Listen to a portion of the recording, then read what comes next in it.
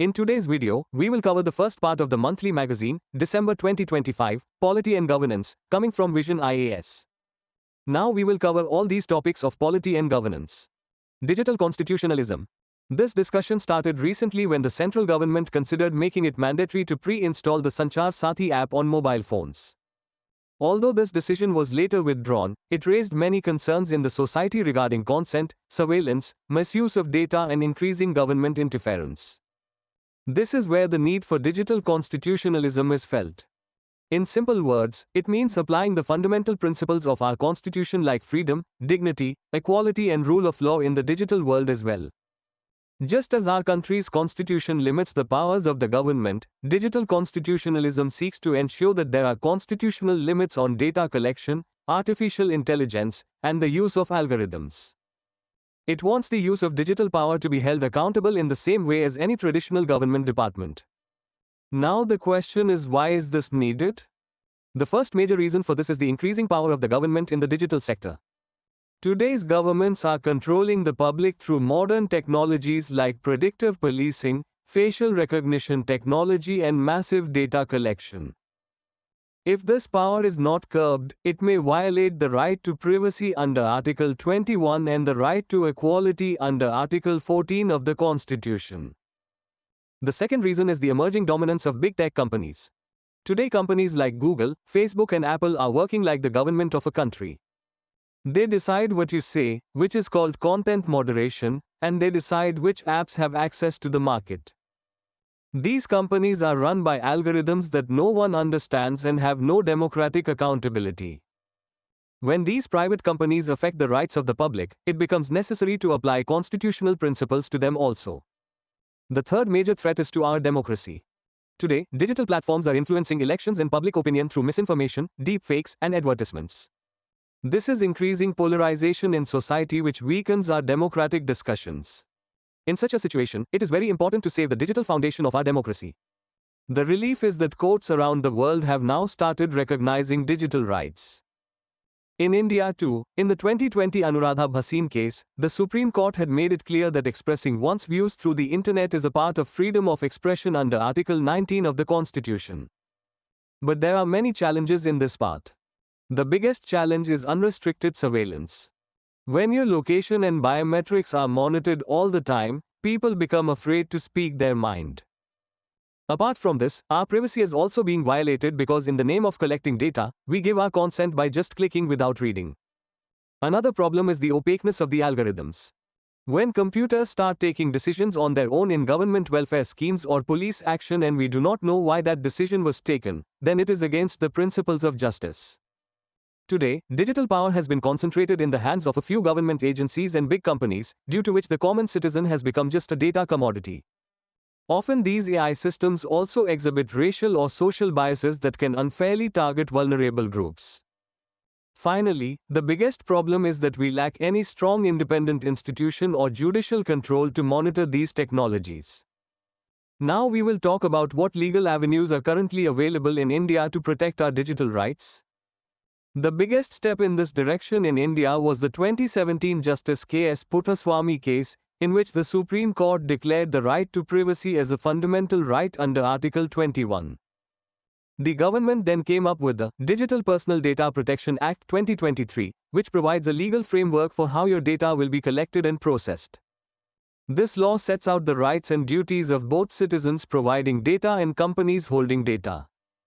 Additionally, we have the Information Technology Act 2000, which deals with cyber crimes and responsibility of digital platforms.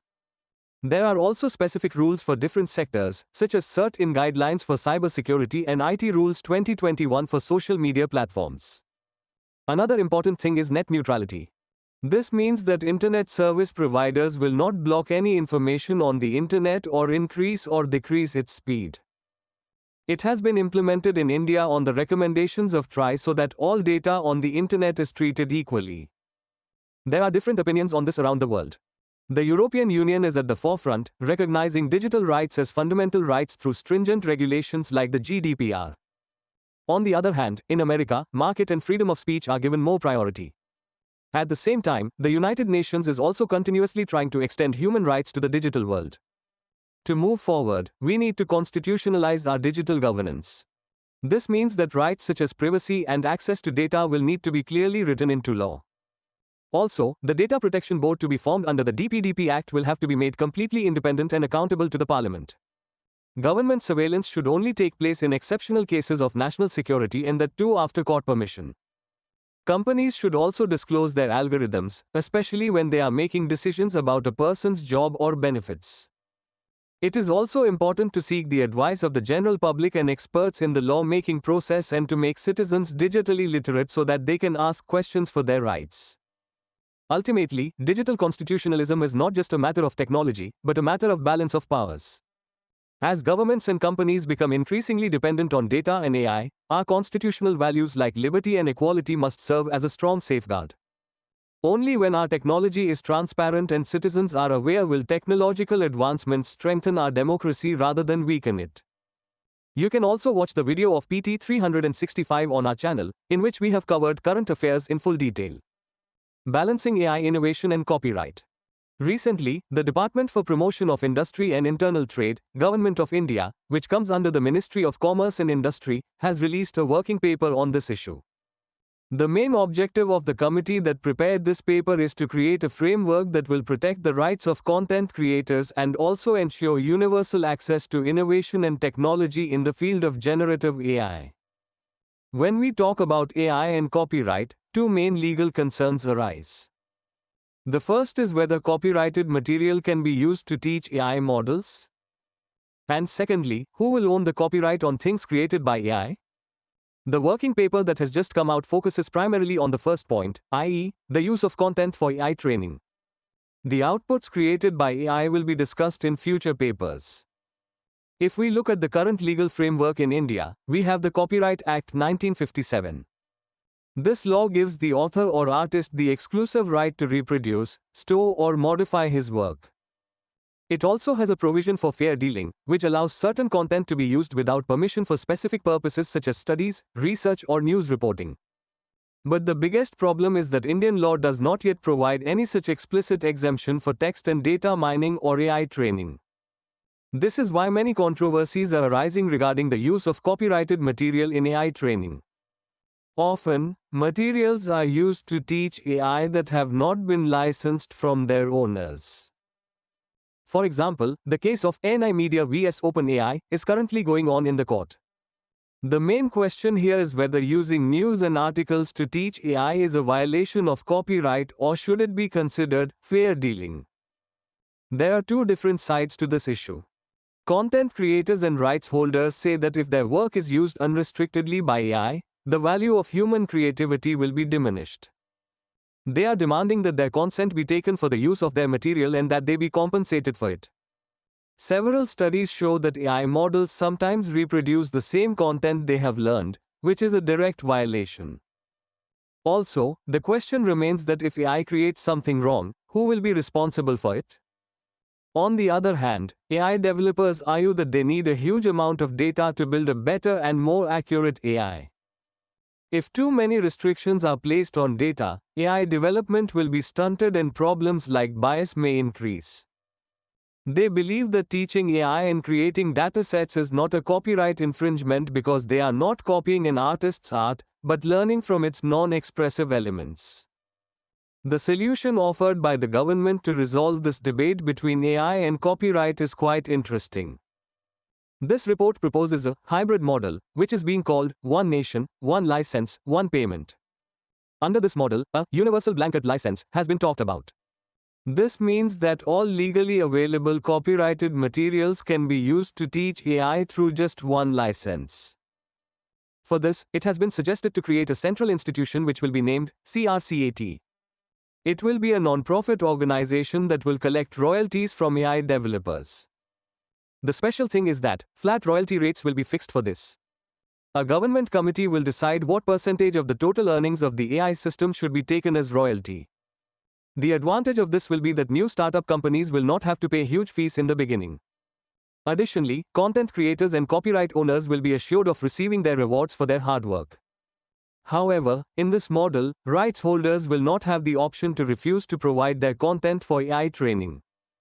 To distribute this royalty, a works database will be created where creators can register their works. From there, this money will be delivered to the real owners through copyright societies. If we look at other models around the world, one approach is voluntary licensing, where the developer has to negotiate with each copyright owner individually. The second approach is the text and data mining exception, as in the European Union, Singapore and Japan, where certain legal exemptions are granted for the use of content for AI training. Another option is collective licensing, where one entity issues licenses on behalf of multiple artists to reduce transaction costs. In conclusion, this working paper is an attempt to find a middle ground between promoting innovation in the field of AI and protecting the rights of creators. Through the One Nation, One License, One Payment model, the government wants to ensure that AI developers have easy access to data and copyright owners continue to receive their due rights and legal protection. If you liked the video, then like it now. Lokpal in India. Recently, Lokpal came into discussion because an important committee of the Parliament, which we call Parliamentary Standing Committee on Personnel, Public Grievances, Law and Justice, has presented its 145th report. In this report, the committee has given very important suggestions to the government that the investigation branch and prosecution branch of the Lokpal should be fully utilized as soon as possible so that the fight against corruption can be strengthened. Now you might be wondering, what is this Lokpal? In simple words, Lokpal is a legal and independent body. It has been created under the Lokpal and Lokayukt Act 2013 feet. This is a unique institution in itself whose main work is to investigate corruption against people holding high positions in the country. Talking about its structure, it has a chairman and he can have a maximum of 8 members with him. Out of these 8 members, 4 are from the judicial field and the remaining 4 are non-judicial. Keeping in mind the diversity of our society, a rule has been made that at least 50% of the members should be from scheduled castes, scheduled tribes, other backward classes, minorities and women. Their appointment process is also very transparent. They are selected by the President of India on the advice of a selection committee. The committee is headed by the Prime Minister and consists of the Speaker of the Lok Sabha, the Leader of the Opposition in the Lok Sabha, the Chief Justice of India or a Supreme Court judge nominated by him, and a renowned legal expert. Once appointed, the chairperson and members hold office for a term of 5 years or until they attain the age of 70 years. The jurisdiction of the Lokpal is quite wide. It can investigate against the Prime Minister, ministers, members of Parliament and all Group A, B, C and D officers of the central government. However, there is a small exception in the case of the Prime Minister. If the allegation of corruption is related to international relations, national security, public order, atomic energy or space, then the Lokpal cannot investigate it. The Lokpal has its own investigation wing to function. Under Section 11(1) of the Act, this branch conducts preliminary investigation in cases under the Prevention of Corruption Act, 1988 and is headed by a director. Similarly, under Section 12(1) there is also a prosecution branch which is responsible for prosecuting the culprits in the court. The Lokpal has considerable powers. It can monitor the investigations of institutions like Delhi Special Police Establishment i.e. CBI. Even the Central Vigilance Commission has to submit its report to the Lokpal.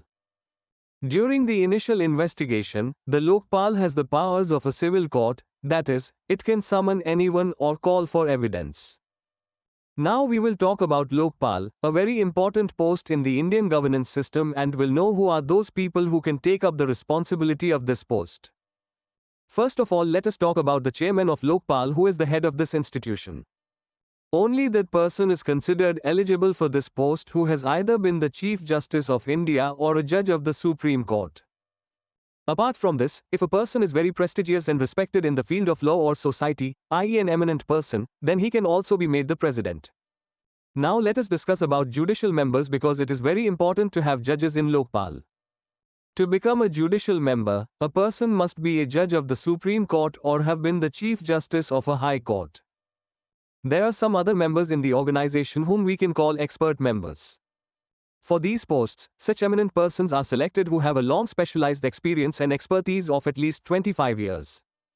This experience should be in areas such as anti-corruption policy, public administration, vigilance and finance, including insurance and banking. Along with this, people having expertise in the field of law and management are also considered eligible for this. But not everyone can hold this post because there are some strict conditions for it which we call disqualification. The first thing is that if a person is less than 45 years of age, then he cannot become a member. Apart from this, if a person is a member of the parliament or the legislative assembly of any state or union territory or is a part of the panchayat and municipality, then he is also ineligible for this post. Morality is also given a lot of attention here, so if a person has ever been convicted of any crime that involves moral turpitude, then he can never become a member. Also, if someone has been dismissed or removed from the service of the central or state government, then he is also not eligible for this. Finally, the most important thing is that the person should not hold any position of profit, nor should he have any association with any political party. Lokpal is a great hope in the fight against corruption, but in the last few years many challenges and obstacles have also emerged in its functioning. First of all, let us talk about its investigation branch. Though it was formally created in the year 2024, it is still not fully operational on the ground. The main reason for this is that the Lokpal cannot start regular appointments until the Lokpal Officers and Staff Regulations 2024 gets the approval of the President of India. Similarly, its prosecution branch is also currently stalled. Surprisingly, this is due to the lack of cases, as currently there are only 7 cases in which action is sought against 13 public servants. For now, all the work related to prosecution is being looked after by the full bench of the Lokpal itself, and the work is being carried out by seeking status reports from the investigating officers. Another major problem is the lack of dedicated special courts. The Lokpal has sought a special court in Delhi to prioritize cases under the Prevention of Corruption Act, 1988, but the request is still pending with the Department of Personnel and Training. On the economic front, non-utilization of funds is also a concern. In the financial year 2024-25, the Lokpal was allocated 67.65 crore rupees, but it spent only 57.41 crore rupees, which is about 84.86% of the total amount. There are some other shortcomings in the law which reduce its strength. As such, this institution does not have constitutional status. Also, there is a lot of delay in getting information from government departments and state investigating agencies. Another strict rule is that corruption complaints cannot be filed after 7 years of the incident. The biggest thing is that the judiciary has been completely kept out of the purview of the Lokpal. We need to find a way forward to make the Lokpal more effective, for which the Parliamentary Committee has given some excellent suggestions.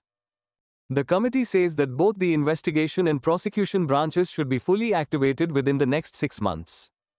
Their structure and staff should be fully finalized. Till these branches are ready, a coordinating system should be created in collaboration with CVC and CBI. The committee also supported the establishment of special courts in Delhi to decide cases within the legal time limit, i.e., within 1 year. Also, there should be a mandatory time limit for responding. If any public servant does not provide information on time, strict action should be taken against him automatically. In today's times, it is very important to have digital infrastructure.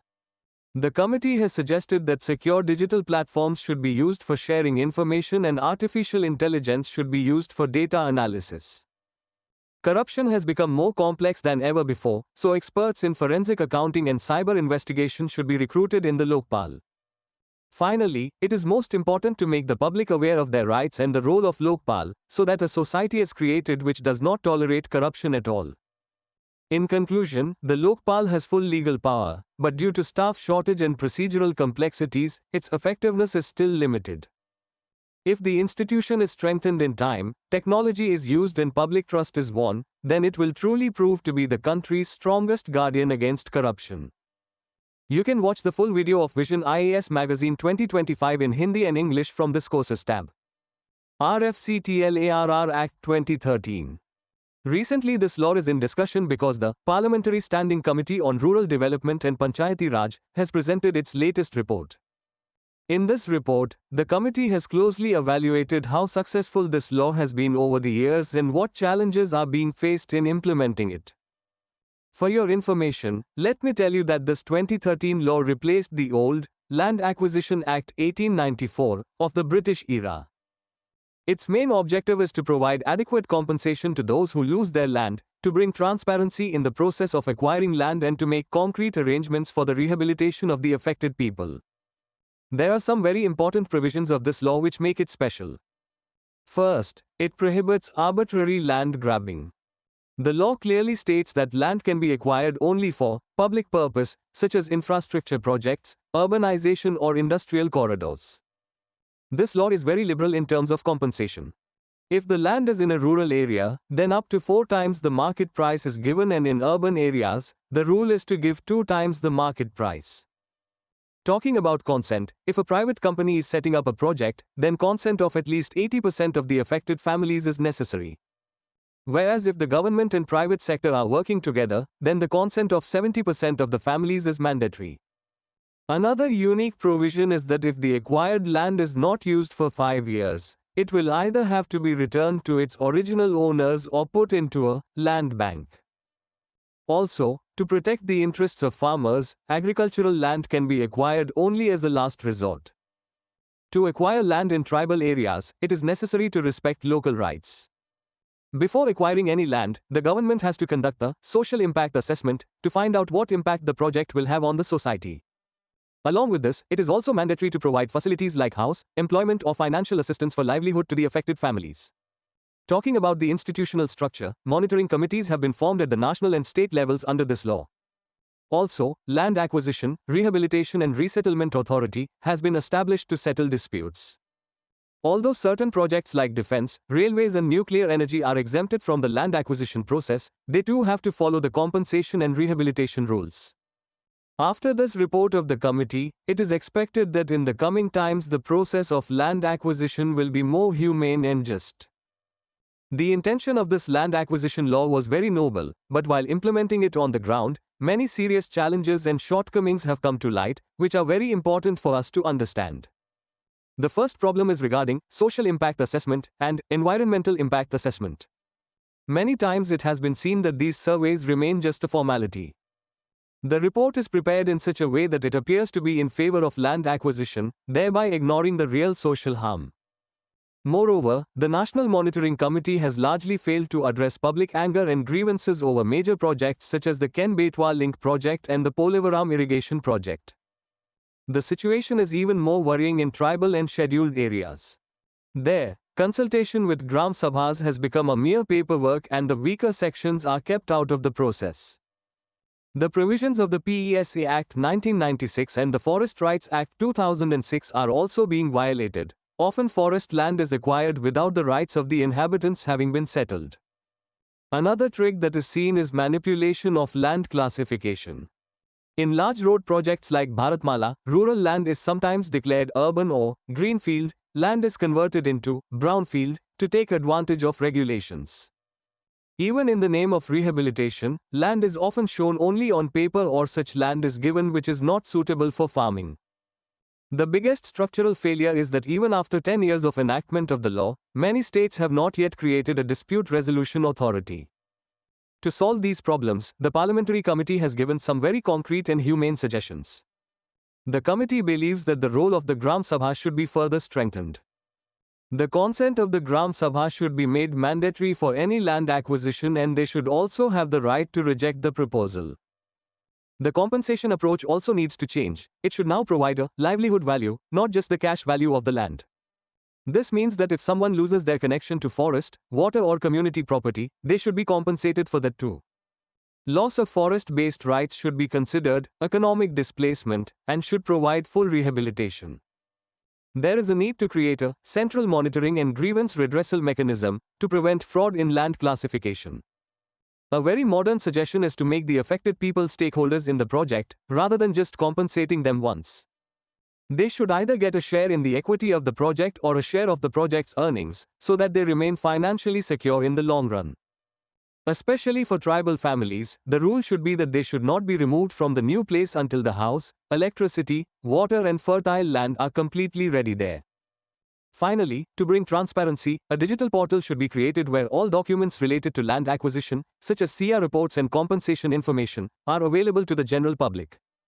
Also, LARRA should be established immediately in all the states. To conclude, the 2013 law is very progressive in itself, but poor implementation and lack of monitoring have reduced its impact.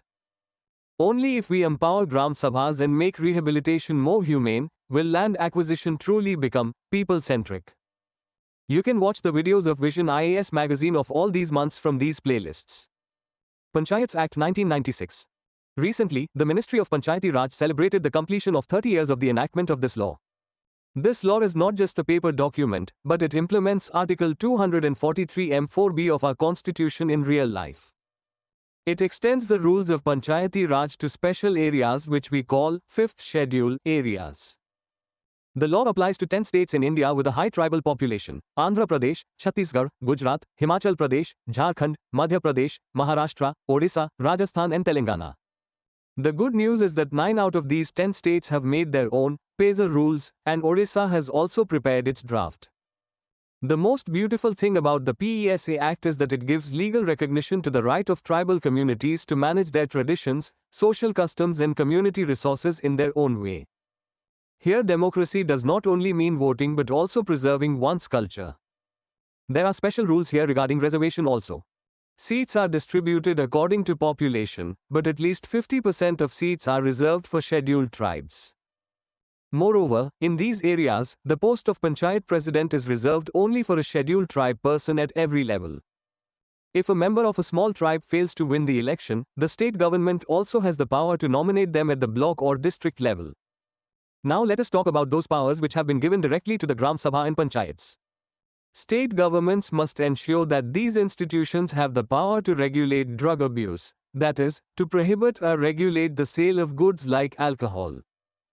Tribals have a deep connection with the forest, hence they have been given full ownership rights over minor forest produce. The most important power is land protection. The Gram Sabha has the right to prevent tribal land in scheduled areas from going to anyone else. If any land has been taken away wrongly, then it is their responsibility to get it back. Apart from this, they also have the right to manage the village markets and control the moneylenders. Under this law, there are some works in which it is mandatory to take advice from the Gram Sabha or Panchayat. For example, if the government wants to acquire land for development projects or relocate people, it must first consult the Gram Sabha. Similarly, planning small water bodies, granting mining leases for minor minerals or auctioning minerals, all of these require the consent of the local community. In the last few years, the government has taken several important initiatives to take the PESA Act from paper to the ground. Taking the help of technology, PESA GPDP portal has been launched in the year 2024. Its aim is that plans should not be made only on a large scale, but planning should be done at the level of small settlements, so that development takes place as per the priorities of the tribals. To overcome the language barrier, PESA-related information has been translated into local tribal languages like Santali, Gondi, Bhili and Mundari. For administrative strength, special PESA cells have been created in the ministry and the states to monitor its functioning. Additionally, centers of excellence have been created in collaboration with institutions like Indira Gandhi National Tribal University for research and documentation. Some states have also respected their traditions, such as Jharkhand's new rules giving traditional chiefs like Manki and Munda the right to preside over Gram Sabha meetings. But, despite these efforts, PESA still faces many serious challenges and concerns. The biggest controversy is over the words consultation and consent. The word consultation has been used in the law, taking advantage of which the officials often acquire land even without the consent of the Gram Sabha. A prime example of this is the Vedanta Niyamgiri case in Odisha, where mining was carried forward in the name of consultation despite opposition from the community. Moreover, other laws of the state like forest, mining and excise laws are not in sync with PESA. Often the decisions of the Gram Sabha are suppressed due to administrative lethargy and adamant attitude of the officials. In Jharkhand, it took almost 30 years to make the PESA rules, which resulted in the wrong transfer of land there for so many years. Financial autonomy is also severely lacking. Gram Sabhas have powers but lack the funds and staff to carry out their work. Often, development is pitted against rights and the constitutional rights of tribals are left behind in the pursuit of mineral wealth.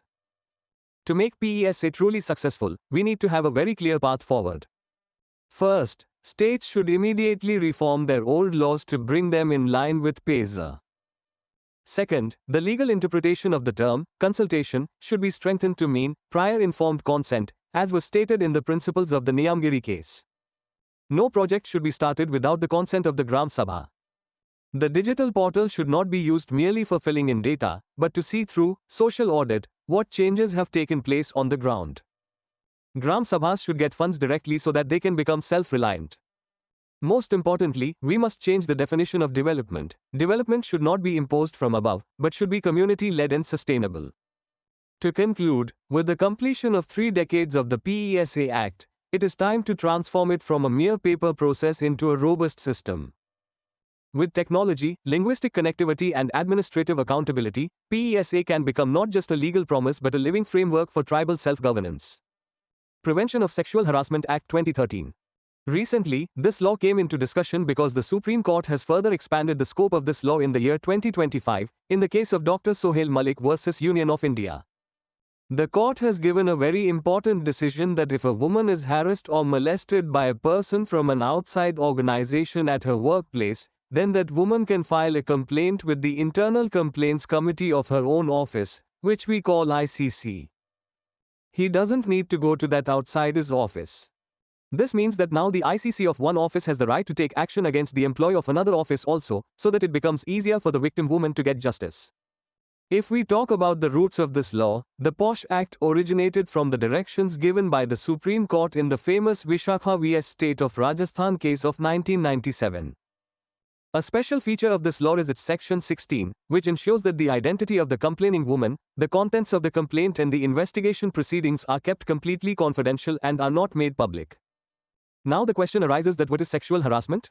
In simple words, any behavior that is against the will of a woman, such as physical contact, demanding sexual favors, making obscene comments, showing obscene pictures or films or any physical or verbal conduct that is of a sexual nature, is considered a crime under this law.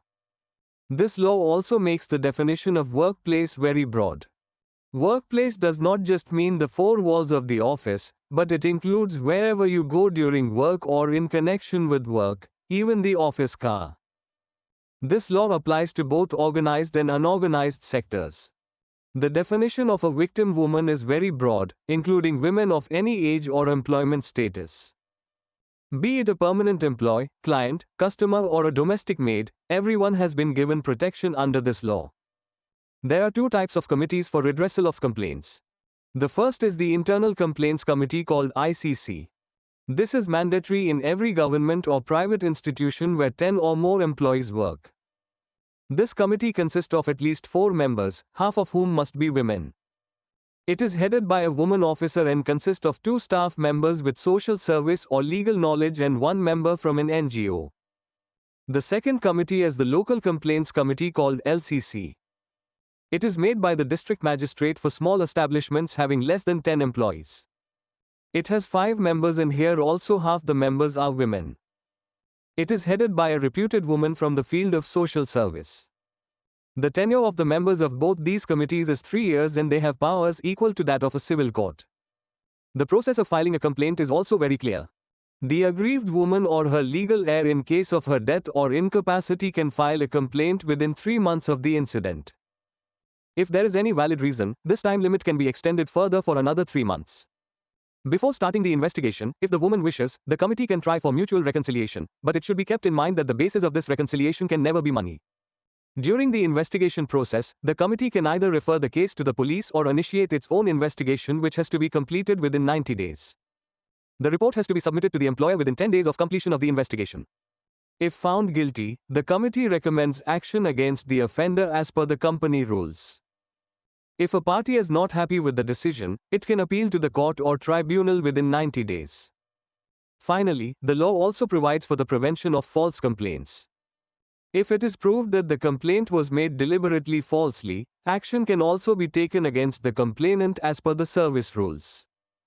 The POSH Act 2013 is a strong shield for the safety of women, but even today we face many serious challenges in implementing it on the ground.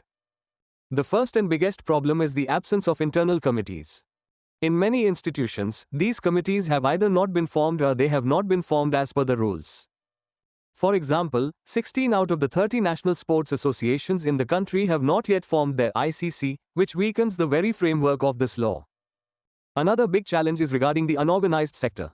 About 80% of India's working women are in this sector, where the relationship between employer and employee is not clear. In such a situation, it becomes very difficult for these women to take recourse to law and get it implemented. Additionally, procedural ambiguity is also a hindrance. The law lacks clarity on how to investigate, and women employees often do not know who to contact if they experience harassment. Due to fear of social stigma and career loss, women often do not register their complaints, which we call underreporting. Furthermore, sexual harassment at the workplace often occurs behind closed doors, making it difficult to gather evidence. The absence of a standard way of handling evidence makes it challenging to both protect the victim and deliver fair justice to the accused. Many times the ICC comes across such murky cases where it is difficult to differentiate between misconduct and misunderstanding, as every person's perception and cultural thinking is different. The government has taken some other important steps to stop crimes against women. For example, the Home Ministry has launched the National Database on Sexual Offenders to enable law enforcement agencies to keep track of offenders. Similarly, through the One Stop Center scheme, victim women are provided treatment, police help and legal advice under one roof. Investigations into sexual offences are tracked within a time frame through the Investigation Tracking System for Sexual Offences. Additionally, the Swadhar Greh Yojana provides shelter to victimized women to live with dignity, and the Ujjwala Yojana works to prevent trafficking of women and children. The way forward is that we need to standardize testing procedures. ICC members should be trained to be adept at sensitive testimony and preparing impartial reports. The independence of the committee needs to be further strengthened, especially when the allegations are against senior company officials or people at the CEO level. The pressure on the organization should be reduced by increasing the role of external members. We need to make strict rules to protect the victims so that they are not discriminated against if they complain. A culture of respect and empathy needs to be promoted in offices through awareness programs. Additionally, a robust protocol for handling evidence must be created, ensuring that digital evidence such as emails and messages can be properly verified. In conclusion, the Supreme Court's decision to expand the scope of this law is a highly commendable step. In today's changing work culture, it is important that we not just wait for complaints, but guarantee a safe and inclusive workplace. Only if we focus on institutional commitment and procedural reforms will the POSH Act truly ensure a secure future for every woman. You can watch all the videos from this month's magazine in this playlist. Atal Mission for Rejuvenation and Urban Transformation 2.0 Mission. Recently it is in discussion because the Standing Committee on Housing and Urban Affairs of the 18th Lok Sabha has presented a special report. The main focus of this report has been on urban drinking water. In this report, the parliamentary panel has examined in depth the provision of drinking water in cities under the AMRUT framework, its funding, coordination among government agencies and wastewater management. The report says that although the mission has made significant progress in transforming cities, there are still some major obstacles in achieving the goal of making cities completely water secure. The committee has stressed that if we want sustainable results, AMRUT will have to work in conjunction with other schemes like Swachh Bharat Mission and Jal Shakti Abhiyan. The committee has identified some key issues and also given suggestions for their resolution. The first issue is funding urban water infrastructure. Experts had estimated that this would require a lot of money, but the allocation in AMRUT 2.0 is less. For this, the committee has advised that the fund shortage should be assessed at the state level and efforts should be made to raise money from external institutions also. Also, smaller municipal bodies have less capacity to maintain the machines. For this, it has been set to create an incentive-based structure and keep in mind the long-term needs till the year 2047. The second major issue is that of institutional governance. At present, the work of water management is divided among different ministries and schemes, which shows lack of coordination. The committee has suggested that integrated urban water management should be institutionalized. For this, a common platform should be created between the ministries and special cells should be established at the state level. The third point is monitoring and transparency. The report said that data on water coverage, metering and money spent by states is not adequate. For this, it has been recommended to create a public digital dashboard, where information about 24/7 water supply and unbilled water is available to everyone. This will increase accountability. The fourth important topic is the treatment and reuse of wastewater. Even today, a lot of sewage is left untreated and the plants that have been built are not being fully utilized. The committee has suggested formulating a national urban wastewater reuse policy to ensure 100% waste reuse and reduce pressure on drinking water. Finally, the committee has expressed concern about the long-term demand. At present, we do not have any concrete national estimate of how much water will be needed in cities by the year 2047. Therefore, there is a need to formulate a national urban water security strategy for the next 25 to 30 years, taking into account population growth and climate change. The conclusion is that AMRUT has laid the foundation for facilities in cities, but the speed and scale are still lacking. Only if we address the budget constraints and make governance outcome-driven, will the dream of AMRUT 2.0 come true and our cities will become livable and safe. Now let us understand what this mission actually is and how it works. AMRUT 2.0 was launched on the 1st of October 2021. This is the next phase of the first AMRUT mission, which ran from 2015 to 2021. The command of this mission is in the hands of the Ministry of Housing and Urban Affairs. This is a centrally sponsored scheme whose main objective is to strengthen the infrastructure in cities. This includes water supply, sewage and waste management, stormwater drainage, greenery and parks in cities, and non-engine urban transport such as walking or cycling. This plan has some very special features that make it different from others. The first is results-based funding. This means that cities will receive money only if they show a clear roadmap for meeting their targets.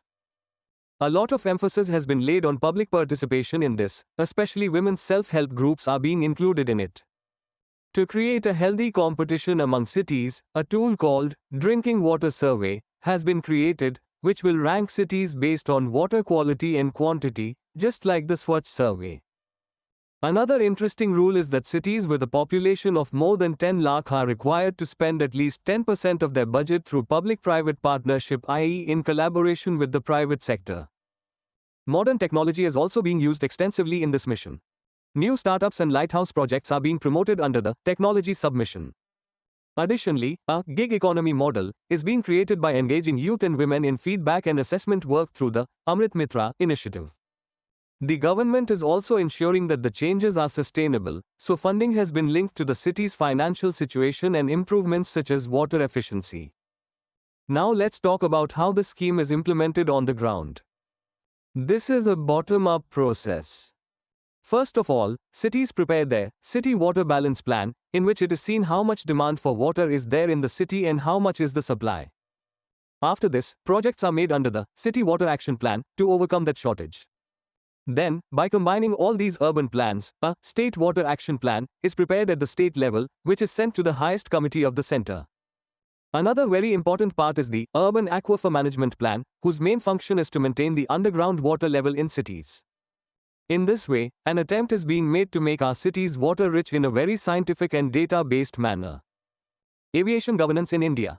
This topic has been in the news recently as a major airline company experienced major operational disruptions in early December 2025. The massive flight cancellations and delays exposed the weaknesses in the airline's planning and crew management. Following this crisis, the Directorate General of Civil Aviation had to intervene and relax the new rest rules for pilots. This entire incident has raised many questions on the regulation of aviation sector in India, reforms in DGCA and the effectiveness of emergency planning. Let us understand the structure that runs the aviation sector in India. At the top comes the Ministry of Civil Aviation. It is the nodal ministry that formulates national policies and programs for the development and regulation of the aviation sector in the country. After this, the most important institution is Directorate General of Civil Aviation, i.e. DGCA. It is a regulatory body that primarily looks after security-related issues.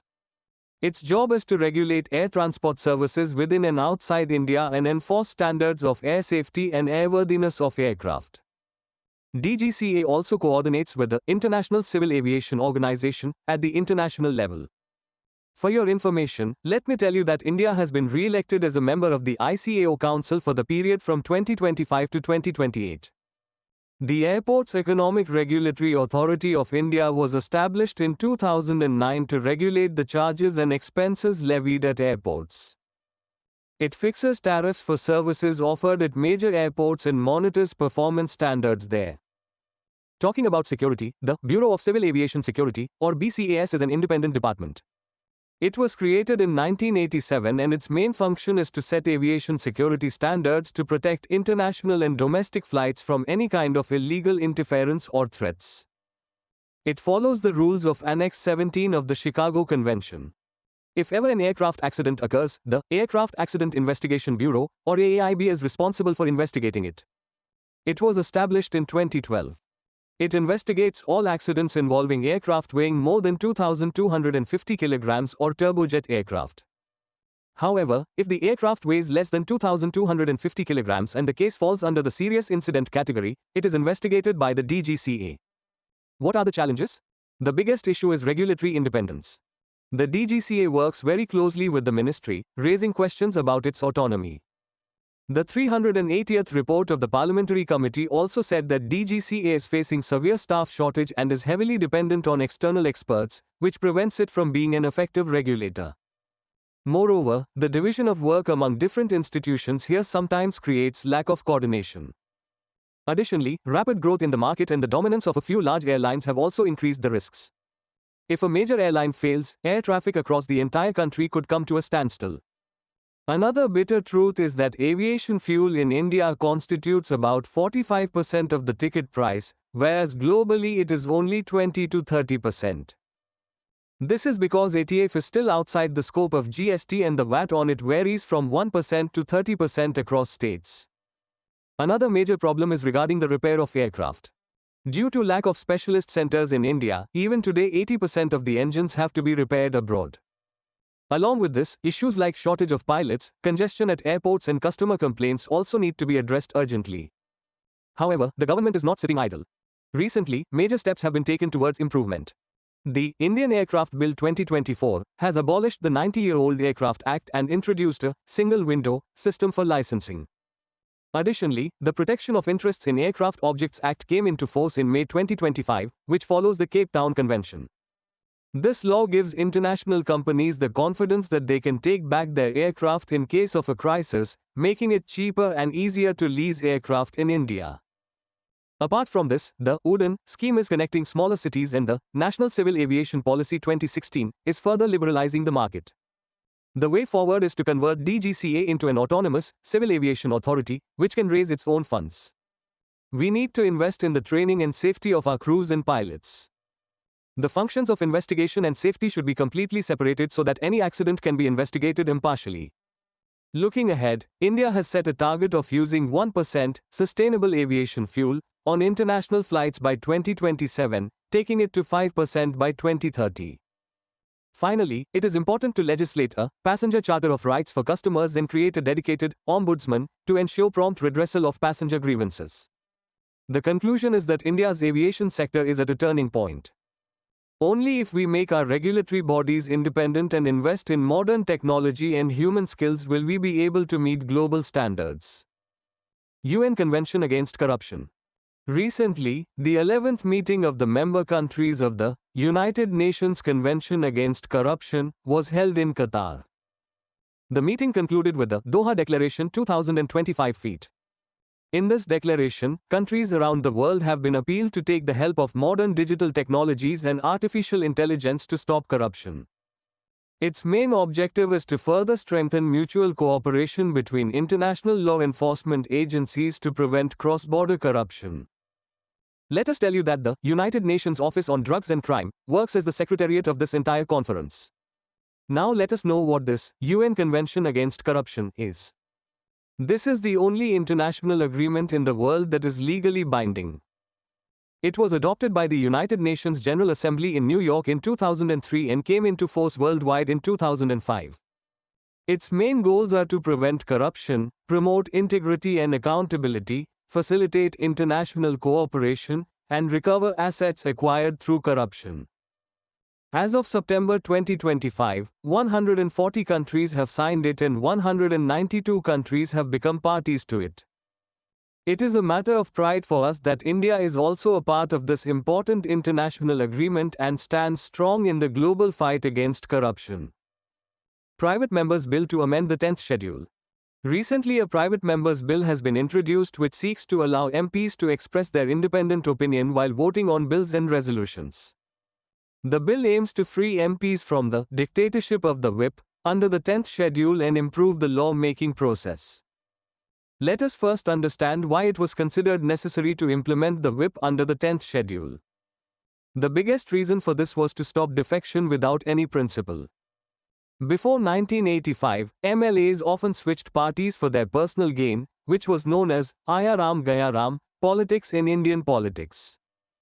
This practice of luring elected representatives with money, political position, or other benefits is called political horse trading. The system of whips was also introduced to ensure political stability. If MLAs frequently change parties, governments may fall without elections, which would be a betrayal of the voters' trust. Also, it is necessary to maintain discipline within the party so that the party can work as a united unit during important issues like budget or vote of confidence. But this whip system is also criticized a lot. Critics believe it undermines representative democracy. An MP or MLA is unable to vote according to his conscience or the sentiments of the people of his constituency. He becomes merely a rubber stamp, following the orders of his party leadership, thereby eliminating the importance of healthy debate in parliament. It is also argued that the strictness of the whip violates the fundamental right to freedom of speech and expression, guaranteed under Article 19, subsection 1 of the Constitution. The irony is that despite such strictness, this system has failed to completely stop defections and horse trading. Recent examples of this can be seen in cases like the Maharashtra Assembly, where despite the presence of a whip, there was massive political turmoil. Now we will cover all these topics of international relations. National Security Strategy 2025 of the USA. Recently, the Donald Trump administration has released its National Security Strategy 2025. It is a legal document that outlines the priorities and principles of America's foreign policy in the future. The biggest thing about this strategy is that it brings the Monroe Doctrine back to prominence. This means that now America will consider the Western Hemisphere, i.e. Latin America and Caribbean countries, as its biggest priority. In simple words, America wants to re-establish its dominance in these areas. The Monroe Doctrine is an old policy dating back to 1823 that aimed to prevent European countries from interfering in the affairs of countries surrounding the United States. Apart from this, in this new strategy, national security has been directly linked to economic power. America will now focus on reindustrialization, i.e. rebuilding its industries. It will gain access to vital minerals and increase its dominance in the energy sector. For this, it will use tools like equality in trade, taxes or tariffs, and access to market. A huge change has also come in the thinking or ideology of America. Earlier, America used to talk about promoting democracy all over the world, but now it is talking about civilizational pluralism. This simply means that now America will stop interfering in the internal political affairs of other countries. Talking about Asia, the document says that this region is very important for America's future. The United States has once again reiterated its commitment to a free and open Indo-Pacific region as it is essential to America's security. Changes have also been seen in relations with big countries. Now America has stopped calling Russia and China a threat to its existence. Talking about security, America now wants to develop a modern missile defense shield called Golden Dome. Its main objective is to defend its own homeland rather than collectively defend its allies. This is a major change in America's security policy which can change the equations of the entire world. Now let us talk about what impact this new strategy of America is going to have on the entire world, which we call global implications. The first thing is that now economic geography is going to be militarized. This means that regions with abundant resources, such as Latin America and the Arctic, will no longer be merely centers of trade but arenas for military security. America now considers its economic security as its national security. The recent US military actions in Venezuela, known as Operation Absolute Resolve and Operation Southern Spear, are part of this thinking. Venezuela has Latin America's largest oil reserves and gold reserves. Similarly, America's interest in Greenland has also increased because there are huge reserves of rare minerals, oil and gas in areas like Kwanefeld and Tanbreez. The second major change is that now America is moving towards building normal relations with dictatorial governments. Now America is adopting a realistic approach instead of insisting on imposing its democratic values on other countries. He will only look after his own interests, no matter what the government in front is. This could benefit countries like Pakistan because now America will not put pressure on them like before to enforce human rights and rules. But this has threatened the rules-based global order. For example, the Trump administration's threats to annex Greenland or the Panama Canal violate international principles. Article 2 of the UN Charter clearly states that no state shall use force against another, except in self-defense or with the permission of the Security Council. Along with this, multilateralism is also weakening. The new strategy describes international organizations as damaging to sovereignty. America is now giving priority to bilateral relations, i.e., agreements between two countries directly, rather than organizations around the world. Recently, the US has withdrawn its name from 66 organizations, including the United Nations Conference on Trade and Development. This will also have a major impact on the aid received by the Global South, i.e., developing countries. The term Global South is not even mentioned in this new document. America is now focusing on its domestic economic reforms instead of helping other countries. This is a big deal because the US is the world's largest donor, accounting for 30% of total global development aid. There is also a fear that the world may now be divided into different spheres of influence. As the US now focuses solely on its Western Hemisphere and asks other countries to handle their own security, this will provide China with ample opportunity to expand its military and economic power in Asia, the Indo-Pacific, and the Global South. Finally, America's emphasis on nuclear modernization could fuel a global arms race, undermining efforts toward nuclear disarmament. Now we come to the most important part, that is, what impact will this new strategy of America have on our beloved country India? There are some golden opportunities for India in this and some big challenges too. First of all, let's talk about the good news. America now wants to further strengthen its trade relations with India. He sees India as a major global power and accepts that India should have its own influence in its region. We can also benefit greatly in terms of technology. America wants to cooperate with India in technology, export and exploration and supply of essential minerals. India's role will also increase in the Indo-Pacific region. America has reiterated the importance of Quad. India has always wanted this maritime area to be open and rule-based, and the US appears to be standing with India to contain China in the South China Sea and around Taiwan. Another interesting point is that the US will no longer interfere in the internal affairs of others, which is in line with India's vision of strategic autonomy. With this, India will be able to pursue its independent foreign policy without any external pressure. But there is another side to the coin. Some challenges may trouble us. America is now using trade and technology as a weapon. India is facing heavy taxes, i.e., tariffs, which can increase from 50% to 500%. At the same time, America is also putting pressure on India to change its technical standards according to American interests. Another major challenge is that America is now shifting the responsibility of security to others. It wants India to take primary responsibility for the security of the Indian Ocean, but it is not giving us any security guarantee like a formal treaty. Apart from this, Trump's sometimes soft stance towards China and talk of a big agreement between G2 inches, i.e., America and China, can be a matter of concern for India. Another sour point is that the strategy claims that Trump brokered a peace deal between India and Pakistan during the recent conflict, a claim the Indian government has completely rejected. So what is the way forward for India now? India should work with the US in areas where both have convergent interests, such as new technology, maritime security, and improving supply chains. But at the same time, India will have to strengthen its relations with its other friends to avoid America's erratic behavior, such as finalizing a free trade agreement with the European Union and increasing economic and security cooperation with countries such as France, Germany, Japan, and Australia. If you like the video, then like it now. Indian diaspora. Recently, a Parliamentary Standing Committee of India has released a very important report. The report is based on the steps taken by the government on the recommendations made for the welfare of Indian diaspora, including NRIs, PIOs, OCIs, and migrant workers. When we use the term Indian diaspora, it simply means people who are originally from India but have migrated from India to other countries either generations ago or in recent times. These people are living there on long-term visas or have settled there completely. To understand it, we need to know its main parts. First come NRIs, i.e., non-resident Indians. These are Indian citizens who hold Indian passports but generally reside outside India for work or education. After this comes a category called PO, i.e., person of Indian origin. These are the people whose ancestors were once Indian citizens, but now they have taken citizenship of some other country and they have foreign passports. Similarly, there is another category called OCI. They are registered under Section 7A of the Citizenship Act, 1955 and hold OCI cards.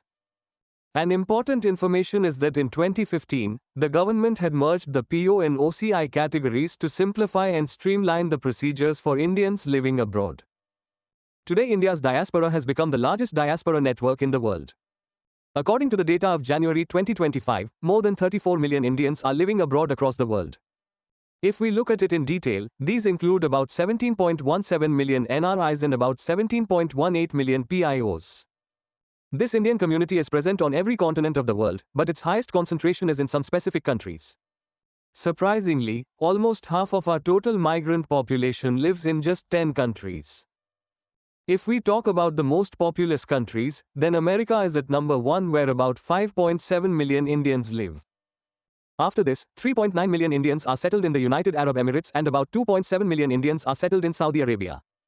Apart from these, a very large and influential number of Indians are also present in countries like Canada, Malaysia, Myanmar, Britain and South Africa. Now we are talking about Indian diaspora and a recent committee report which has thrown light on the challenges they face and their solutions. First of all, let us talk about the main problems mentioned in this report. The first major problem is that there is no fixed definition of non-resident Indian, i.e. NRI. These are viewed differently in different laws. Therefore, the committee has recommended that the Ministry of External Affairs should formulate a definition that would be equally applicable to all central and state laws. The second problem is regarding voting rights. As per the current rule, if an NRI wants to cast his vote, he has to be physically present in India. This is a very difficult task. To solve this, it has been suggested to use technology like ETPBs so that they can cast their vote even while living abroad. Moreover, we do not have any accurate data on our migrants. The Indian government's figures and the United Nations estimates do not match. For this, the committee has said that the Ministry of External Affairs and the Immigration Bureau should jointly create a system through which real-time data of incoming and outgoing migrants can be obtained. Another serious issue is that of Indians imprisoned in foreign jails.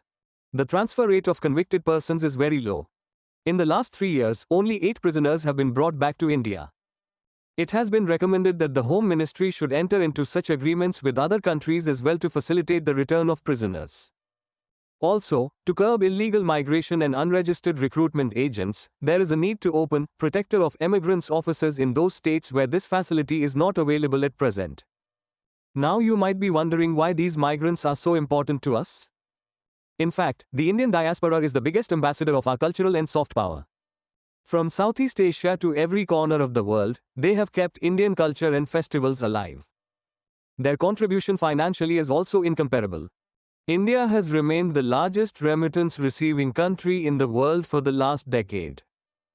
India received remittances worth $135.46 billion in free 2024-25. It accounts for about 3% to 3.5% of our GDP and is the second largest source of foreign earnings after service exports. Politically also, the dominance of people of Indian origin is increasing. There are over 260 people of Indian origin elected representatives in governments around the world. Our strong relations with the Gulf countries have been further strengthened by the millions of Indians working there. They are also making their mark in the field of knowledge and technology. About 25% of Silicon Valley startups are run by people of Indian origin. Be it science or technology, Indian talent is giving new direction to the economy of the entire world. Now let us talk about how the government of India maintains contact with its migrant brothers and sisters. This entire approach of the government rests on 4 main pillars, which we call care, connect, celebrate and contribute. First of all, let's talk about care. The government has launched the Pravasi Bhartiya Bima Yojana, which provides insurance cover to Indian workers working abroad in case of emergencies. Along with this, a Madad portal has also been created, where migrants can register their problems or complaints online and they are resolved within the time limit. Additionally, India has also signed migration and mobility agreements with many countries to make it easier for our students and professionals to travel and work abroad. The second pillar is connect. For this, Pravasi Bhartiya Divas is celebrated every 2 years on the 9th of January. This is a big platform where NRIs from all over the world connect directly with their government. Similarly, Know India program is run to introduce the diaspora youth to the history and heritage of India, so that they can see and understand their roots closely. The third pillar is celebrate, that is, celebrating their successes. For this, the government gives the Pravasi Bhartiya Samman Award, which is India's highest honor for Indians living abroad. Furthermore, to connect with the descendants of Indians who were once transported as indentured laborers, the government is honoring their legacy through initiatives such as the Girmitiya Study and Research Center.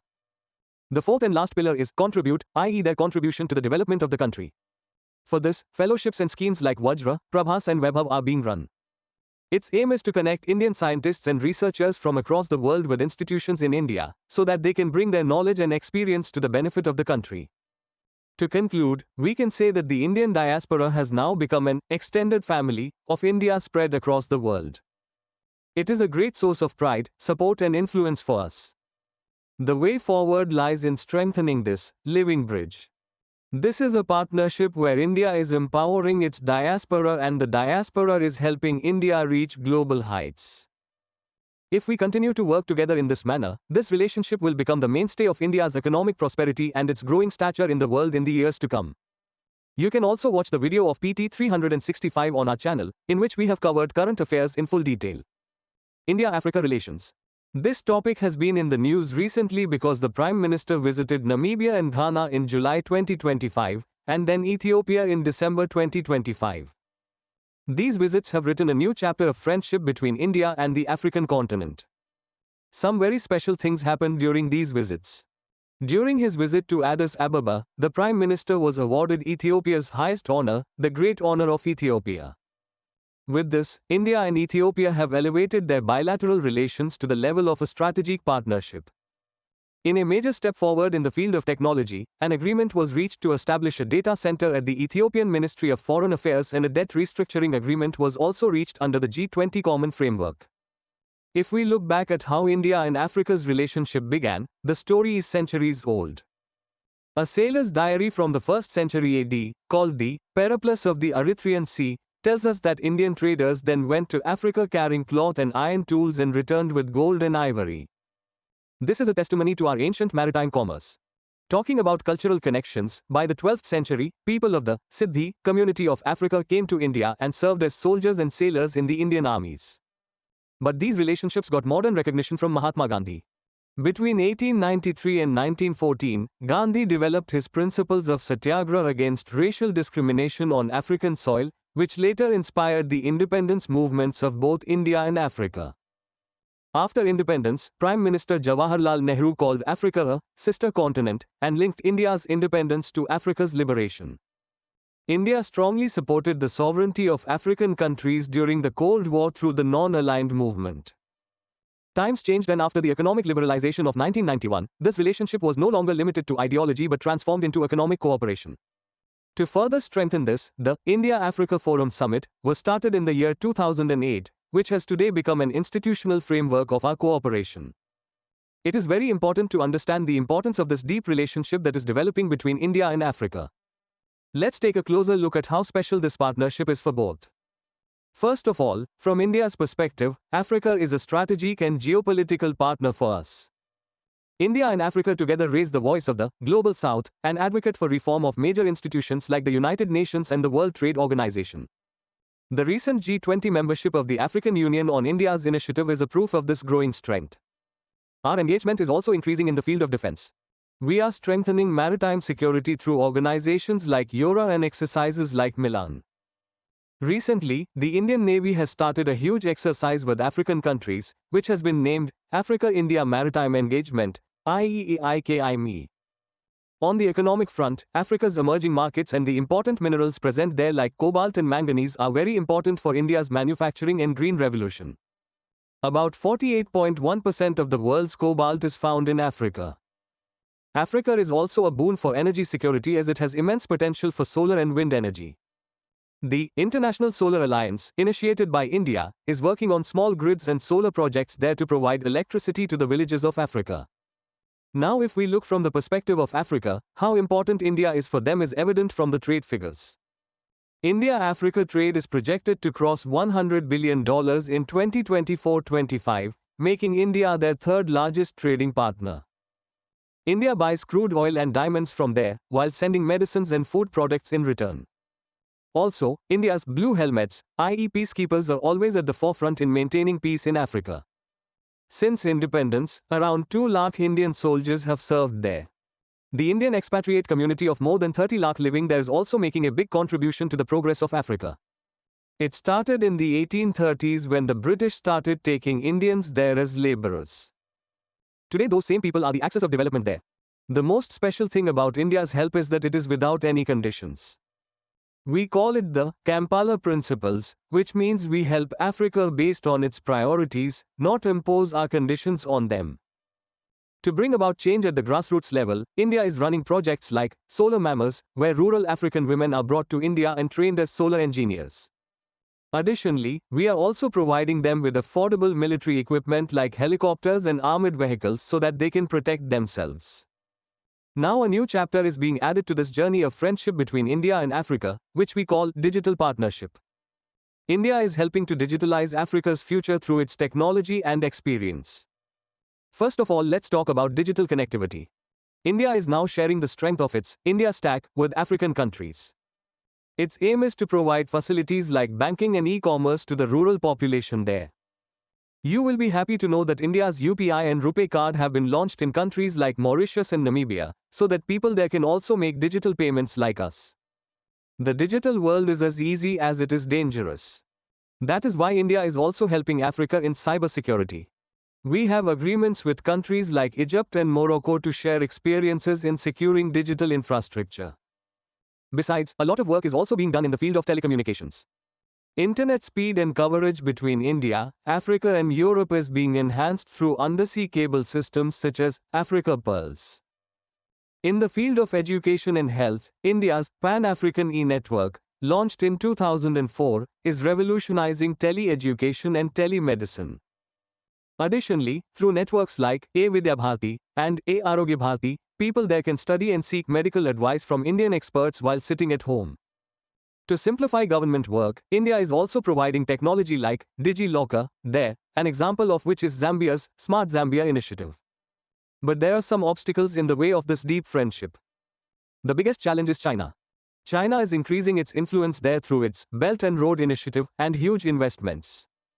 India does not have as much money as China, so we will have to improve our speed and scale of work. Another problem is that India's trade is limited to only a few major African countries like South Africa, Nigeria, Egypt and Kenya. Moreover, projects being run by India there often get delayed. Many critical infrastructure projects are not completed on time due to government paperwork and funding delays. From a security perspective, ongoing conflict and terrorism in some parts of Africa, such as the Sahel region, pose a threat to the safety of Indian workers and investments working there. Another big thing is global representation. Even today, African countries have not got a permanent place in big forums like the United Nations Security Council, which is a big shortcoming. Some experts also call it strategic paradox. He says that on one hand India talks about selfless help, on the other hand it also looks for resources and influence for itself. Addressing these challenges will be crucial for India's foreign policy in the times to come. To further strengthen cooperation between India and Africa, the Government of India has launched many excellent initiatives which are improving the lives of the people there. In this connection, in the year 2017, India and Japan together established the Asia-Africa Growth Corridor. Its aim is to create an inclusive development framework by enhancing connectivity and cooperation between Asia and Africa. In the field of trade, India became the first developing country in the world to give tax-free access to its market to the least developed countries through the Duty-Free Tariff Preference scheme. This reflects India's generosity and its seriousness towards Africa. The Pan-African e-network, launched in 2004, continues to be a milestone in the field of technology and education, bringing tele-education and telemedicine to every household in Africa. Apart from this, India has provided concessional assistance of about $12 billion to 42 African countries under the IDEAS scheme. Additionally, through initiatives like Team 9, India is working with West African countries to share new technologies in the areas of health, food security and communications. Now the question is, what should be the way forward? India needs to align its trade strategy with Africa's new free trade area, the African Continental Free Trade Area. We do not want to be limited to just big countries like South Africa or Nigeria, but expand our business across Africa. Our aim should be to double bilateral trade to $200 billion by 2030. A very important suggestion is the mineral to market strategy. In this, India should not only extract raw materials from Africa, but should also set up processing units there so that the people there get employment and they can get the right price for their resources. Also, we should hold the India-Africa Forum Summit regularly every 3 years, which has been stalled since 2015. We should also enhance triangular cooperation with countries like Japan and UAE to overcome the shortage of resources. In conclusion, this India-Africa partnership is based on trust, capacity building and shared development. Our External Affairs Minister Sir Jaishankar has rightly said that our relationship with Africa is not limited to strategic interests or economic benefits alone. It is based on the emotional bonds and solidarity that we have shared with each other for centuries. You can watch all the videos from this month's magazine in this playlist. 23rd India-Russia Annual Summit. Recently, the President of Russia visited New Delhi, where the 23rd India-Russia Annual Summit was held. This meeting was very special as it also marked the 25th anniversary of the declaration of our strategic partnership, which began in the year 2000. Many major decisions have been taken during this summit, the most important of which is the business goal. The two countries have set a revised target of taking their mutual trade to $100 billion United States dollars by 2030. Along with this, Program 2030 has been adopted for economic cooperation. The main objective of this program is to diversify the business by not limiting it to just energy and defense but to expand it to other sectors as well.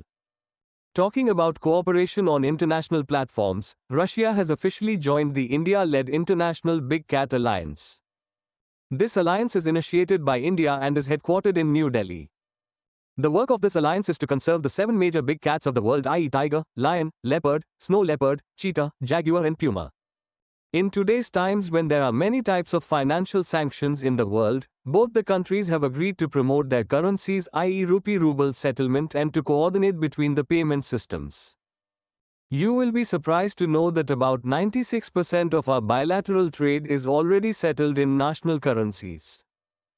In terms of fossil fuels and fertilizer, Russia has assured India of continued uninterrupted supply of oil, gas, coal and fertilizer despite external pressures. This is very important for India as it is the second largest importer of fossil fuels in the world. Russia also reiterated its commitment to continue supporting India's civilian nuclear programs such as the Kudankulam project and small modular reactors. Another important step has been taken regarding labor mobility. A migration and mobility agreement has been signed between the two countries so that skilled Indian workers can legally go to Russia and work there and overcome the labor shortage there. Cooperation in the Arctic region was also discussed where Russia has invited India to increase its participation. This also includes an agreement to train Indian sailors for polar waters. The Arctic region is strategically valuable as it holds 13% of the world's undiscovered oil and 30% of its gas reserves. World Summit on the Information Society. The recent buzz is that we are celebrating WSIS Plus 20, which marks the 20th anniversary of the summit held under the auspices of the United Nations. If we understand its history, it was a two-stage conference of the United Nations. Its main task was to define issues, policies and frameworks that could promote development using information and communication technologies. Its first phase took place in Geneva in 2003, where a declaration of principles and a plan of action were adopted. The second phase then took place in Tunis in 2005, where the Tunis Agenda for the Information Society was adopted. Since then, there have been several events associated with WSIS, including the annual forum held every year. It is also reviewed from time to time, like earlier WSIS Plus 10 happened and now we are moving towards WSIS Plus 20. The main objective of this entire process is to create a digital governance system and cooperation that is people-centric, inclusive, i.e., takes everyone along and is development-oriented. Its goal is to create an information society where everyone has universal access to information and technology. This system emphasizes on bridging the digital divide in the world and leveraging technology for sustainable development. You will be happy to know that this annual forum is co-organized by major organizations like International Telecommunication Union, UNESCO, UNDP and UNCTAD, while it is co-hosted by ITU and Swiss Confederation. This entire review process ensures how strongly we are delivering on the promises we made in the digital world over the last 2 decades. International Maritime Organization. Recently, news of a huge achievement for India has come that India has been re-elected to the IMO Council for the year 2026-27, and that too with the highest number of votes. This IMO Council actually works as an executive body of this organization. It has a total of 40 elected members who are divided into 3 different categories, i.e. Category A, B and C. India's election with such a huge number of votes reflects our growing influence in global maritime trade. International Maritime Organization or IMO. Its headquarters is located in London, United Kingdom. If we talk about the beginning of this organization, i.e. its birth, then it was established in the year 1948. At that time it was called the Intergovernmental Maritime Consultative Organization or IMCO. However, later in the year 1982 its name was changed to IMO. The role of this organization is very important because it is a specialized agency of the United Nations responsible for the safety and security of shipping. Its main function is to create a regulatory framework for the shipping industry that is fair and effective. The IMO ensures that these rules not only remain on paper, but are universally adopted around the world and fully implemented by every country. In simple words, every ship sailing in the sea completes its journey within the limits of these rules so that safety and discipline is maintained in the sea. Now let us talk about what is the role of this organization in maritime security. The IMO operates through several important treaties, i.e. conventions and strategies. First among these is MARPOL, whose full name is International Convention for the Prevention of Pollution from Ships. Its job is to prevent and minimize oil, waste and air pollution from ships. Apart from this, there is another important agreement called Ballast Water Management Convention. It works to prevent invasive aquatic species from spreading from one place to another through the dirty water of ships, so that the marine environment remains safe. SOLAS, i.e. International Convention for the Safety of Life at Sea, has been created to save the lives of people on ships. It sets minimum safety standards for ships, including fire safety and navigation requirements. Additionally, there is the STCW Convention on the Training and Qualification of Seafarers, which ensures the level of training and certification of people working at sea. Finally, IMO has adopted a specific strategy in the year 2023 towards saving the environment. Its aim is to reduce greenhouse gas emissions from ships to achieve the target of net zero emissions by 2050. International Telecommunications Union. Recently, a very big program of this organization called World Telecommunication Development Conference was held in Baku. This conference is held once every 4 years and discusses future technology. If we understand in detail about ITU, its headquarters is located in Geneva, Switzerland. It is a specialized agency of the United Nations for digital technologies, i.e. information and communication technologies. It includes not only countries, but also 194 member countries as well as more than 1,000 companies and universities, which work together to improve the world of technology. The history of this institution is very old and interesting. Its origins date back to the year 1865, when the first International Telegraph Convention was signed in Paris. At that time it was known as the International Telegraph Union, the first incarnation of the modern ITU. Now you might be wondering what this organization does. The most important of its main functions is the management of vital resources. This organization distributes radio frequencies around the world and determines the position of satellites in space so that the signals do not collide with each other. Apart from this, it also works to make rules. It creates technical standards that ensure seamless connectivity across the world, allowing you to talk from one country to another without interruption. 3Cs Initiative. Recently, this initiative has completed 10 years since its conceptual inception, the foundation of which was laid in the year 2015. If we understand its name, it is an intergovernmental forum consisting of 13 member countries. All these countries are located between the 3 major seas of Europe, the Baltic, Adriatic and Black Sea. It was founded in 2015 by the former presidents of Poland and Croatia. It serves as a regional cooperation that further strengthens EU policies. Its members include countries such as Austria, Bulgaria, Croatia, Czech Republic, Estonia, Greece, Hungary, Latvia, Lithuania, Poland, Romania, Slovakia and Slovenia. The main objective of this initiative is to promote mutual cooperation for infrastructure development in the energy, transport and digital sectors. To fund their projects, they established the 3Cs Initiative Investment Fund in 2019. The objectives of this initiative are very strategic. The first major goal is to achieve economic and energy security, so that the countries of Central and Eastern Europe can develop and reduce their dependence on Russian energy resources. The second objective is to create a balance of connectivity. During the old Soviet era, east-west routes were dominant, which has now been replaced by north-south transport and digital corridors. This initiative also strengthens strategic integration, making the role of the entire region within the framework of the European Union and NATO even more important. The most interesting thing is that this initiative also connects with the India-Middle East-Europe Economic Corridor, i.e. IMEC. It serves as the northern extension of the IMEC, which connects Mediterranean ports with Central and Eastern Europe and the Baltic countries. If you like the video, then you can share this video with your friends who are preparing for IAS. Washington Accords for Peace and Prosperity. Recently, the Washington Accord for Peace and Prosperity has been signed between the Democratic Republic of the Congo and Rwanda. The United States has played the role of a mediator or facilitator in this agreement.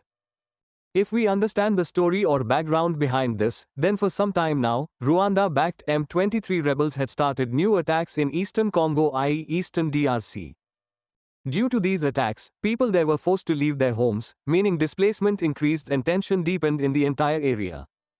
The main objective of this new agreement is to restore trust between these two neighboring countries. At the same time, it wants to ensure lasting peace in areas of eastern Congo that are very rich in minerals, such as the Katanga, Kivu and Ituri regions. Now you might be wondering why peace in these areas is so important for the entire world. In fact, the Democratic Republic of the Congo is famous all over the world for its precious minerals. Copper, cobalt, tin, tungsten, tantalum, gold and diamond are found in abundance here. The most important thing is that Congo is the world's largest cobalt-producing country, which alone produces about 70% of the entire world's supply chain. Cobalt is the same mineral used to make batteries for your mobile phone and electric vehicles. United Nations Convention on Negotiable Cargo Documents 2025. Recently, the United Nations General Assembly has approved a very important resolution called the United Nations Convention on Negotiable Cargo Documents, or the Accra Convention 2025. First of all, let us understand what these negotiable cargo documents are. These are documents in paper or digital form that represent goods in transit. In simple words, whoever has this document will have legal rights over the goods, and this right can also be transferred from one person to another. The main objective of the Accra Convention 2025 is to create a uniform legal framework for these documents. Until now, such arrangements were mainly limited to maritime trade, but this convention will now extend its benefits to multimodal transport. This means that now whether your luggage is being transported by train, truck, plane or ship, this rule will apply to all of them. The most important feature of this convention is that it gives the owner of the goods the freedom to sell the goods while they are in transit, change their route or take financing for business by keeping them as collateral in the bank. Legally, this document will have the same effect as physical delivery of the goods. That means if you hand over this digital or paper document to someone, then legally he will be considered to have received that item. This new system will greatly simplify the digitization of global trade and trade finance, thereby reducing delays and complexities in international trade. This is a huge and revolutionary change for modern-day traders. Republic of Somaliland. Recently, there has been a major international stir, with Israel becoming the first country in the world to officially recognize the self-proclaimed Republic of Somaliland as an independent and sovereign state. If we look at the geographical location of Somaliland, it is located in the Horn of Africa region. It is bordered by the Gulf of Aden to the north, Djibouti to the northwest, Ethiopia to the south and west, and Somalia to the east. Its capital is Hargeisa, which is the main center here. It is very important to understand the history of this country. Somaliland separated from Somalia in 1991. This happened when the central government of Somalia completely collapsed and civil war continued there for years. Somaliland has operated as a de facto state since then.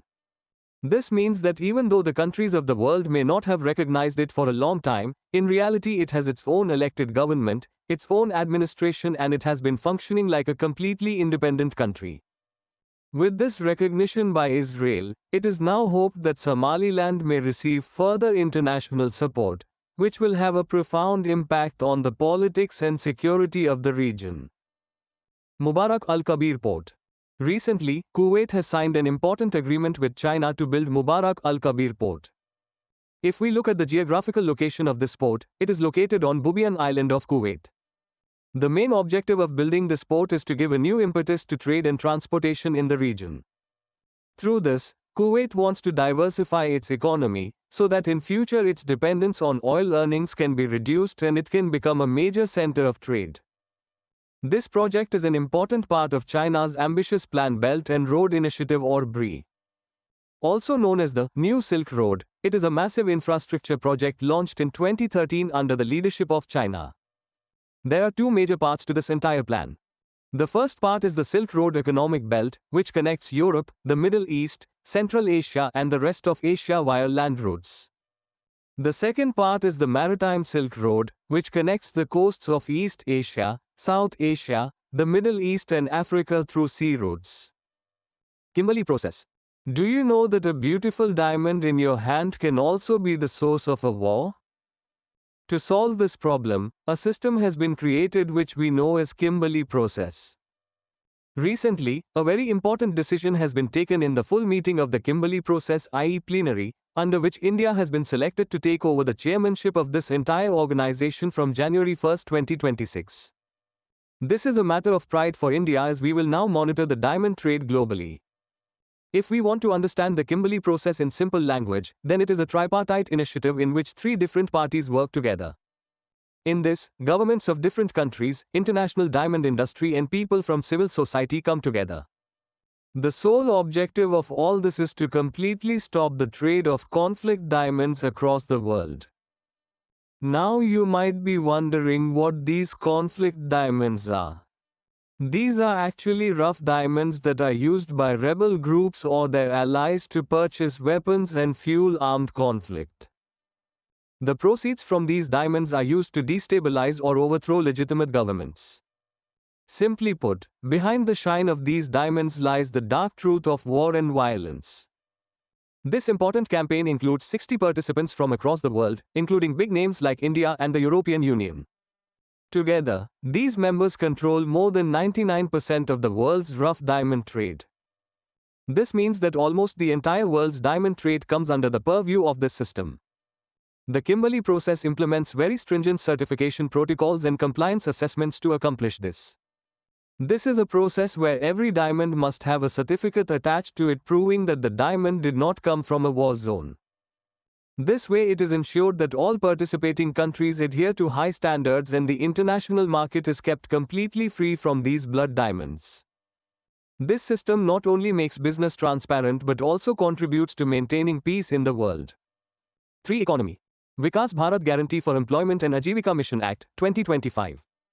Recently our Parliament has passed the Vikas Bharat Guarantee for Employment and Livelihood Mission Act 2025 feet, i.e. VBG Ramji.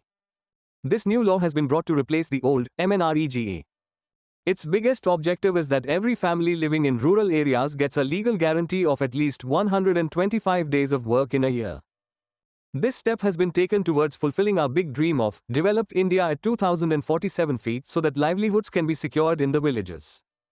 A special feature of this law is that through it a large network of infrastructure will be laid in the villages.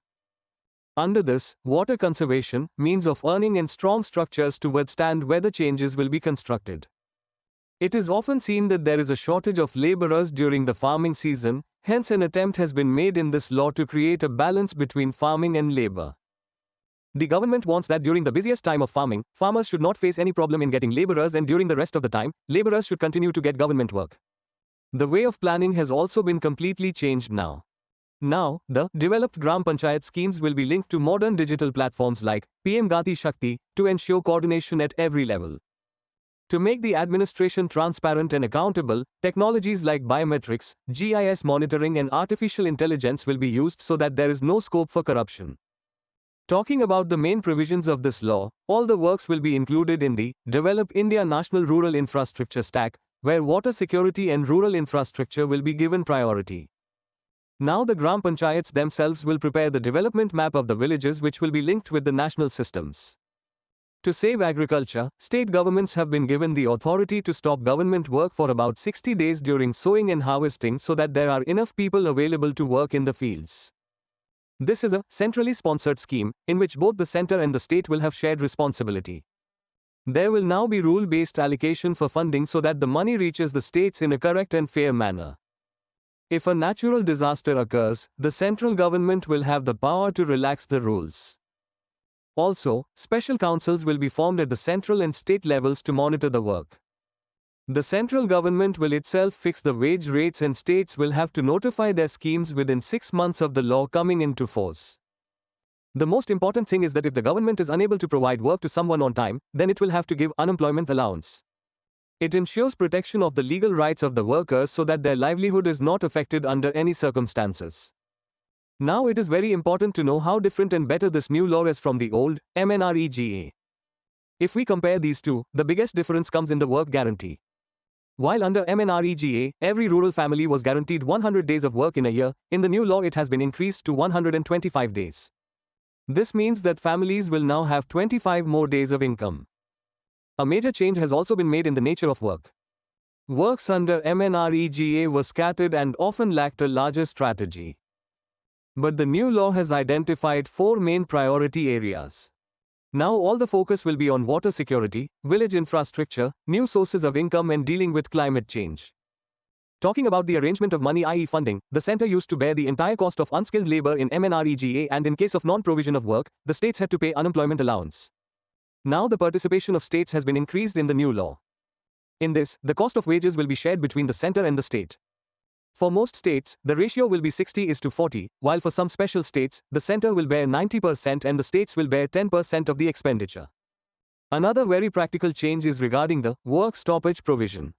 There was no clear legal rule for stopping work in the old MNREGA. But now states have been given the power to stop government work for up to 60 days in a year during the peak farming season, so that there is no shortage of laborers in the fields. The method of funding has also been improved. In MNREGA, money was available on the basis of demand, due to which it was difficult to estimate the budget. Now it has been made normative funding, due to which the budget can be estimated correctly in advance and the guarantee of work of the workers will also be secured. Finally, if we look at the planning structure, only Gram Panchayat level planning was the main focus in MNREGA. But now it has been made more comprehensive. Now institutional coordination and infrastructure planning for village development have been linked together, so that every village can become modern and developed. Now as a conscious citizen and student, we also have to understand the challenges and concerns associated with it. Any major legislation is fraught with questions, and here too experts have raised some important points. The first concern is about parliamentary and public oversight. It is believed that this bill was passed in a hurry and there was not as much debate or public consultation as was necessary for such a big change. This raises questions about its democratic credentials. The second big thing is that this law may weaken the rights-based framework a bit. The biggest feature of MNREGA was that it was based on demand, that is, the laborer asked for work and the government had to provide it. But now it is moving towards supply and fixed budget, which may affect the legal right to get work. Another serious issue is the weakening of federalism. This law vests most decision-making powers, such as allocation of funds and rules for running schemes, with the central government. This can leave the state governments as mere enforcement agencies. This will have a profound impact on fiscal federalism, especially because states will now have to bear 40% of the expenditure themselves, and any expenditure beyond the prescribed limit will also fall on their pockets, increasing the burden on their treasury. There is also some blurring of transparency. The law does not provide complete clarity on what information will be disclosed to the public and to what extent. Additionally, over-reliance on digital systems is a significant risk. If technological systems like mandatory biometric attendance and GPS monitoring fail, poor workers may lose their jobs or wages. Furthermore, due to the Data Protection Act 2023, it is unclear how much data will be available to the general public, which may make social audits difficult. In conclusion, we can say that the success of VBG Ramji does not depend only on its paper design but also on the intention to implement it. Only if the government increases parliamentary oversight, takes honest advice from states and panchayats, and ensures that no poor person's rights are taken away due to the digital system, will this law prove to be a revolutionary step.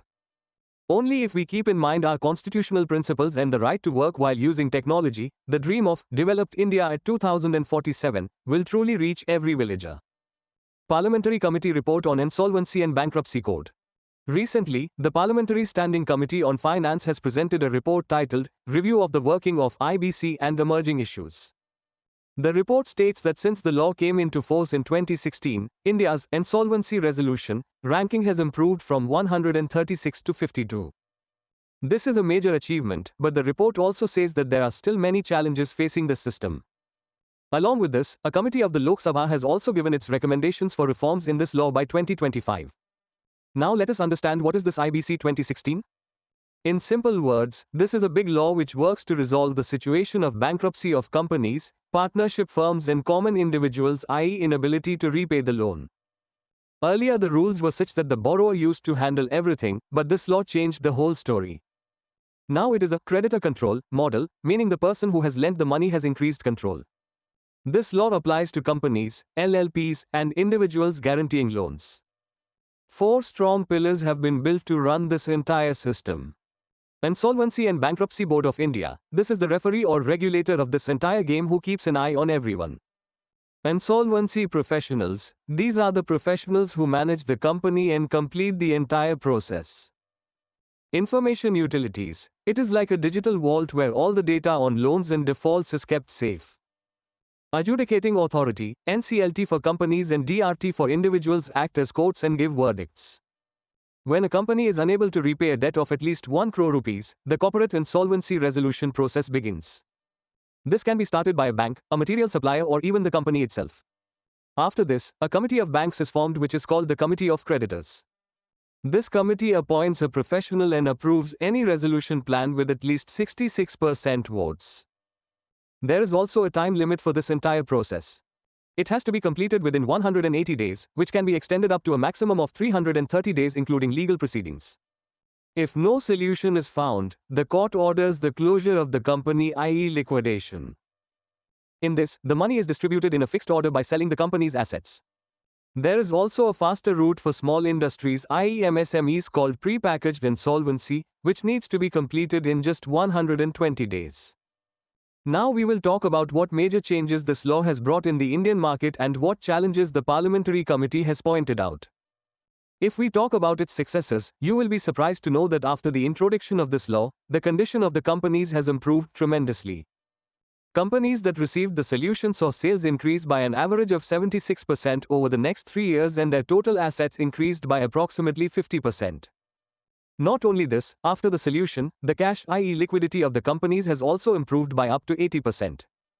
The biggest change has come in our credit culture, i.e. the intention to repay the loan. Earlier, loan accounts used to remain overdue for an average of 248 to 344 days, but now this period has reduced to just 30 to 87 days. The fear of this law is so much that many companies are settling the matter by paying their loans even before going to court. But the Parliamentary Committee has also expressed concern on some serious issues. The biggest problem is the low recovery rate. Even though banks are getting more money than the company's remaining assets, only 32.8% of the total stuck loans are being recovered. One reason for this is that companies enter this process when the value of their assets has almost vanished. Also, there is no uniform standard for assessing the correct value of a property. Talking about legal complications, there is often a conflict between the ED seizing assets under the money laundering law and the IBC. This scares buyers away because they want a clean company. Apart from this, different court decisions also create confusion regarding where the government dues should be placed in the payment sequence, i.e. waterfall mechanism. The committee has also taken a tough stand on the delay. While the law says the work should be completed in 330 days, it is actually taking an average of 713 days. The easy route created for small industries, i.e. MSME, has been used very little. Only 14 cases have been reported till March 2025. There are also some governance concerns, such as excessive powers being vested in resolution professionals and the absence of a strict code of conduct for the Committee of Banks. Also, if a company has assets abroad, we do not have a strong framework to handle it right now. There are also shortcomings in implementation. The law provided for the creation of an insolvency and bankruptcy fund, which has not yet been implemented. E-courts have been created in the courts, but the lack of use of technology and IT experts is still a problem. Now the most important question is, what ways has the parliamentary committee suggested to improve this entire system? First, the committee has emphasized on enhancing judicial and institutional capacity. The report says that new benches of NCLT and NCLAT should be created to clear the pending cases. Also, there should be fast-track courts for accounts with very large debts. The committee has also said that the Insolvency and Bankruptcy Fund, as enshrined in the law, should be started immediately and a fixed time limit should be set for court proceedings. It is often seen that people delay the case by fighting unnecessary legal battles. To prevent this, the committee has suggested that if a losing bidder appeals, a mandatory deposit should be taken from him so that only serious people approach the court. Also, there has been talk of promoting ways like mediation to resolve disputes. A very revolutionary suggestion has been given to improve the recovery rate. The committee wants the company to be valued not only on the basis of its remaining assets but also on the basis of its future potential, i.e., enterprise value. This will force banks to take less haircut, meaning they will have to give up less of their money. For this, it has been suggested to invite bids at the global level and increase monitoring of those who value the property. To ensure accountability, it has been said to create a strong system for monitoring resolution professionals and to give more powers to the Committee of Banks. Also, a timely, forensic audit should be conducted to find out if any fraud was committed against the company. Several improvements have also been suggested for stakeholders. There is a need to simplify the rules for small industries, i.e. MSMEs. Also, as soon as a resolution plan is completed, a no dues certificate should be available online so that the company can start a new journey without any burden. To manage assets spread across the world, the committee has recommended adapting the international model law of UNCITRAL as per the needs of India. On the technology front, the Ministry of Corporate Affairs should expedite the work on the Integrated Technology Platform and train judges on new technology. In conclusion, these recommendations of the committee mark a major change. The real purpose of IBC should not be just to recover money by closing down companies, but to save them from sinking. Only if we strengthen the courts and strictly adhere to deadlines will we be able to achieve our goal of reviving business and strengthening India's economy. IMF grading of India's national accounts data. Recently, the International Monetary Fund has given C grade to India's national account statistics. This includes figures like GDP and GWA of our country. This IMF report is a kind of technical audit, which looks at how accurate and reliable a country's data is. This report of the year 2025 states that in India, the data is available on time and its depth is also good, but there are some shortcomings in the calculation methods which hinder the proper monitoring of the economy. This is why India has got this grade. On the other hand, our consumer price index and financial data have been graded B. We will talk about a very important system of the International Monetary Fund, called the Data Sufficiency System.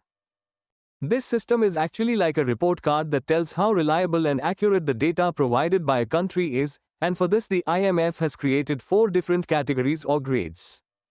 First comes grade A, which we can consider the best. This category means that the data from that country is completely sufficient and accurate for monitoring or surveillance. When a country is in this grade, international institutions can trust its economic situation without any doubt.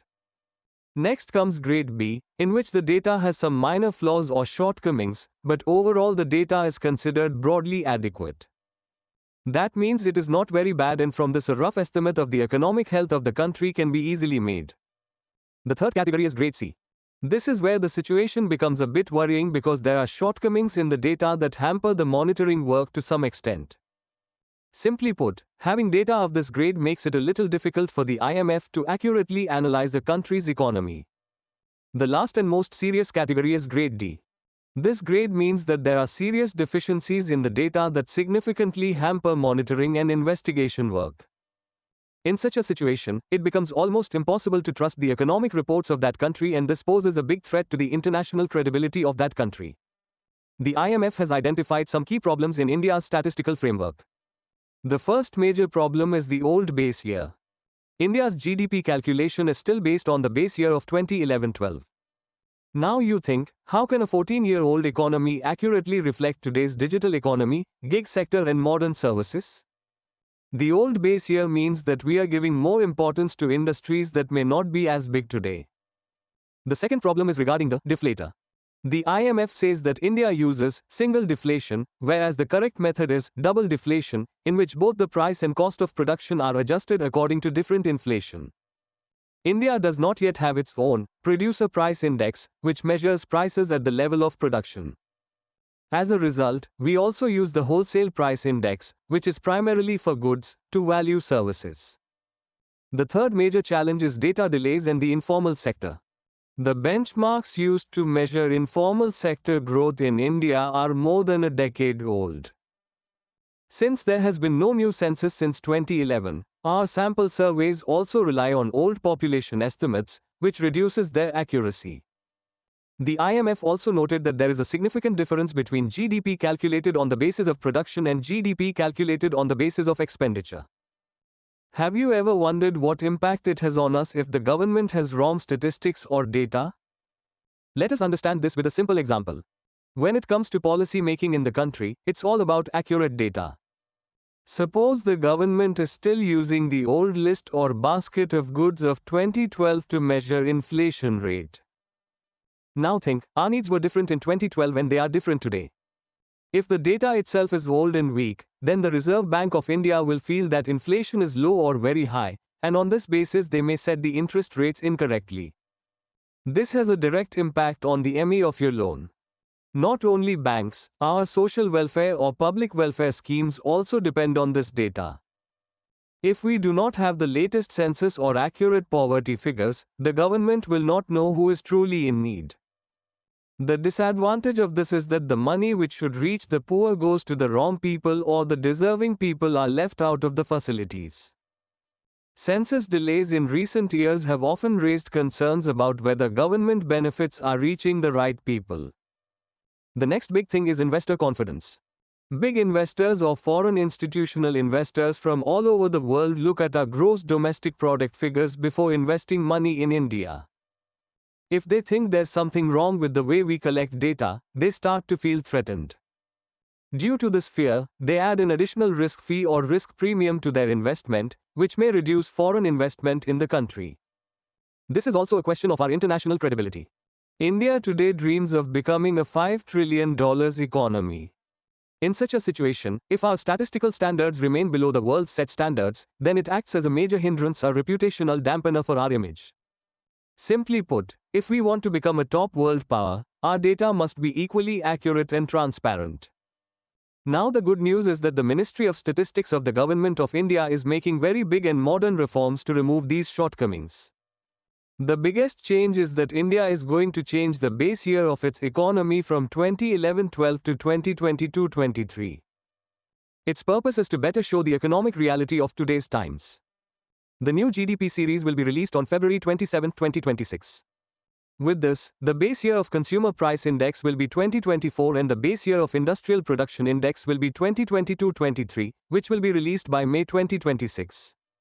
The ministry has also made major improvements in the methods of data collection. Now, instead of relying only on old surveys, government data like GST, PF and vehicle registration have also been included. Following the advice of the IMF, we are now moving from single deflation to double deflation, which will reveal the true value of production. Additionally, survey methods have been further improved for unorganized sector and wage data. A special advisory committee of 26 members has also been formed to oversee all these works. But this journey of reforms does not stop here.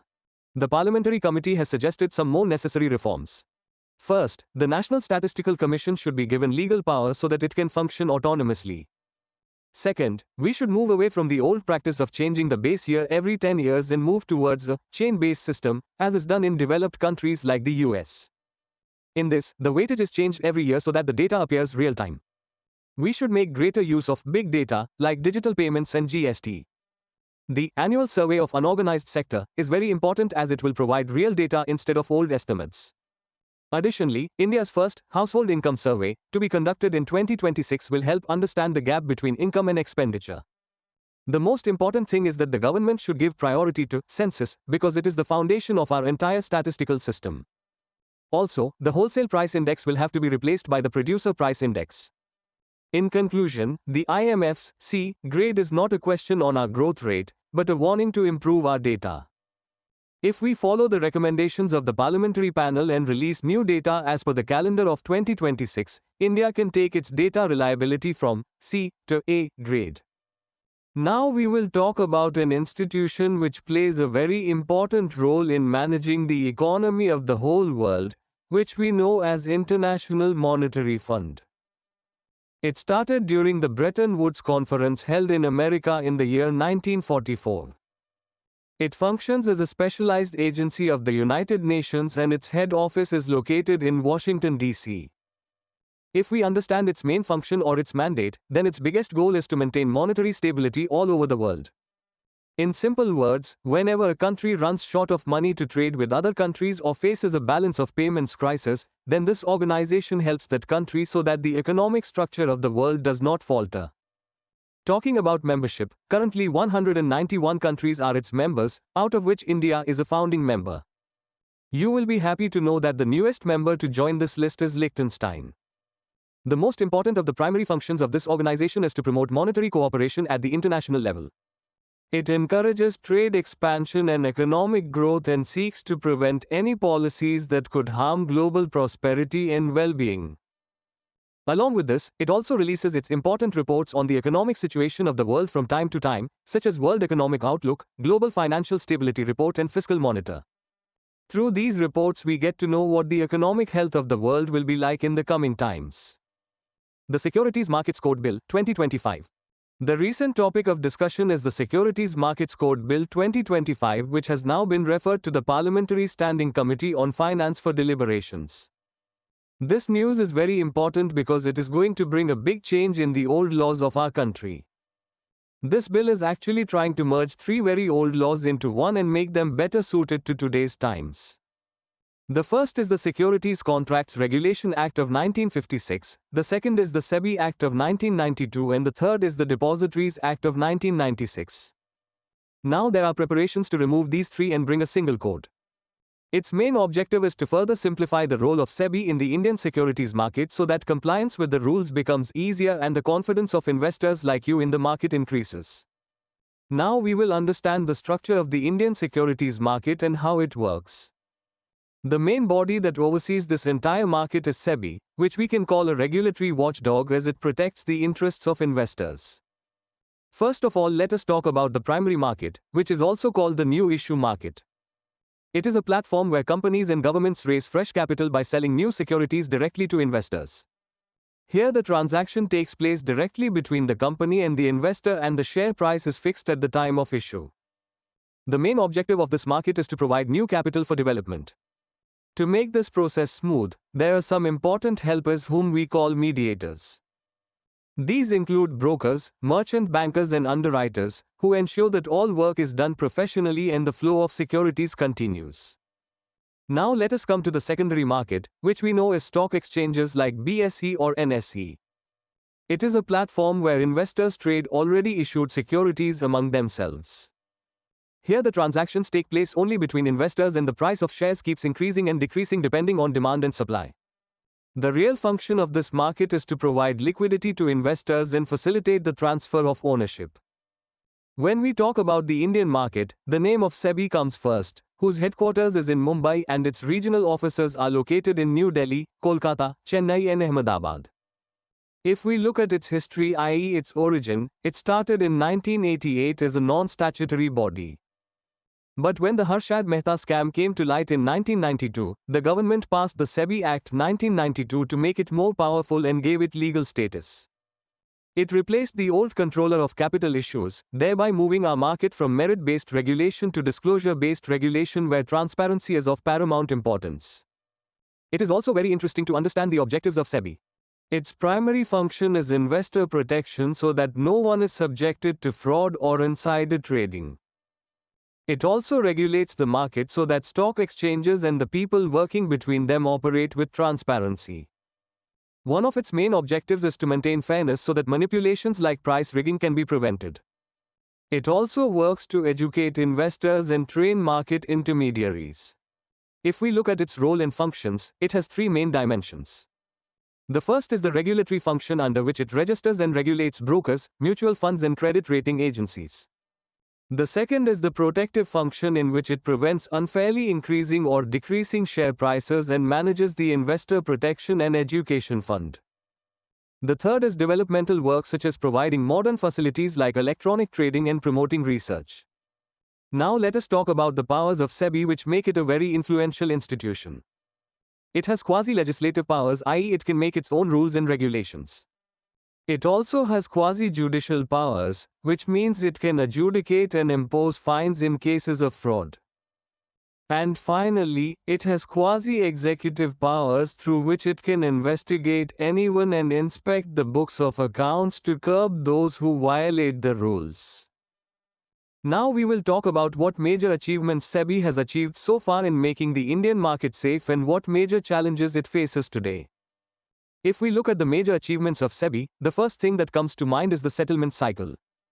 In January 2023, India implemented the T+1 settlement system, which means the money reaches you the very next day after selling the shares. After China, India became the second largest country in the world to achieve this. Now SEBI is also trialing T+O and instant settlement, so that transactions can be made even faster. Another major revolution was dematerialization.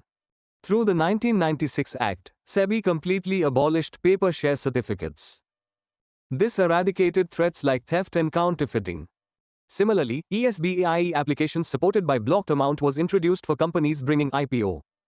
In this, the investor's money is deducted from his bank account only when the shares are allotted to him, due to which there is no fear of the money getting stuck.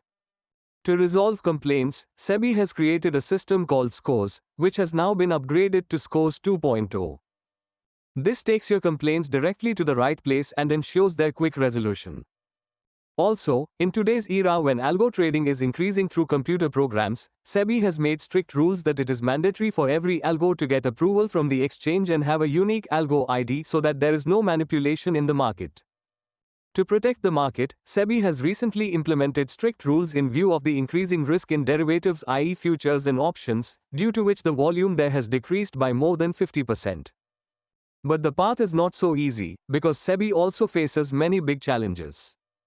The first challenge is the same algo trading, because now even common people have started using it, due to which the risk of market manipulation has increased. The second major problem is the regulation of cryptocurrencies. Although the government levies 30% tax on it, SEBI does not have any formal law to regulate it. This has created a vacuum regarding money laundering and investor protection. Recent high-profile cases like Hindenburg Adani have also put SEBI's monitoring capabilities to the test. Critics believe that identifying the real owners of funds coming from abroad and detecting complex market manipulations is still a struggle for SEBI. Another matter of concern is that common investors are losing around 60,000 rupees crore every year in derivatives. The challenge before SEBI is how to strike a balance between market freedom and investor protection. Also, as the market is becoming increasingly dependent on technology, sometimes technical glitches occur. Dealing with these technical problems and keeping the market structure strong will be the biggest task for SEBI in the coming times. Now we come to the most important part of this entire discussion, i.e. the key provisions of the Securities Markets Code Bill 2025, which are going to completely change the way we invest and the rules of the market. The biggest change under this new bill is being made in the structure of the board of SEBI. Now the number of board members will be increased from 9 to 15. It will consist of a chairperson, one officer of the Reserve Bank of India, 2 officers of the central government and 11 other members, of whom at least 5 shall be full-time members. This increasing number of members will help in better handling the increasing complexities of the market. To simplify administrative work, the bill empowers SEBI to delegate some of its registration powers to market infrastructure institutions and self-regulatory organizations. This will reduce the burden on SEBI and it will be able to focus on bigger issues. Additionally, the legal language in this bill has been significantly simplified, so that a uniform process can be implemented by removing old and redundant rules. The definition of securities has also been expanded, widening the investment options. It now explicitly includes hybrid instruments, electronic gold receipts, zero coupon, zero principal instruments and onshore rupee bonds issued by multilateral institutions.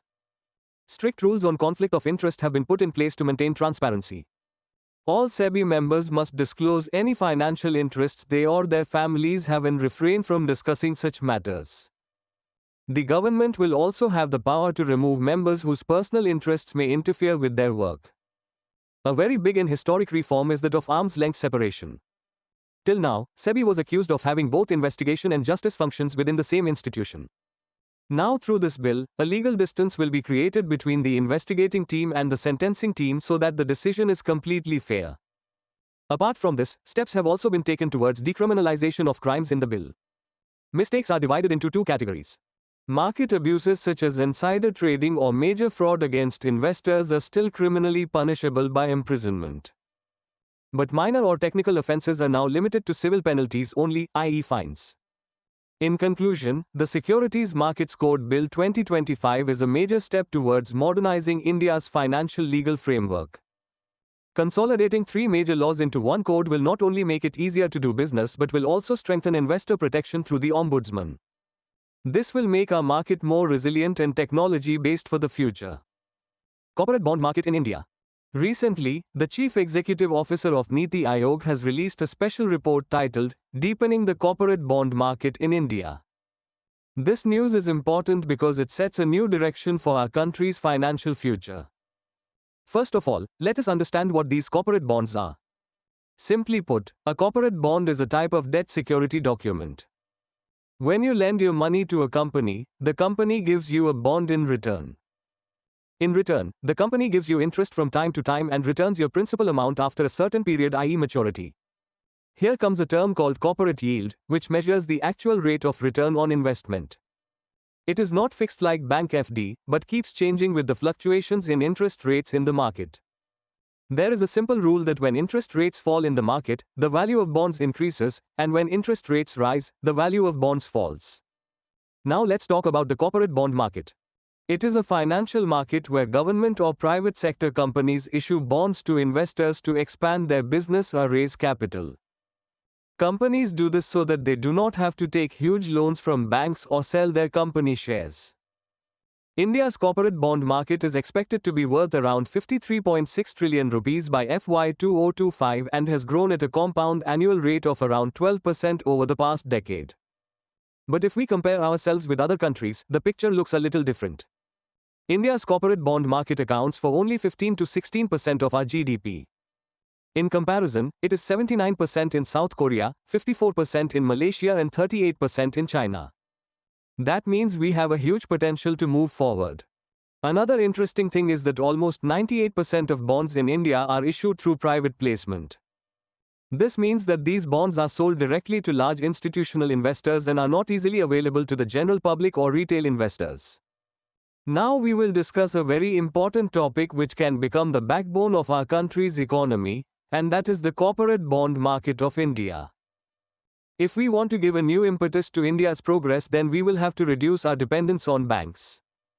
At present, whenever a company needs money for a big project, it goes to the bank, which increases the burden and risk on the banks. If we have a strong bond market, banks will have more resources available to help rural areas and small industries. Apart from this, when the condition of banks deteriorates, the government has to repeatedly inject money into them, which is called bank recapitalization. A deep bond market also reduces this financial pressure on the government.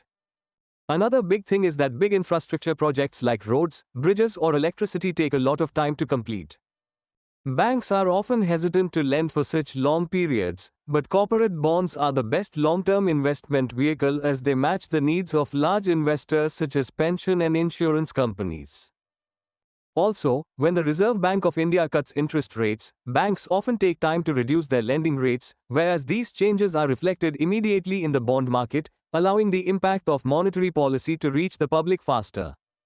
A developed bond market also provides us with risk management tools such as credit default swaps and securitization, which allow investors to transfer their risk to those willing to bear it. In today's times, when we are talking about green energy and digital India, the role of the bond market becomes central in raising huge capital for these emerging priorities. Not only this, it is also important for the development of our cities because through municipal bonds, local governments will be able to raise money themselves for public facilities. But despite all this, our bond market faces some major hurdles. The biggest problem is regulatory overlap, as the market is jointly run by SEBI, RBI and the Ministry of Corporate Affairs, leading to lack of coordination and increased regulatory burden. The process of publicly issuing bonds requires so many stringent disclosures and lengthy approvals that smaller companies shy away from it. Another major anomaly in the market is that India's bond market is limited to only high-rated companies. Data for the year 2023 shows that 94% of the bonds in India were from companies with AAA and R ratings only, whereas AAA ratings constitute only 1% of the bond market in the US and 2% in Europe. The reason for this is that in our country pension funds and insurance companies are not allowed to invest in low-rated bonds, due to which many good projects are unable to get funding. There are some flaws in the structure of our credit rating agencies, such as the company which is to be rated pays the rating agency, which is called God Pay model. This creates a conflict of interest. In India, people buy bonds and then hold on to them, which is called buy and hold culture, due to which there is lack of liquidity in the market. Bonds are also tax discriminated against, as interest on bonds is taxed higher than on equities, and the recent removal of indexation benefits has made them even less attractive to investors. Finally, the biggest challenge is the delay under the bankruptcy law, i.e. IBC. According to the law, cases should be resolved within 330 days, but in reality it is taking 713 days, which shakes the confidence of investors. Now we will talk about what steps the government and regulatory bodies are taking to improve this market. First of all, let us talk about SEBI, which is the guardian of our stock and bond market. SEBI has made strict rules to promote transparency and governance.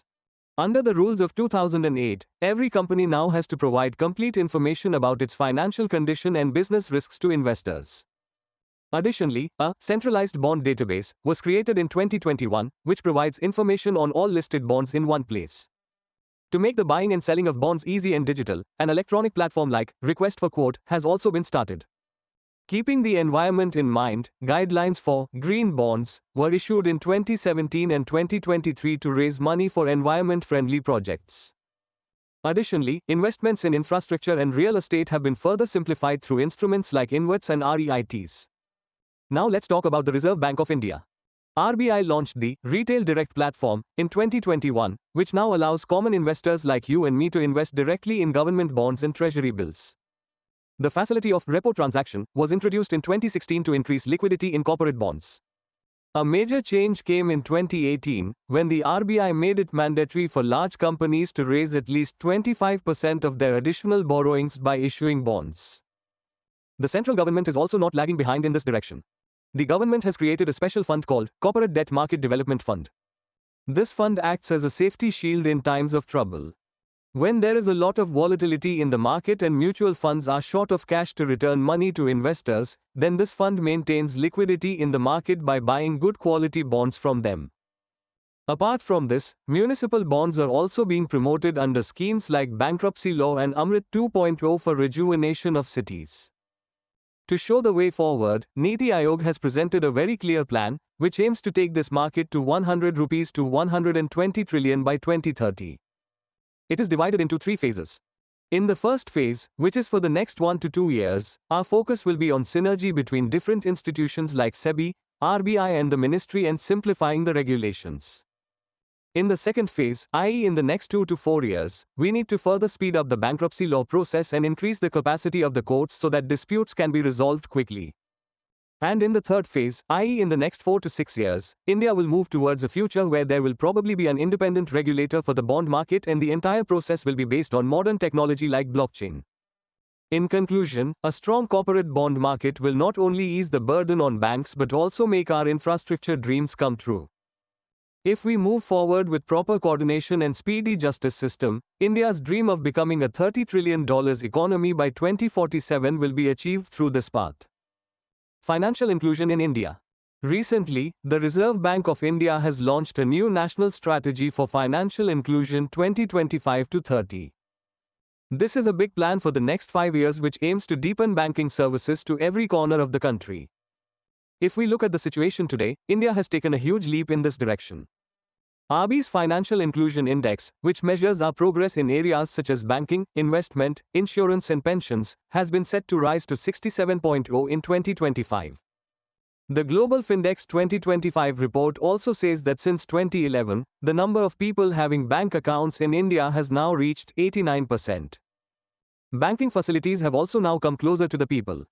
In the year 2019, there used to be about 30 business correspondents, i.e. Bank Sakhi or Mitra per 1 lakh population, whose number has increased to about 86 in 2024.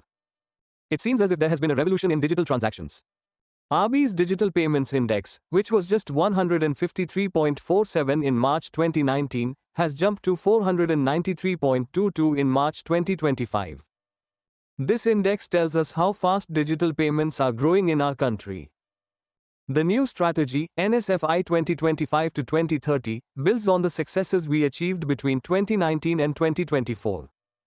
The main objective of this new plan is to ensure access to financial services and their proper use by the last person. This entire mission has been named Panch Jyoti, in which 5 major strategic objectives and 47 specific action points have been decided to achieve them. Now we will discuss about the new strategy of RBI, which has been named Panch Jyoti.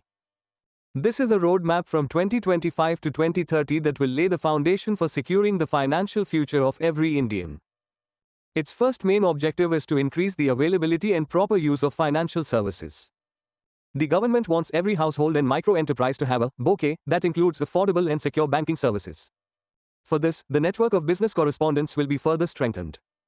The target is huge, to reach 100 crore, i.e. 1 billion users in the field of digital payments, and to connect all banks and insurance companies with the Jan Suraksha portal, so that insurance and pension facilities can be availed at one click.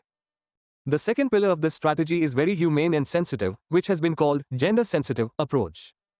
This means promoting financial inclusion led by women. Under this, the number of women business correspondents will be increased so that rural women can connect with banking without any hesitation. Additionally, sections of society that are still outside the mainstream will be identified so that they can be provided with specialized financial products tailored to their needs. The third objective is to link livelihood and skill development with banking. Often people have the skills but do not have the money to start the work. Now, Skill India Digital Hub and local community organizations will be used to remove geographical barriers in getting loans and connect people to the market and credit based on their skills. The fourth light is financial education, which will be used as a tool of financial discipline. Just opening an account is not enough. It is important to teach people not to fall into the debt trap. For this, literacy campaigns will be run on a large scale. The special thing is that now modern systems based on artificial intelligence and machine learning will be developed to answer banking-related questions so that the common man can get accurate information in his own language. The most important thing is the safety of the customers. As digital transactions are increasing, the risk of fraud has also increased. The fifth objective is to strengthen this security. For this, Citizen Financial Cyber Frauds Reporting and Management System will be effectively used so that immediate action can be taken on complaints of cyber fraud. Also, there are dark patterns on the internet, smart tricks that trick customers into making bad choices. To protect them, strict security cordons will be created. Now we will understand in detail what steps the government has taken for this and what challenges we still face. The biggest and historic initiative of the government has been the Pradhan Mantri Jan Dhan Yojana. This scheme has brought banking to the doorstep of the poor.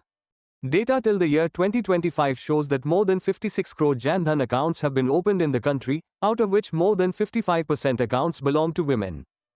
Along with this, Unified Payments Interface i.e. UPI has changed the method of transactions. Today, UPI alone accounts for 85% of all digital transactions in India and handles nearly 50% of the world's total real-time digital payments. To make small businessmen financially self-reliant, Pradhan Mantri Mudra Yojana was started, in which loans up to 20 lakh rupees are given for small works like manufacturing and service sector. Over 53 crore loans worth 35.13 lakh rupees crore have been sanctioned under this scheme in the last decade. Also, to provide security to the poor, public protection schemes like Jeevan Jyoti Bima, Suraksha Bima and Atal Pension Yojana are providing life, accident and old age protection at nominal premiums. To modernize the banking structure, RBI has created new categories like payments banks and small finance banks, which specifically serve rural and low-income customers. But some major challenges still remain in this journey. The biggest problem is inactive accounts. It is estimated that about 23% of Jan Dhan accounts have not had any transactions in the last 1 year, while in other developing countries this figure is only 3 to 4%. People are not able to use these accounts because sometimes the banks are too far away or they do not fully trust the banking system. Another serious challenge is the gender gap. Although 56% of Jan Dhan accounts are held by women, only 28% of women actively use digital services, compared to 41% among men. Moreover, women entrepreneurs still face great difficulty in getting formal loans. Furthermore, the gap between urban and rural India is also clearly visible. While 59% of people in cities have adopted digital payments, in villages this number is only between 14 and 27%. The main reason for this is lack of electricity, internet and smartphones. Above all, lack of financial literacy is the biggest hurdle, as according to the World Economic Forum, only 27% of adults in India are financially literate. In conclusion, real progress will happen when we go beyond just opening accounts but teach people how to use them properly. We need to leverage technology to take banking to the last mile and open new avenues like digital lending for small borrowers. Only then will we be able to transform financial access into meaningful participation. Insurance sector in India. Recently our parliament has passed the Sabka Bima Sabki Raksha Act, 2025. This is a historic move that brings major changes to the Insurance Act 1938, LIC Act 1956 and IRDA Act 1999. The main objective of this law is to make it easier for insurance companies to do business, bring transparency in the rule-making process and improve regulatory oversight over the entire sector. But despite this progress, our insurance sector faces some serious challenges. The biggest problem is low access to insurance. Even today, insurance penetration as a percentage of our GDP is only 3.7%, which is much lower than the global average. One reason for this is also lack of capital. The minimum capital required to start an insurance company is very high, which prevents small players and cooperatives from entering the market and prevents insurance from reaching rural areas. There are deficiencies in capital as well as in foreign investment and reinsurance capacity. Restrictions on foreign investment and stringent regulations for foreign reinsurance companies reduce the ability to share risks within the country, which directly impacts the expansion of new policies and protection. Moreover, the earlier regulatory body IRDA had limited powers, which sometimes led to problems like laxity in administration and risk to the interests of policyholders. Another human factor is the lack of financial literacy. Due to lack of awareness among people and sometimes wrong advice, there are complaints of selling wrong policies, which breaks the trust of customers. Additionally, we lack innovative products that can meet the changing needs and new risks of different customers. Government insurance companies face their own challenges. They are grappling with a financial loss of around 26,000 crore rupees, a lack of capital, and the increasing burden of health insurance, which makes them unable to compete with private companies. We will also have to understand the new dangers of changing times. In today's times, risks like cyber attacks, climate change and pandemics are increasing. To deal with these threats, there is a need for rapid changes in insurance covers and risk management methods. Now we will talk about what solution the new Sabka Bima Sabki Raksha Act, 2025, has brought to eradicate these problems from the root. First of all, let us talk about the shortage of capital. This law has made a major change in the definition of insurance cooperative societies. Now the condition of minimum paid-up share capital of 100 crore rupees for starting life, general and health insurance business has been removed. This will make it easier for smaller players to enter the market. Also, the limit for foreign direct investment in Indian insurance companies has been increased from 74% to 100%. This will increase the flow of foreign capital, which will improve the financial condition of government insurance companies and bring financial stability to the entire sector. The government has also taken a big step to make reinsurance accessible. The net-owned fund requirement for foreign reinsurance companies has been reduced from 5,000 crore rupees to just 1,000 crore rupees. This will bring more companies to India for risk sharing and expand the scope of insurance. Additionally, to reduce the regulatory burden, the threshold for approval of share transfer has been increased from 1% to 5%, thereby relieving companies of delays in minor administrative work. To promote innovation and flexibility, certain relaxations have been provided to insurance companies operating in special economic zones and IFSCs. This will enable companies to develop new and unique insurance products tailored to the modern needs of customers. Most importantly, a policyholder education and protection fund has been created to protect the interests of customers. This fund will make people aware about insurance and will curb problems like mis-selling of policies in an incorrect manner. The regulatory body IRDA has now been given more powers than ever before. Now IRDA can dissolve the boards of companies, fix the salaries of officers and inspect intermediaries. This will increase transparency and accountability in the functioning of companies. At the same time, the country's largest insurance company LIC has also been given more autonomy, so that it can open its own zonal offices and will be able to coordinate better with foreign regulations. Now we will talk about the most important body that oversees the insurance sector in India, which we call the Insurance Regulatory and Development Authority of India IEIRDAI. Its headquarters is located in Hyderabad city of Telangana. This institution originated or was started on the basis of the recommendations of the Malhotra Committee. It is a statutory body, which means it has been created under a special law of Parliament, the Insurance Regulatory and Development Authority Act 1999. This institution works directly under the Ministry of Finance. Talking about the main objectives of IRDAI, its first task is to protect the interests of the policyholders. Additionally, it regulates and promotes the orderly growth of the insurance industry in India to maintain confidence in the market. The role of this institution is very wide, which includes making insurance-related policies, granting licenses to insurance companies, monitoring the market, protecting consumers and developing the market. If we look at its structure, IRDAI is an organization with a total of 10 members. It consists of a chairman, 5 full-time members and 4 part-time members who together take major decisions in the insurance sector. In conclusion, the Sabka Bima Sabki Raksha Act, 2025, is a huge reform. This will not only increase investment but will also strengthen the confidence of the common man. If implemented properly, it will prove to be a milestone in making India's economy more secure and inclusive. Self-reliance in minerals and metals. Recently, the Standing Committee on Coal, Mines and Steel presented its 16th report, which outlines how India can reduce its dependence on mineral imports and strengthen itself in this sector. If we look at the current situation of India, our country is very rich in terms of minerals. India produces a total of 95 types of minerals, including fuels, metals, and atomic minerals. We rank highly in terms of global production. We are second in the world in the production of crude steel, aluminium and lead. It ranks third in zinc and chromite, and fourth in iron ore and graphite. In the year 2023-24, the share of the private sector in our total production value was 61.4%. But a major challenge is that the mining sector contributes only 2% to India's GDP. If we compare with countries like Australia 12% or Canada 6%, we are far behind. This means that we will have to increase the pace of our exploration. The good news is that we are completely self-sufficient in minerals like iron ore, chromite and limestone.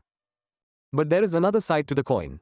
We are 100% dependent on imports for critical minerals like lithium, cobalt, nickel and gallium, which are essential for today's modern age and future technology. Even in the case of copper, we import 40% from outside, although this is expected to improve with the installation of new plants. Now the question arises that what are these critical minerals and rare earth elements? Simply put, these are minerals that are essential for economic development and national security. Their shortage can bring our entire supply chain to a standstill. India has identified 30 such minerals, out of which the central government has retained the right to auction 24.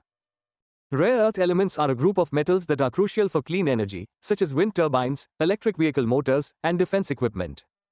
In India, their main source is monazite, which is found in the sand of our beaches. Now we will discuss a very important topic, that what are the main challenges we face in achieving self-reliance. The first major hurdle is regulatory delays, where it takes a long time to obtain environmental clearances and forest department approvals before projects can be started. Moreover, there is a significant delay between the auction of a mine and its full operation. The second challenge is inadequate processing, as we have limited refining capacity to purify the raw materials. Also, due to low processing capacity, we are not able to take full advantage of our potential. Another serious problem is geographical concentration. 55% of the world's minerals are concentrated in just 15 countries, and China's dominance is so great that it alone controls the processing of 90% of rare earth elements. Technology gap is also a big issue, as the intensity of exploration or discovery is very low here. We also have a severe shortage of deep-sea mining technology and offshore mining technology. Exploration constraints prevent us from moving forward as only 15% of the area has been explored so far. All our attention is still focused only on the mineral deposits deposited on the surface. Finally, operational delays are a harsh reality. You will be surprised to know that out of total 486 blocks, only 63 blocks are currently operational. Moreover, the gestation period for any project to start ranges from 5 to 14.5 years, which is a very long period. Now we will talk about those big government decisions and future plans, which are going to make India self-reliant in this field. The government has first made major changes in its laws. Through the MMDR Amendment Act, minerals are now auctioned through completely transparent e-auction. In the year 2025, the government has launched the National Critical Mineral Mission, which aims to make India self-reliant in the essential minerals of the future. Not only within the country, we are also expanding our reach across the 7 seas. For this, a company named Kabil has been formed, which is going to countries like Argentina and Chile and taking the responsibility of buying assets like lithium and cobalt and working there. Not only this, now we are searching for minerals not only on land but also in the depths of the sea. Following the amendments to the Offshore Area Mineral Act of 2023, the process of auctioning 13 blocks of sea has been started in 2024, from where we will get precious minerals like polymetallic nodules. Help is also being provided on the economic front. In the budget of 2024-25, import duty has been removed on 25 important minerals so that their refining in the country can become cheaper. Internationally, we have also joined the US-led Mineral Security Partnership to ensure our supply chains are secure around the world. But there is still a lot to be done. The Parliamentary Committee has given some excellent suggestions. First, a monitoring group should be formed for better coordination between the ministries so that there is no delay in the projects after the auction. Companies that start production early should be rewarded and those that deliberately delay should be fined. A very modern idea is urban mining, i.e. making gold from waste. The government is considering an incentive scheme of 1,500 crore rupees to recover precious minerals from our old mobile phones, e-waste and old batteries of electric vehicles. Along with this, emphasis is being laid on increasing the use of technologies like artificial intelligence and machine learning for accurate exploration of minerals and teaching new skills to the people engaged in mining. In conclusion, the dream of self-reliant India will be fulfilled only when we strengthen ourselves in basic commodities like iron and coal as well as minerals of the future. If we can implement these strategic reforms and new technologies properly, India will emerge as a major mineral hub of the world. Pradhan Mantri Kaushal Vikas Yojana. Recently the scheme is in the news because the Controller and Auditor General of India has presented a report on it in the Parliament. The report raises some serious questions about the functioning of the scheme, such as data deficiencies, lack of infrastructure in training centers and low job placement rates after training. Let us understand what this scheme actually is. It was launched in the year 2015 by the Ministry of Skill Development and Entrepreneurship. The responsibility of implementing it on the ground was given to the National Skill Development Corporation. Its main objective is to provide skill training to the youth of India as per the needs of the industries. Along with this, there is also a very human aspect to it that people who have not done formal education, but already have some skill, should also be given certificates to give them recognition for their work. The structure of this scheme is quite interesting. It is run jointly by the center and the state. In this, 75% of the target and budget is with the central organization NSDC, while 25% is given to the skill development missions of the states. Talking about the achievements, since 2015 till now, more than 1.6 crore youth have been trained across the country, and in the first 3 phases of the scheme, about 1.10 crore beneficiaries have also received skill certification. But the challenge now is how to convert these figures into concrete employment. Now we will discuss the much discussed report presented by the Controller and Auditor General. This report very honestly presents the shortcomings of the scheme before us so that they can be improved in the future. The most shocking part of the report is the low placement rate. According to the data, only 41% of the youth who took short-term training were able to get jobs. A major anomaly was also seen in this, that most of the jobs were limited to only 5 sectors like garments, electronics and retail. This means that skills shortages in many other critical areas remain the same. After this comes the issue of data error. The audit found that bank account details of over 9 million participants were either left blank or filled incorrectly. The system was found to be flooded with fake emails like abc@gmail.com and fictitious mobile numbers like 1111111111. The limit was crossed when the rules were ignored and the eligibility criteria were violated. For example, more than 1,000 young people were issued driver training certificates who were below the legal age. Additionally, in technical jobs that required specialized education, more than 85% of certificates were awarded to people who had only basic literacy. Serious negligence was also seen at the monitoring level. The audit found that similar photographs were used for different batches from different states. When physical inspection of training centers was done, many centers were found closed at the time of training. The situation regarding the utilization of funds was also worrying. As of July 2023, approximately 337 crore rupees remained unutilized and over 3.4 million youth did not receive their incentives due to lack of information. The biggest drawback was that the training was not tailored to the actual market demand, which led to a skill gap. To rectify these shortcomings, CAG has given some very important suggestions. First, the training should be tailored to the ground needs of the states and districts. Second, a national skill development plan should be prepared as soon as possible to ensure long-term job continuity. To prevent future data fraud, it has been recommended to make Aadhaar-based eKYC mandatory and use the UDISE database of schools to identify genuine dropouts. Additionally, post-training monitoring and data security policies need to be tightened.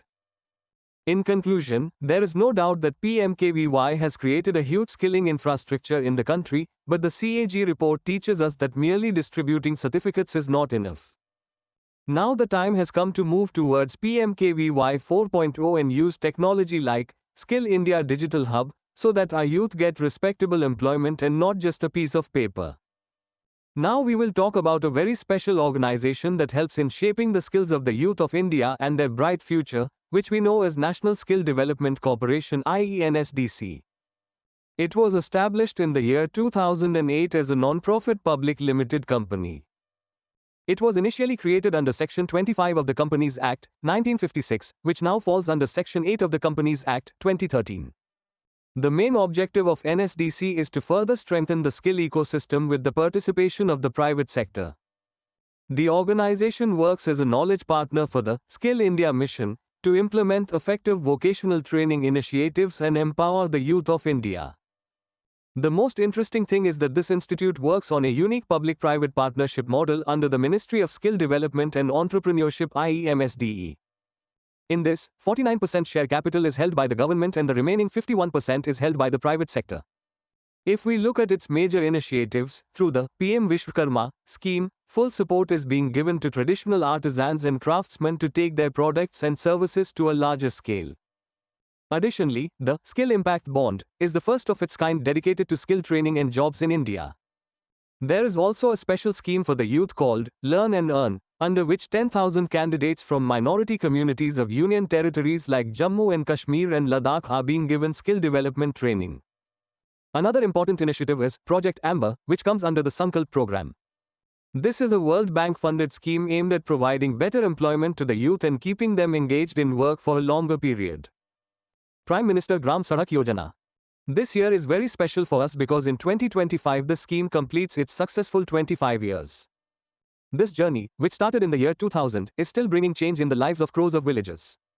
Pradhan Mantri Gram Sadak Yojana is a centrally sponsored scheme, which is implemented by the Ministry of Rural Development. Its main objective is to connect those rural settlements with all-weather roads, which were cut off till now. An all-weather road means a paved road that remains passable in all weather conditions, even during heavy rains. This scheme has gone through several phases in the last 25 years. The first phase began in 2000, focusing solely on connecting villages with roads.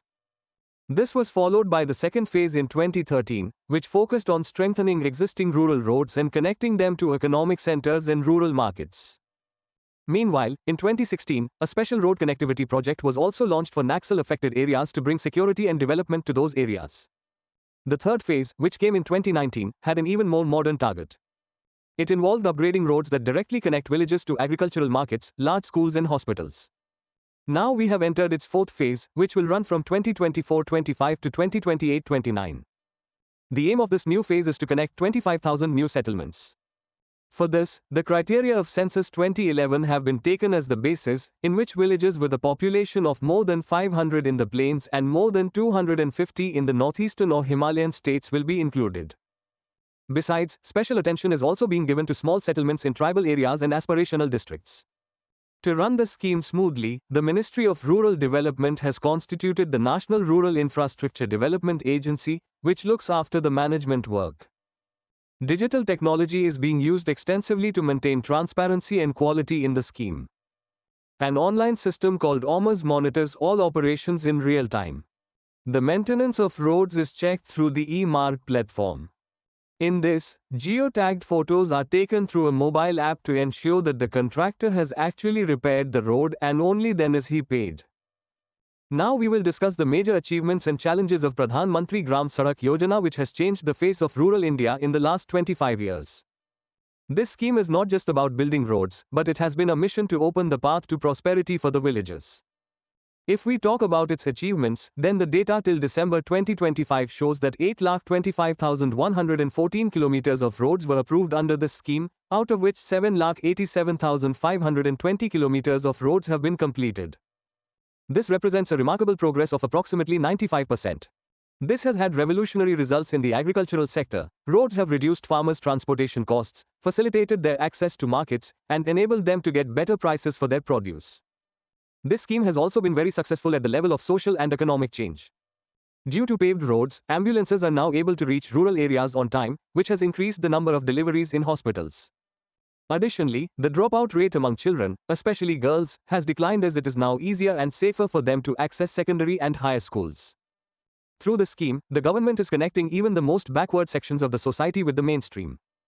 The fourth phase of PMGSY is working in tandem with two special initiatives, PM Ajay and PM Janman. These aim to ensure inclusive development of areas with scheduled caste and tribal populations. Apart from this, environmental protection is also being taken care of. By July 2025, about 1.24 lakh kilometers of roads have been constructed using modern technologies like plastic waste, cold mix and full-depth reclamation, which cause less damage to the environment. Now we will talk about the modern technologies used in road construction which are making the infrastructure of our country more sustainable and environment-friendly. The first modern technique of road construction is white topping or panel concrete. It involves laying a layer of Portland cement concrete over the existing tarred road surface, providing long-term structural strength to the road. Next comes cold mix technology, which is very effective for building roads in cold climates and high-altitude areas. The best thing about it is that no hot mix plant is required for production. Nowadays we are also making good use of waste plastic in making roads. In this technique, plastic pieces are mixed with hot bitumen and coated on the ballast. This increases the strength of the road, improves its water resistance and also increases the life of the road. Similarly, self-filled concrete technology is used on roads where heavy vehicles ply or there are problems of waterlogging and poor drainage. In this, concrete is filled in recycled plastic cells, which acts as both strength and reinforcement. Fly ash is used to strengthen the soil. It is an effective agent for chemical and mechanical stabilization of soil, increasing soil density and strength. At the same time, steel slag, a byproduct from steel production, is being used to increase the life of the road and make it more resistant to wear and tear. Its microscopic holes also improve the grip of the tire. Coir geotextiles are a great option when it comes to utilizing natural resources. It is very strong and durable and is resistant to moisture or decay, increasing the load-bearing capacity of the soil. Finally, it is important to mention gabions. These are cages or boxes filled with stones, concrete, or soil that are used to create structures that hold soil in place. All these technologies together are making India's roads modern and future-ready. However, with such great success comes some challenges. The biggest problem is that the scheme is still based on the 2011 census, which does not fully reflect the actual needs of today's growing population and newly established villages. Many times, roads reach outside the village, but last-mile connectivity to small settlements or hamlets inside the village is still a dream. Moreover, the pace of work in Naxal-affected areas is still slow and poor road quality also remains a major problem in many places, where the roads cannot withstand the monsoon or heavy traffic. To conclude, we can say that PMGSY has emerged as one of the most impactful infrastructure programs in India in the last 25 years. This has proved that roads are not just a physical asset but the foundation of inclusive development.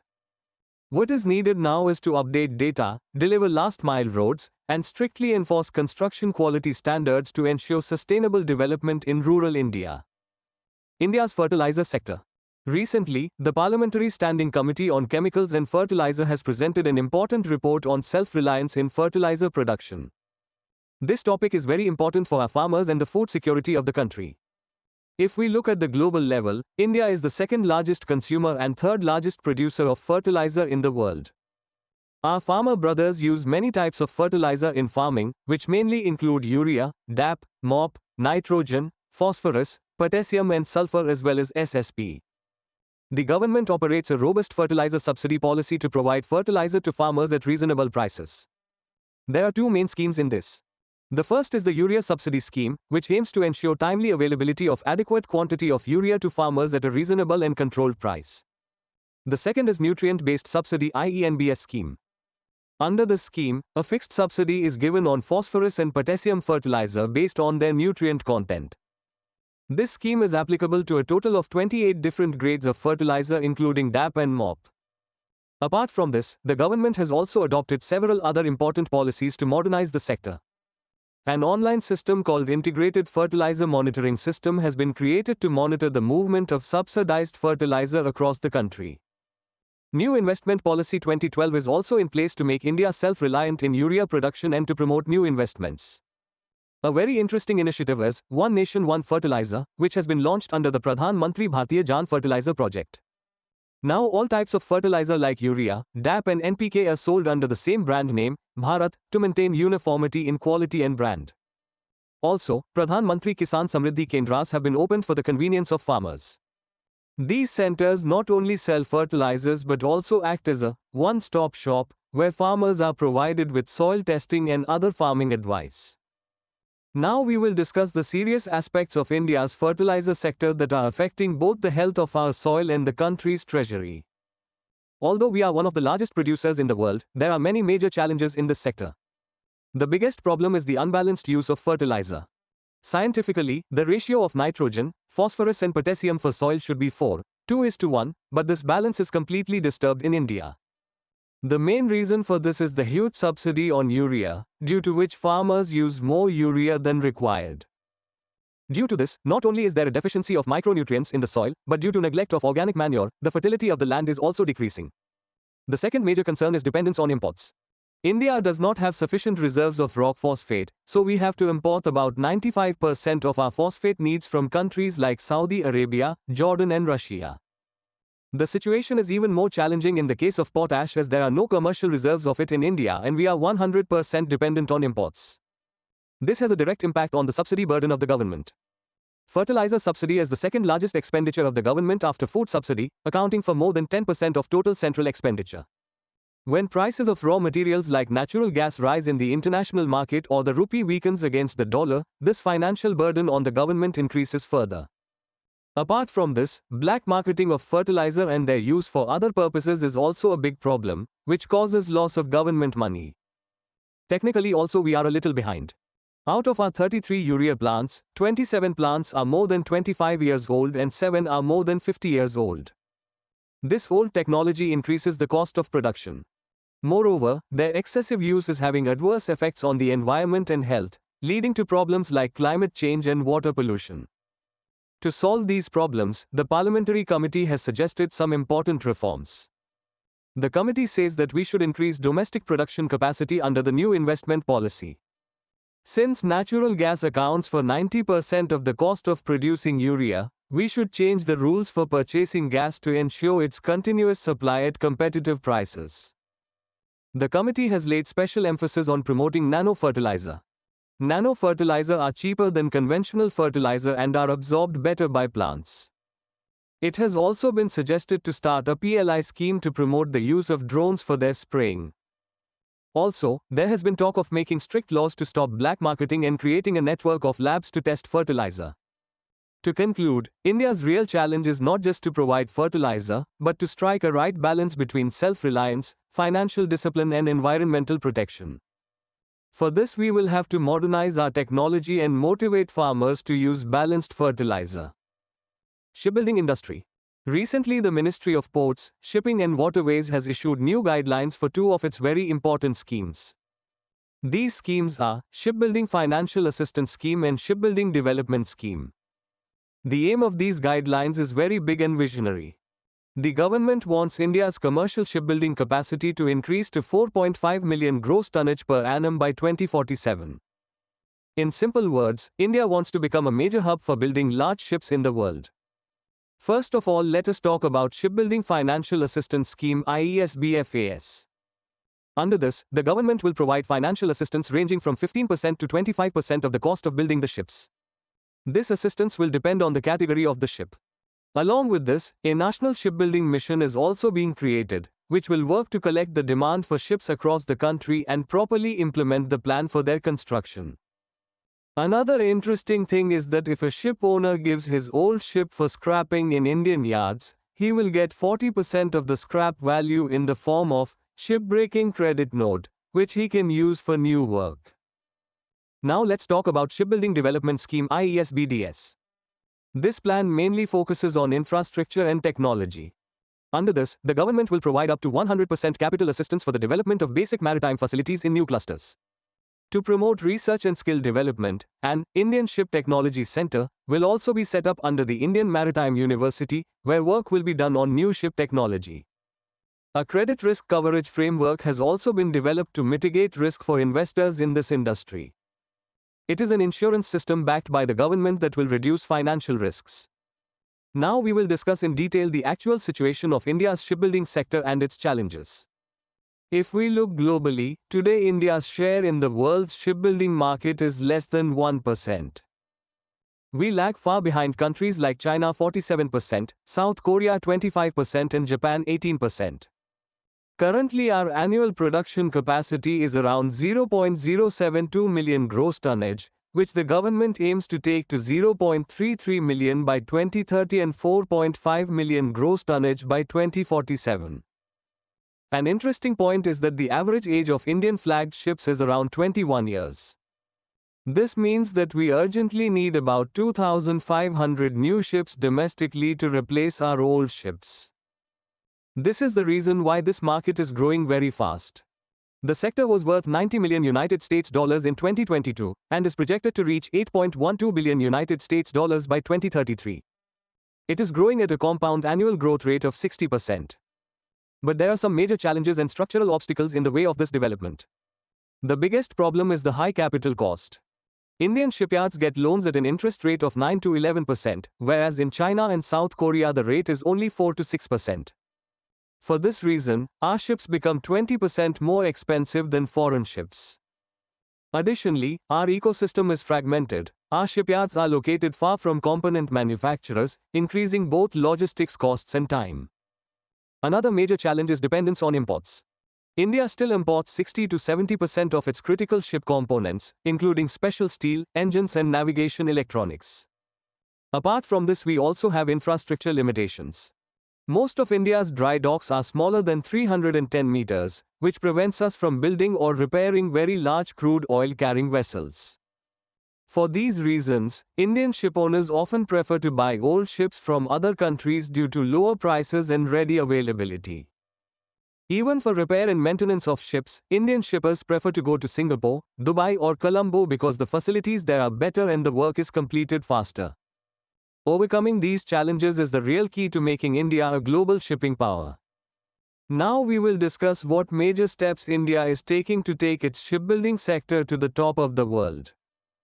The government has launched several visionary schemes for this, the most prominent of which is Maritime India Vision 2030.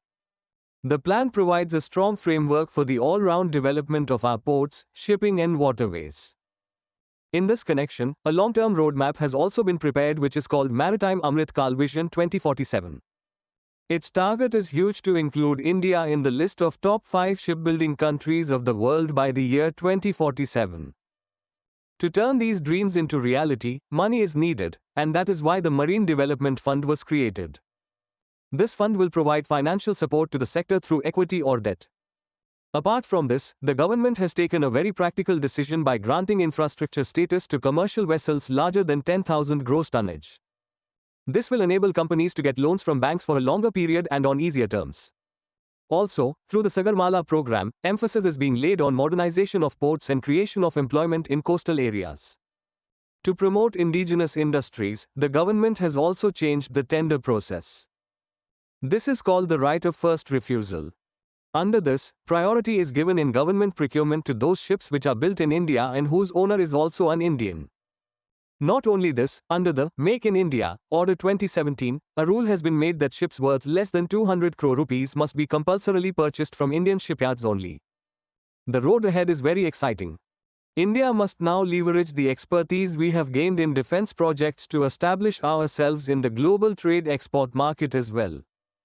We need to move towards a circular economy, where credit notes from scrapping old ships are linked to building new ships. This will make India a global hub for ship recycling and manufacturing. Talking about future technology, India should invest in autonomous ships and alternative fuels like ammonia or hydrogen. With this, we can leave behind even the old player countries in the field of green shipping. In conclusion, we can say that India's shipbuilding sector has immense potential for growth and security. Although challenges like high costs and dependence on imports still persist, if we give more impetus to domestic manufacturing along with financial reforms, India can truly become a maritime superpower. Depreciation of Indian rupee. Recently we saw that the Indian rupee crossed the 90 level against the US dollar. This is a bit surprising as India's internal economic indicators look quite strong. For example, our growth rate i.e. GDP growth has been 8.2% and the inflation rate is also close to 1%. Even as crude oil prices have fallen, the rupee has still fallen by more than 5% in 2025. When we talk of depreciation of rupee, it simply means that the value of our rupee has decreased in comparison to foreign currencies in the open market. Now the question arises that when everything is fine within the country, then why is this decline happening? A major reason for this is the uncertainty regarding the trade deal between India and America. The US has imposed heavy customs duties of up to 50% on Indian goods, which has reduced the competitiveness of our exports and also shaken investor confidence. Along with this, capital is also being withdrawn from the market. Foreign portfolio investors are withdrawing their money from India and investing it in other parts of the world. At the same time, our trade deficit is also increasing because there is a huge demand for gold, electronics and machinery in India, whereas the demand for our exports has weakened in big markets like America. There is also some speculative investment taking place in the market, where importers are buying and accumulating huge amounts of dollars now, fearing further weakening of the rupee in the future. This situation has a deep impact on our economy. The biggest negative impact is seen in the form of imported inflation. Since India imports 90% of its crude oil and edible oil from abroad, these things become expensive due to the weakening of the rupee. This also increases the subsidy burden on the government because the government has to spend more money to import things like fertilizer. Apart from this, it has now become very expensive for Indian companies which have taken loans in dollars to repay the interest and loan. However, there are some positive aspects of the rupee's fall. When the rupee weakens, Indian goods become cheaper in the global market, making our exports more competitive. Also, the value of remittances sent home by Indians working abroad increases, resulting in more money for their families. In this period of economic fluctuations, it is important for every conscious citizen to understand the condition of the rupee. GIRG framework. Now we will talk about a very important government initiative called GIRG framework. Its full name is Global Index for Reforms and Development. The Government of India has launched this initiative to accelerate reforms in the country and further strengthen economic growth. In simple words, it is a system that works to improve India's ranking in various reports released across the world. The main objective of this framework is to closely monitor India's performance in global indices released internationally. This helps the government understand where we are lagging behind and in which areas there are shortcomings. When these deficiencies are identified, the government implements evidence-based reforms to improve both our rankings and the situation on the ground. If we talk about its breadth or coverage, this framework tracks a total of 26 different indices. These indices are divided into 4 main themes which include economy, governance, development and industry. All these indices are released by 16 major international agencies of the world. The responsibility for implementing it has been divided in a very systematic manner. A total of 17 nodal ministries have been assigned different indices so that each ministry can improve in its area. The Development Monitoring and Evaluation Office of Niti Aayog plays a key role in this entire process. The DMEO's job is to check the quality of data, review the methodology or working methods of international agencies, and ensure proper implementation of improvements. The significance of this entire initiative is profound. It increases transparency in government functioning and makes policy making more robust. When India's ranking improves on the global stage, it increases our international competitiveness and opens up avenues for foreign investment. It also promotes a healthy competition among the states, which we call cooperative and competitive federalism. Industrial parks.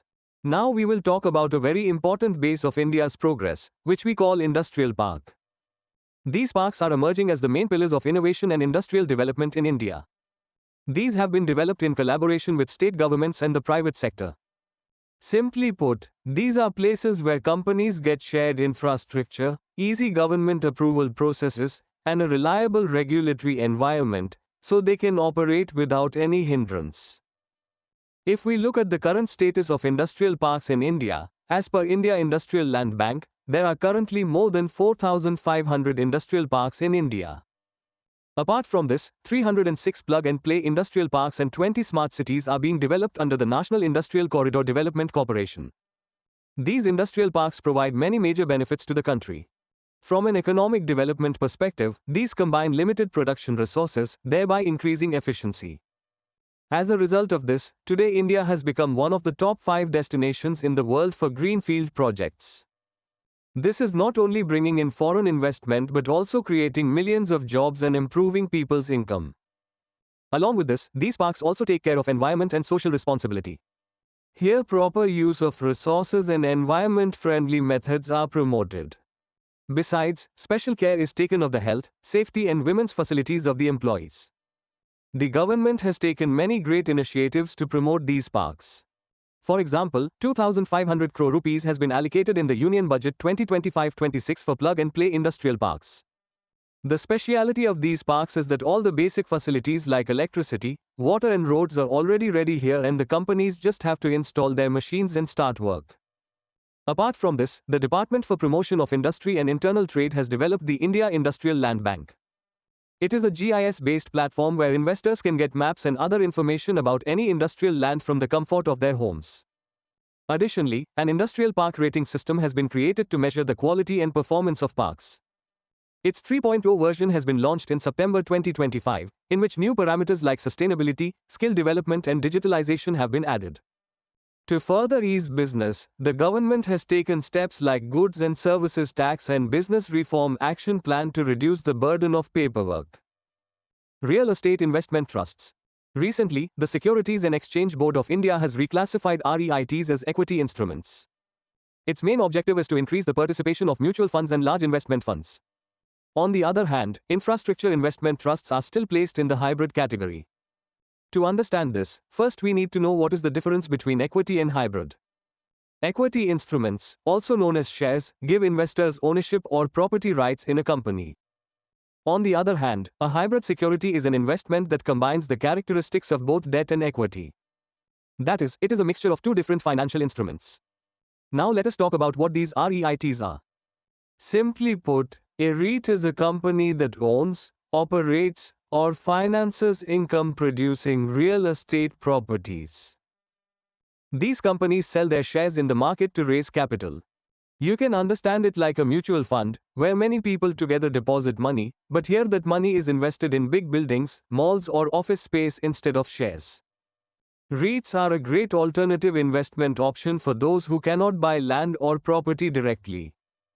Often it is not possible for a common man to buy a commercial building worth crores, but through REITs he can become a part of such big properties even for very little money and can benefit from the income generated from them. Risk-based deposit insurance. Recently, the Central Board of the Reserve Bank of India has approved the risk-based deposit insurance premium framework. This is a big change as it will replace the old system that has been in place till now. Till now, a flat rate system was in place in our country, in which every bank had to pay a premium of 12 paise for every 100 rupees deposited with it. This rate was the same for all banks, whether they were operating in a very safe manner or making risky investments. But now it is being changed. The main objective of deposit insurance is that if a bank ever fails or collapses, the depositor's money remains completely safe. Now let us understand what this risk-based framework actually is. In this new system, the amount of insurance premium a bank will have to pay will completely depend on its risk profile. This simply means that banks which are safe and well managed will have to pay lower premiums. Conversely, banks that are engaged in higher risk operations or have weaker financial positions will have to pay higher premiums. The government and RBI have a very clear objective behind bringing this system. First, banks should be encouraged to manage risk better. When banks know that good and safe behavior will reduce their costs, they will try to improve themselves. The second major reason is to reduce moral hazard. Often, in the old system, banks would take excessive risks thinking that no matter what, the insurance rate would remain the same. But now with this new rule, banks will avoid taking big risks without any recklessness because if they do so, they will have to pay heavy fines or higher premiums. This step will prove to be a milestone towards making the banking system more transparent and secure. The entire security of your bank deposits in India is managed by the Deposit Insurance and Credit Guarantee Corporation i.e. DICGC. This institution works as per the provisions of the Deposit Insurance and Credit Guarantee Corporation Act, 1961. You will be very reassured to know that it is a wholly owned subsidiary of the Reserve Bank of India i.e. RBI. The most important thing about this protection is that under this you get insurance cover of maximum 5 lakh rupees. This means that if the bank fails for any reason, your up to 5 lakh rupees is completely safe. Now a very relieving thing is that the premium for this insurance is paid by the banks and not by the depositors. This means that you do not have to pay a single penny from your pocket for this security. DICGC insures almost all your deposits like savings account, fixed deposit, current account and recurring deposit etc. However, this does not include deposits of foreign governments, central or state governments. If we talk about its scope, then this insurance cover includes all the commercial banks operating in India. This also includes branches of foreign banks, local area banks and regional rural banks.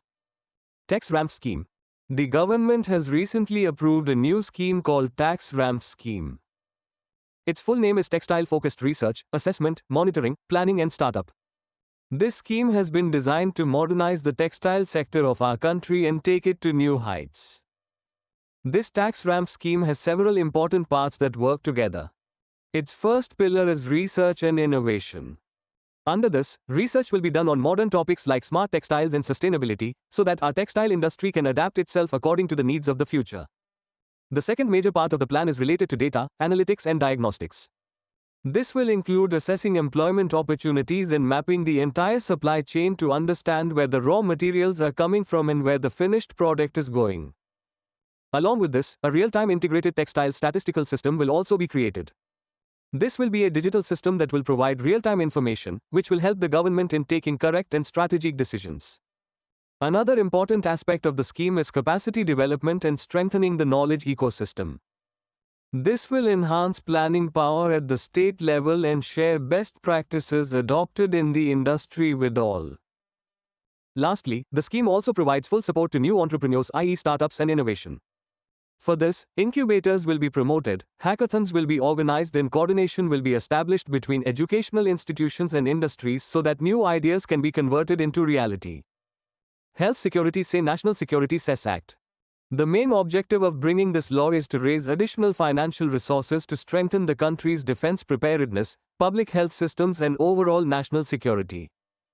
In simple words, the government will collect money through this special tax so that better security can be provided to both the country's borders and the health of the citizens. Some of the salient features of this act make it quite special. Firstly, it has been introduced with the objective of creating a clear legal framework for a special excise duty cess. Here, cess means a tax which is collected for a specific purpose and its money is spent for that purpose only. A new system has been introduced under this law called capacity-based excise duty cess. This tax will be levied on machines or processes that are used to manufacture specific goods. It is being started first with the machines making pan masala. That means now instead of the quantity of the product, this cess will be collected on the basis of the production capacity of the machine. The biggest feature of this law is that the entire amount received from the cess will be invested in national security and public health works through the Consolidated Fund of India. This means that the direct benefit of this tax on products like pan masala will be in improving the hospitals of the country and providing modern weapons and facilities to our army. This move will not only help discourage the consumption of harmful products but will also provide the necessary funds to secure the country's future. Basic Animal Husbandry Statistics 2025. The Department of Animal Husbandry and Dairying has recently released the Basic Animal Husbandry Statistics 2025. This report tells us where our country stands in the world in the production of milk, eggs, meat and wool and how much progress we have made in the last few years. First of all, let us talk about milk production, in which India ranks first in the world. The total milk production in our country is estimated to be around 247.87 million tons. If we talk about per capita availability, it was 319 grams per day in 2014-15, which has increased to 485 grams per day in 2024-25. This is a huge achievement because today about 25% of the world's milk is produced in India alone. Talking about states, Uttar Pradesh is at the top with 15.66%, followed by Rajasthan, Madhya Pradesh, Gujarat and Maharashtra. Now let us look at egg production, where India has reached the second position globally. The total egg production in the country is estimated to be 149.11 billion. Now an average of 106 eggs are available for every person throughout the year. The point to be noted here is that 84.49% of our total production comes from commercial poultry. Andhra Pradesh tops the production in this sector with 18.37%, followed by states like Tamil Nadu, Telangana, West Bengal and Karnataka. India has also made good progress in meat production and we are at 4th place in the world. Total meat production is estimated at 10.50 million tons. Interestingly, half of this, i.e. about 5.18 million tons of meat, comes from the poultry sector alone. In terms of production, West Bengal leads with 12.46%, followed by Uttar Pradesh, Maharashtra, Andhra Pradesh and Telangana. Finally, let's talk about wool production. The total wool production in India is estimated to be around 34.57 million kilograms.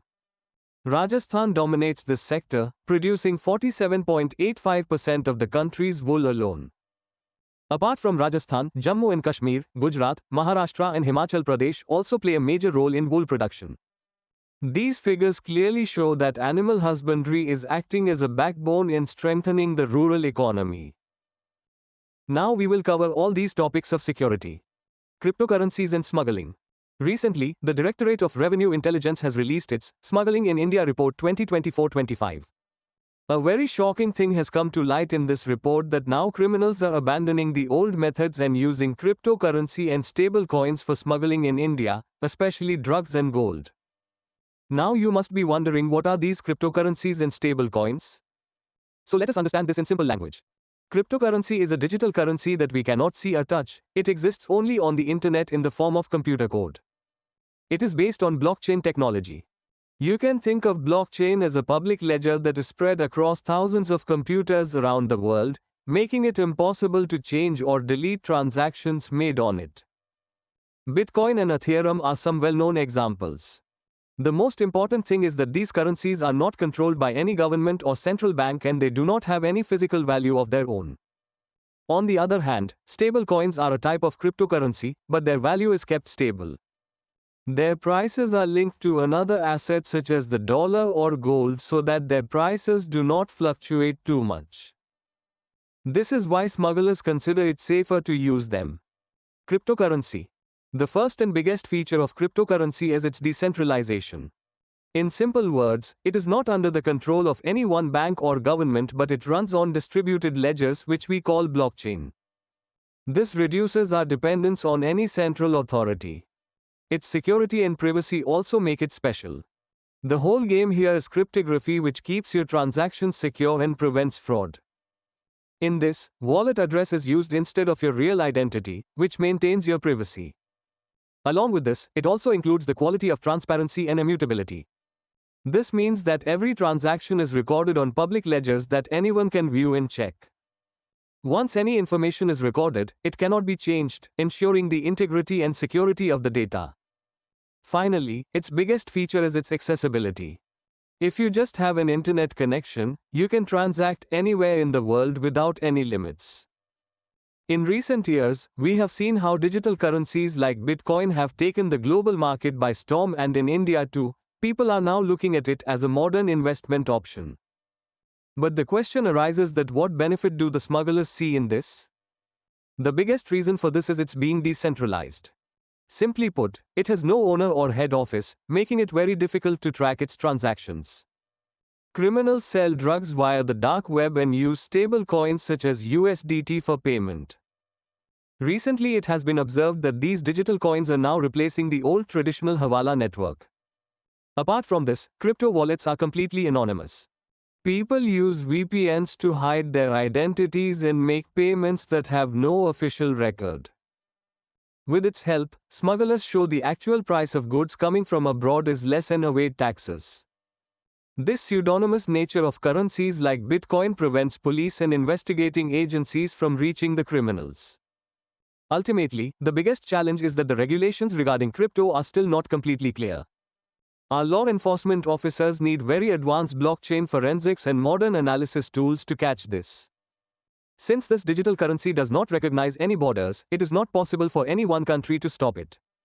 For example, in July 2024, the DRI busted a large syndicate that had used similar crypto wallets to send the proceeds of smuggling 108 kilograms of gold to China. What rules have been made to control this? Talking about India, the government has first implemented a strong tax system through the Finance Act 2022 feet.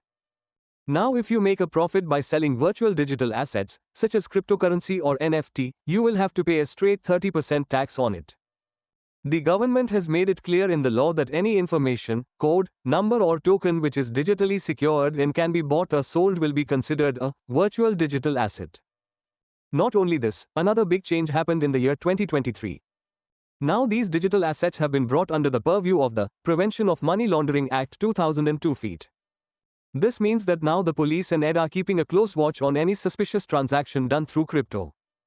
Not only in India, at the international level also, an organization named Financial Action Task Force is implementing strict international rules on stable coins to stop drug money and terror funding. The way forward is that we need even stronger regulations. For example, if any crypto transaction is above 1 lakh rupees, it should be mandatory to disclose the source of the money. Also, every crypto transaction should be linked to your PAN or Aadhaar card to maintain an official record. Along with this, anti-money laundering rules will have to be made more stringent. To catch drug and gold smuggling gangs, KYC and immediate reporting of every transaction should be mandatory on all crypto platforms. Investigating agencies like DRI and Enforcement Directorate will now have to become more modern. They will have to create blockchain forensic units that can use artificial intelligence to trace which money went to which wallet, even if the criminals are using VPNs. Since crypto knows no borders, we need to collaborate with other countries to share intelligence. The bottom line is that while criminals may be taking advantage of digital anonymity, if we strengthen our laws and forensic techniques, we can protect our financial integrity. Directorate of Revenue Intelligence, which we also call DRI in short. It is India's most prominent anti-smuggling agency whose main job is to eradicate illegal trade and smuggling. This important department was established in 1957 to protect the country's economy and security from external threats. If we talk about its administrative structure, DRI comes under the Ministry of Finance of the Government of India. Specifically, it works under the Central Board of Indirect Taxes and Customs (CBIC). This simply means that the responsibility of stopping tax evasion in the country and curbing illegal transactions of foreign goods lies on the shoulders of this department. The functioning of DRI is very wide as it does not work on just one law, but it has the power to enforce many laws. It mainly enforces the provisions of the Customs Act, 1962 strictly. Apart from this, it takes action under more than 50 allied laws like Arms Act to prevent arms smuggling and NDPS Act 1985 to eliminate drug trafficking. Be it poaching of wildlife or theft of ancient precious statues, DRI works to stop all these through the Wildlife Act and Antiquities Act. It is very important to understand the responsibilities of this organization because its work is directly related to the security of the country. Their first and foremost job is to detect and prevent the smuggling of contraband, which also includes illegal drug trafficking. Along with this department also keeps a close watch on illegal international trade of wildlife so that our nature and rare animals can be protected. Finally, another major responsibility of theirs is to prevent commercial fraud in which people often try to evade taxes or customs duties during international trade. You can also watch the video of PT 365 on our channel, in which we have covered current affairs in full detail. AI in law enforcement. Recently, Maharashtra government has launched Mahacrime OS AI, which is a huge step to tackle the increasing cyber crimes. It has been created jointly by big companies like Microsoft and CyberEye. This system will work like a digital assistant or co-pilot for the police. It can automatically analyze complaints, register cases immediately and even suggest to the police which direction the investigation should proceed. Now the question is, where else is AI useful in police work? The first and biggest advantage is predictive policing. In this, AI looks at the data of past crimes and estimates in which area or at what time crime is most likely to occur in the future. This can alert the police in advance. For example, in America, Clearview AI is being used to prevent cases related to child abuse. AI is also doing wonders in terms of investigation and monitoring. Now there are drones that can automatically chase suspects or monitor crime scenes. Facial recognition technology has been added to CCTV cameras installed in cities, which instantly identifies criminals by matching them with the national database. Automated number plate recognition is being used to identify vehicle number plates on the roads, which not only tells the number but also the color and model of the car. AI is also proving to be very helpful in court proceedings. With the help of speech-to-text, tools that convert speech directly into text, filing FIRs and recording witness statements has now become very easy and accurate. Apart from this, India's crime and criminal tracking network system is now connected to the data of prisons and forensic labs through AI, due to which the complete history of criminals is available at a click.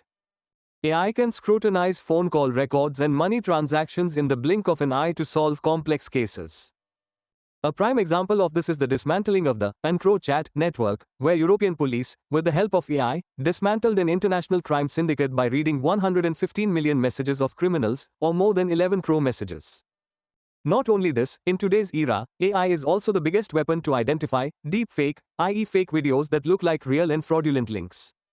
The technology can also perform hotspot forecasting, which, based on weather and historical data, tells police where and when they should deploy to control crowds. Despite its many strengths, the use of AI in policing raises serious questions and challenges that need to be understood. The biggest concerns are about privacy and widespread surveillance. When AI-powered cameras and sensors are installed everywhere, an environment is created where every person feels that they are being watched 24 hours a day. This is called the chilling effect, which can reduce people's freedom. The Supreme Court of India in the Puthaswamy Judgment 2017 has clearly stated that the right to privacy is a fundamental right under Article 21. Another major problem is algorithmic bias. AI systems learn from the same old data we give them. If there is discrimination against a particular community or caste in the old data, then AI also increases that discrimination further.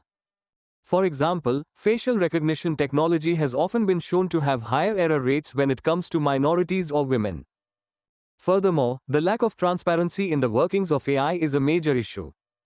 Many advanced AI systems are like black boxes, meaning that the logic behind them is so complex that humans cannot understand why the machine made that decision. The Toeslegen affair in the Netherlands is a prime example, where an AI system wrongly accused thousands of innocent families of fraud. Another human weakness is that we tend to overtrust AI, which is called automation bias. Police officers often ignore their professional judgment and take AI results as written in stone.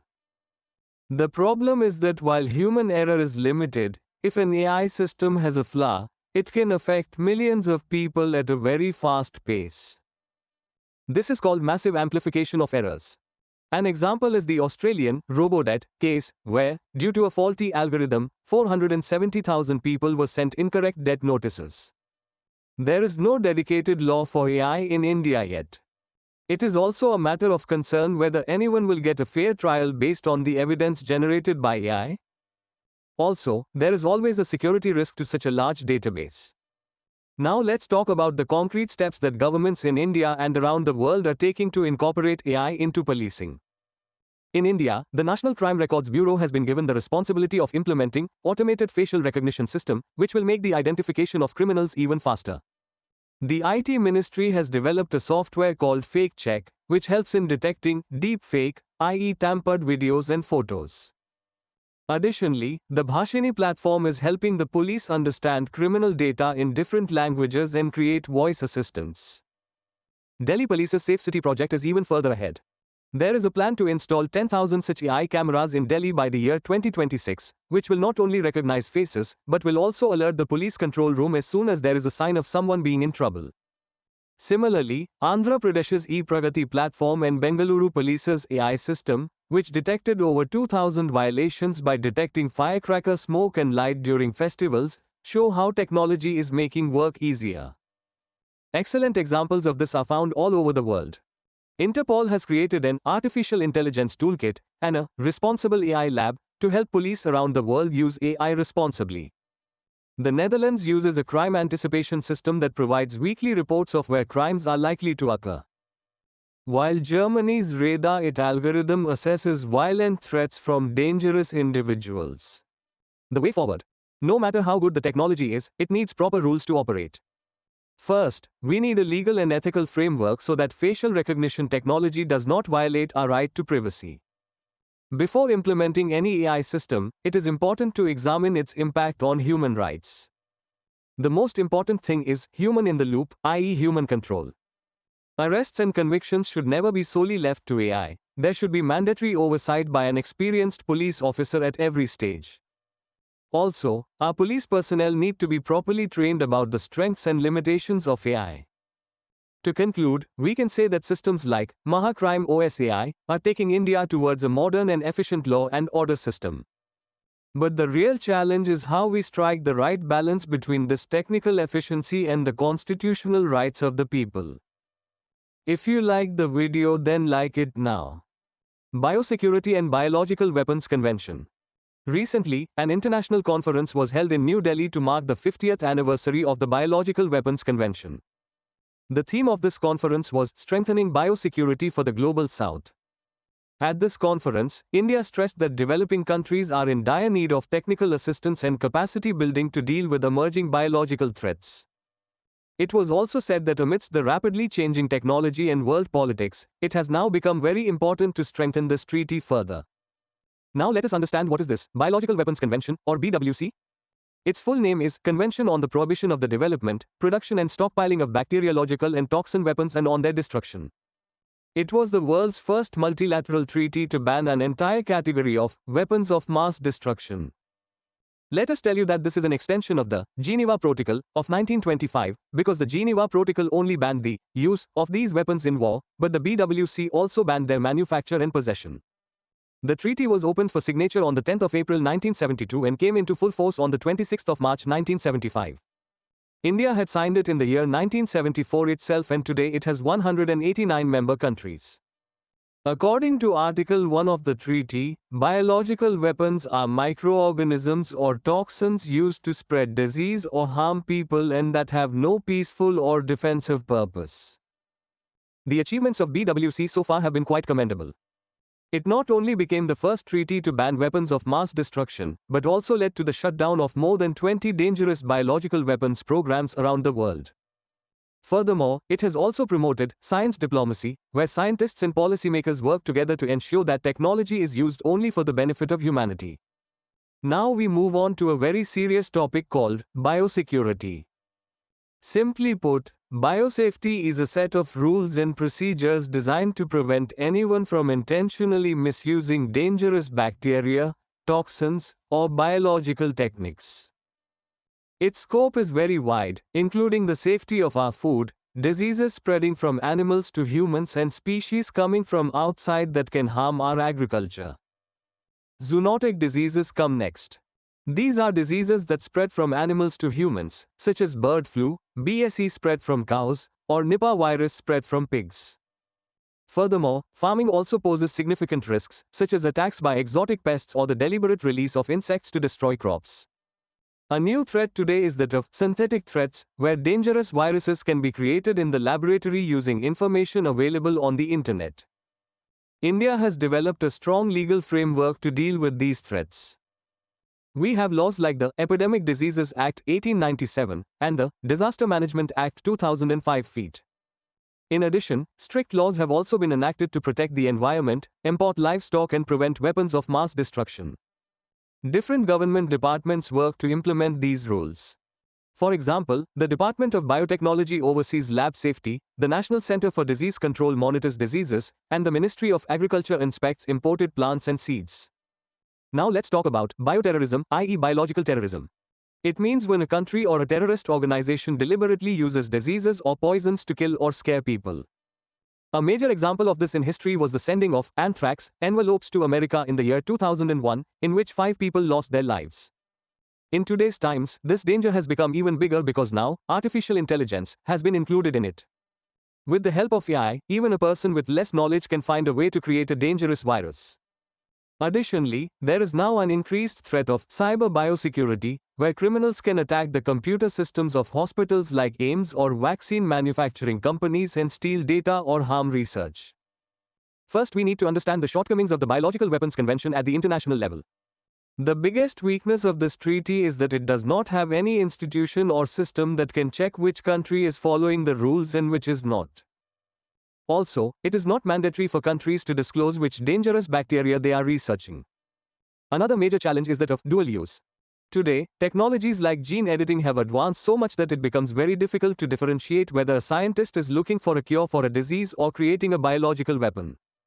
If we talk about India's internal challenges, our population density is very high and our expenditure on health facilities is still very low. Our economy is based on agriculture and animal husbandry, which makes us very vulnerable to agro-terrorism, i.e. attacks on agriculture.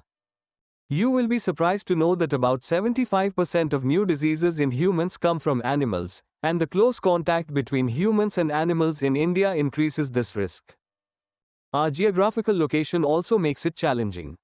Our borders are quite open, making it easy for any virus or invasive species to enter the country.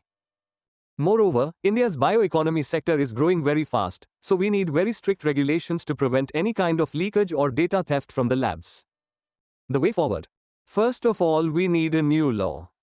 India needs to replace outdated regulations with a comprehensive public health and biosecurity bill.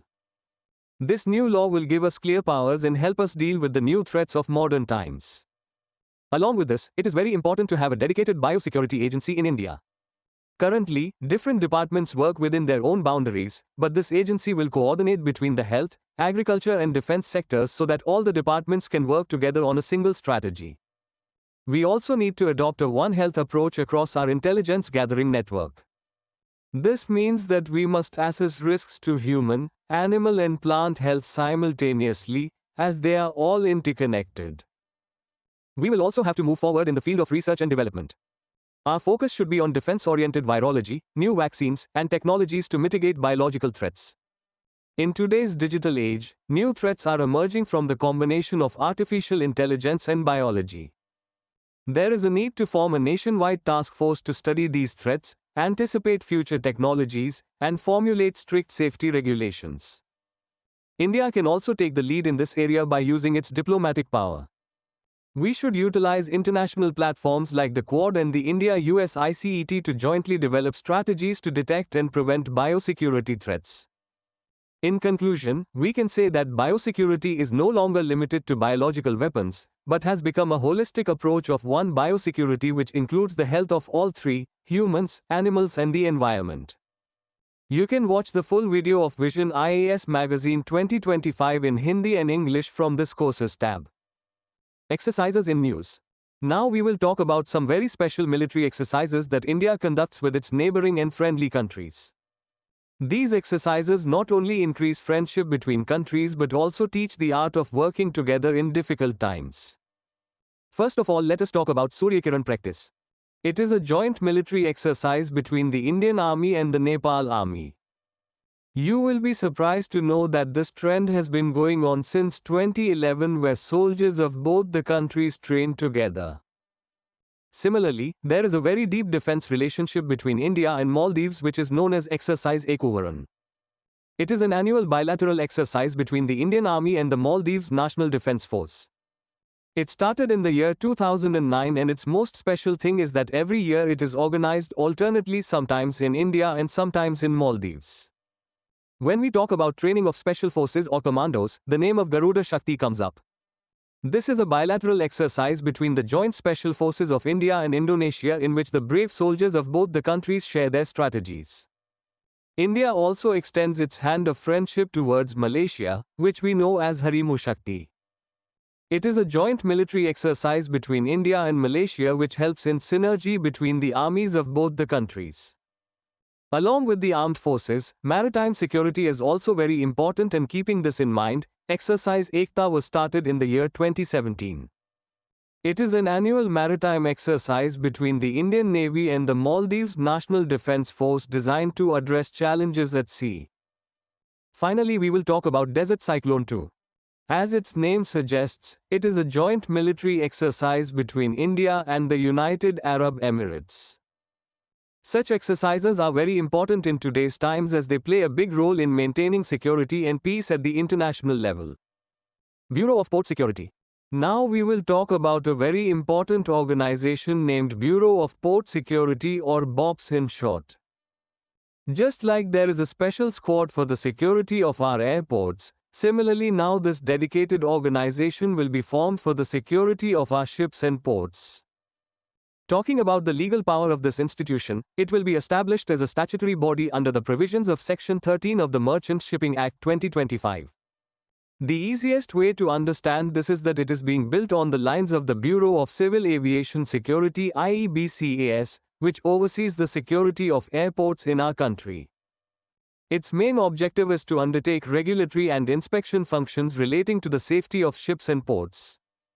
This means that this organization will decide what the safety rules will be and whether those rules are being followed properly or not. The main functions of BOPS include timely analysis, collection and sharing of security-related information.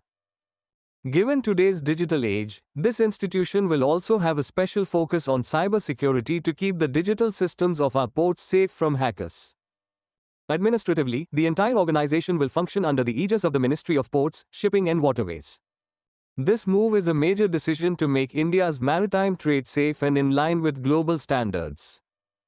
You can watch the videos of Vision IAS Magazine of all these months from these playlists. Inzwakshir. Recently, the President of India boarded the Indian Navy's indigenous submarine Inzwakshir and reviewed its functioning, which is a very proud moment for our defense sector. If we understand in detail about Inzwakshir, then it is the last submarine in the list of 6 submarines to be built under Project 75 Scorpion IEP 75. These submarines are also known as Calvary class. Technically, these Calvary class submarines are conventional submarines equipped with diesel-electric propulsion system. This simply means that these submarines use diesel engines and batteries for their energy. Apart from Vakshir, this special category includes 5 more powerful submarines named Kalvari, Khandri, Karanj, Vela and Wagya. All these have been built by Mumbai's Mazagon Dock Shipbuilders Limited in collaboration with France's Naval Group. This is a great example of India's Make in India initiative, where foreign technology and Indian skills are working together. The name of this submarine is also very interesting. Inzwakshir is named after the sandfish, a predatory fish that lives in the depths of the Indian Ocean. Just as this fish attacks its prey in the deep sea with pinpoint accuracy, in the same way our submarine is also fully prepared to keep an eye on India's enemies under the sea and deal with them. Best Weapon System. Recently, Defense Research and Development Organization (DRDO) has completed its first successful flight test of Pinaka long-range guided rocket. The biggest feature of this test is that this rocket has successfully achieved its maximum distance of 120 kilometers. If we understand the Pinaka system in simple language, it is a multi-barrel rocket launcher. Its main task is to carry out heavy bombardment over long distances, so that the enemy's positions and their preparations can be weakened before the start of a face-to-face battle.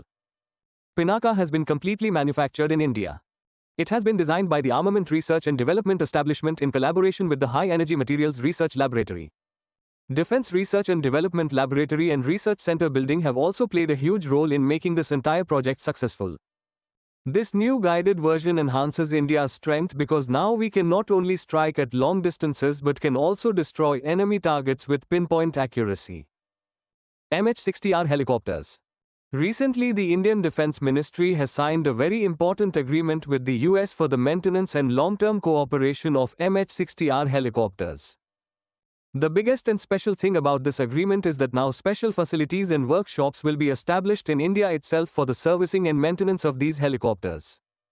This step will directly strengthen our dream of Atmanirbhar Bharat, as now we will not have to depend on other countries for minor repairs and our own engineers and technicians will become experts in it.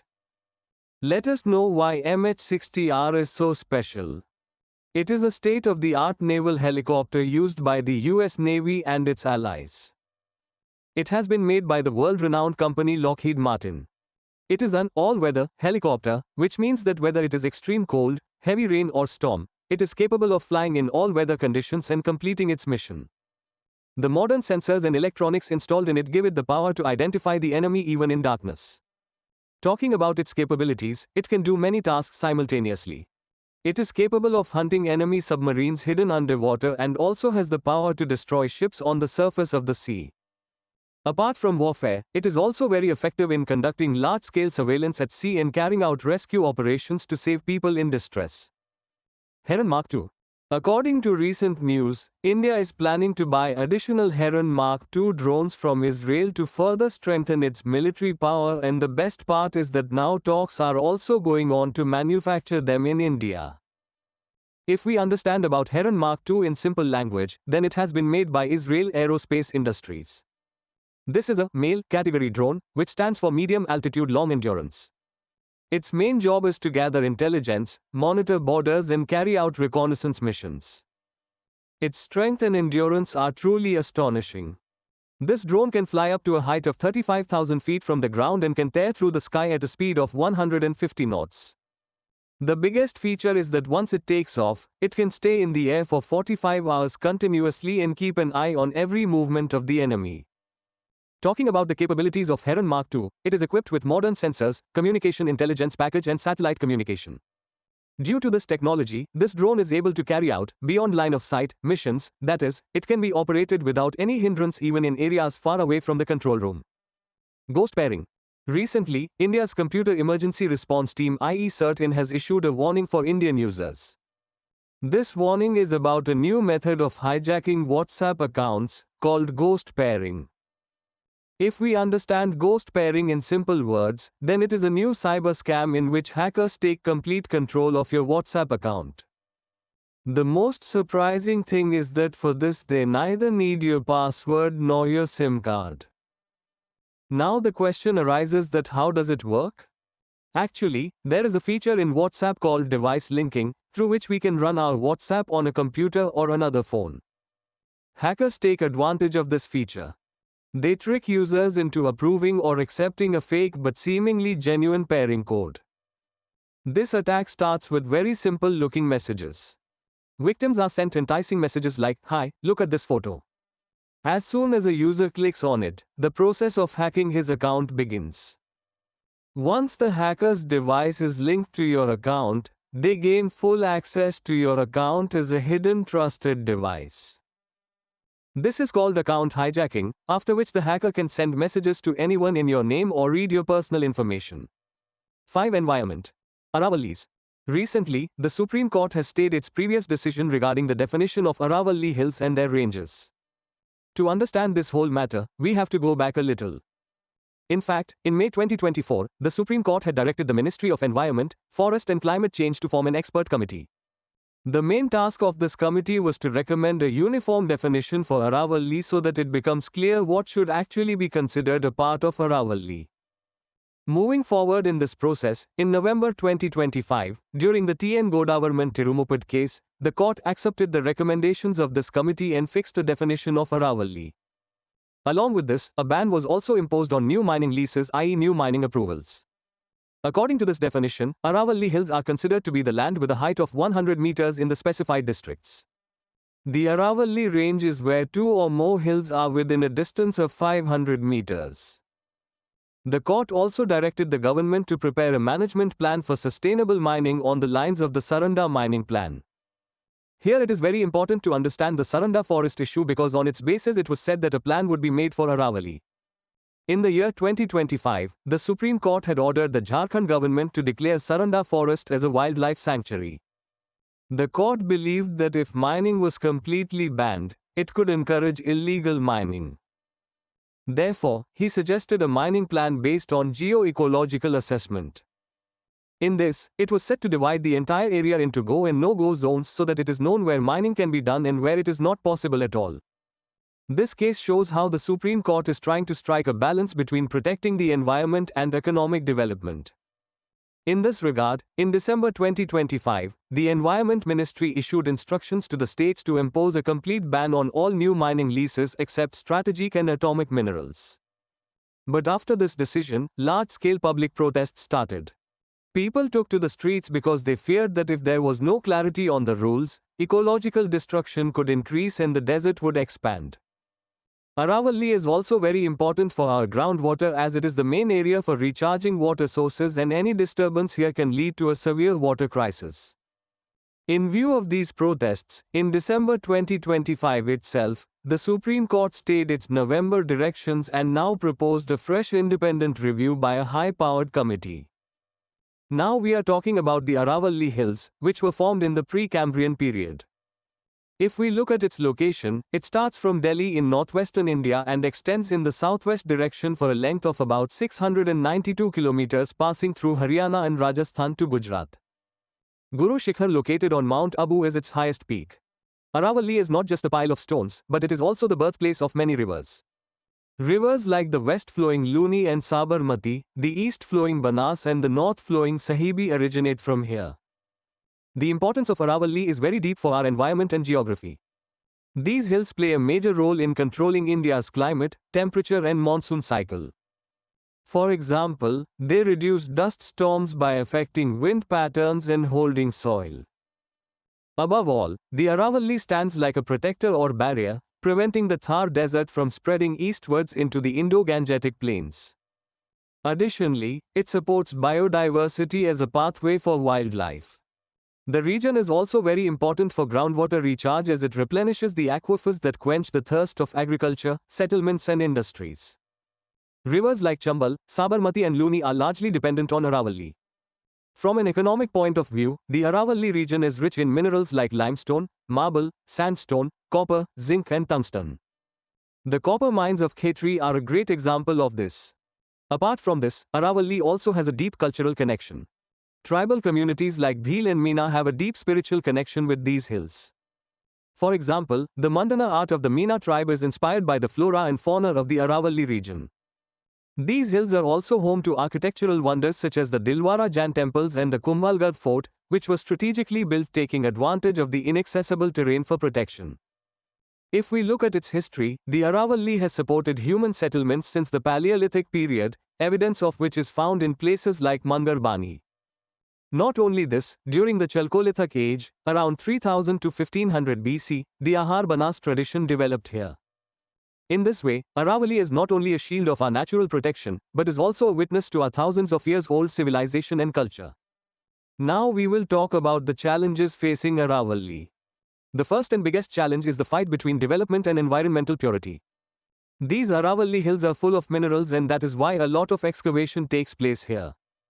Along with this, the rapid urbanization in the surrounding areas has completely disturbed the balance between economic development and nature. Simply put, in the race to earn money and build cities, we are losing the natural balance that is essential for our survival. The second major problem is unplanned urbanization and encroachment. People are occupying the land of these mountains and doing illegal construction without any proper planning. Even in the name of building infrastructure, nature is being tampered with. A prime example of this is the controversy surrounding the Aravalli Safari Park in Haryana, where environmental concerns have been raised in the name of development. When we thoughtlessly cut down mountains to create concrete jungles, the entire environment has to suffer the consequences. The final and most serious challenge is administrative shortcomings. Our governments and departments often fail to implement policies properly. The most strange thing is that the definition of Aravali is different in different states, due to which the rules to protect it do not work properly. Instead of coordinating with each other, state governments work in their own way, which we call an in-silo approach. Unless the administration works together and strict rules are implemented to save the Aravalis, it will be difficult to save these ancient hills.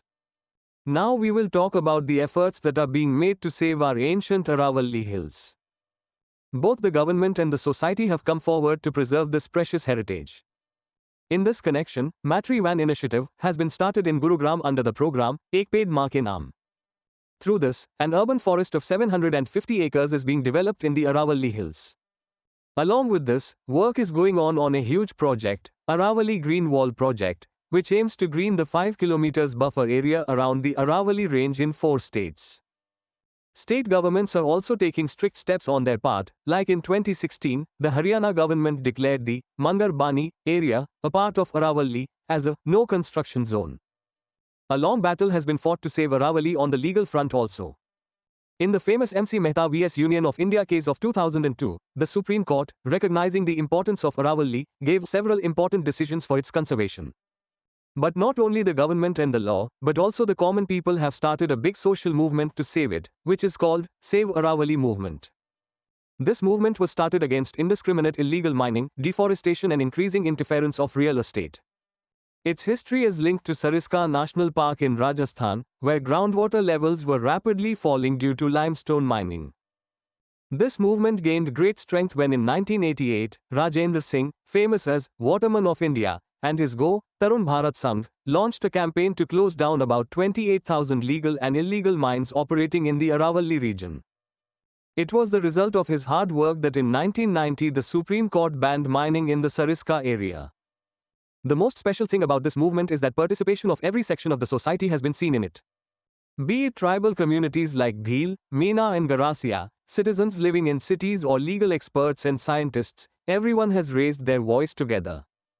They resorted to legal activism to make their point, pushing for the implementation of the precautionary principle and polluter pays rules in court.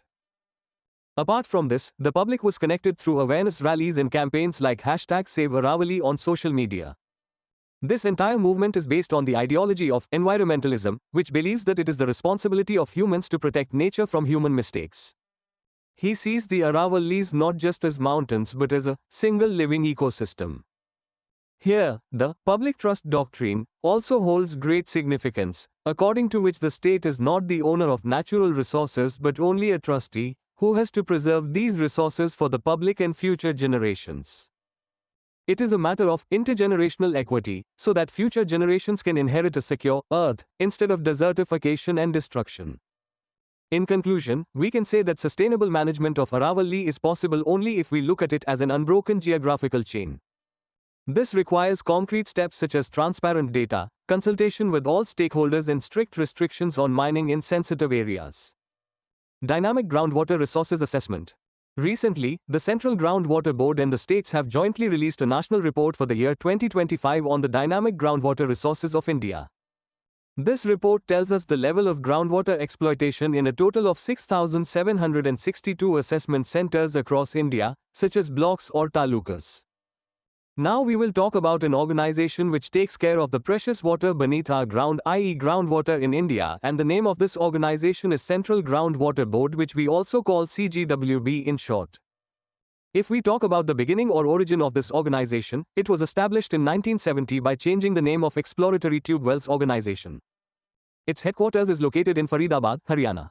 This institution is a top organization under the Ministry of Jal Shakti which works on groundwater and all the issues related to it in the country. The role of this organization is very wide as it handles important tasks like management, exploration, monitoring and regulation of groundwater resources across the country. Along with this, this organization also performs its responsibilities as Central Groundwater Authority i.e. CGWA, which was created under the Environment Protection Act 1986. If we look at the key data from this report, there has been a slight increase in the total annual groundwater recharge in India. And it has increased from 446.9 billion cubic meters in 2024 to 448.52 BCM. Similarly, extractable groundwater resources have also increased marginally to reach 407.75 BCM. However, the total amount of water extraction from the ground has also increased slightly to 247.22 BCM in the year 2025. An important term here is stage of groundwater extraction, which measures how much water we are extracting compared to what is returning naturally. This figure has now increased to 60.63%.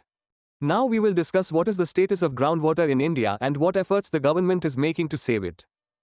To understand the status of groundwater exploitation in India, it has been divided into some categories. First comes the over-exploitation category, where the rate of water extraction far exceeds the capacity to replenish it. The good news is that it stands at 10.8%, a significant decline from 17.24% in 2017.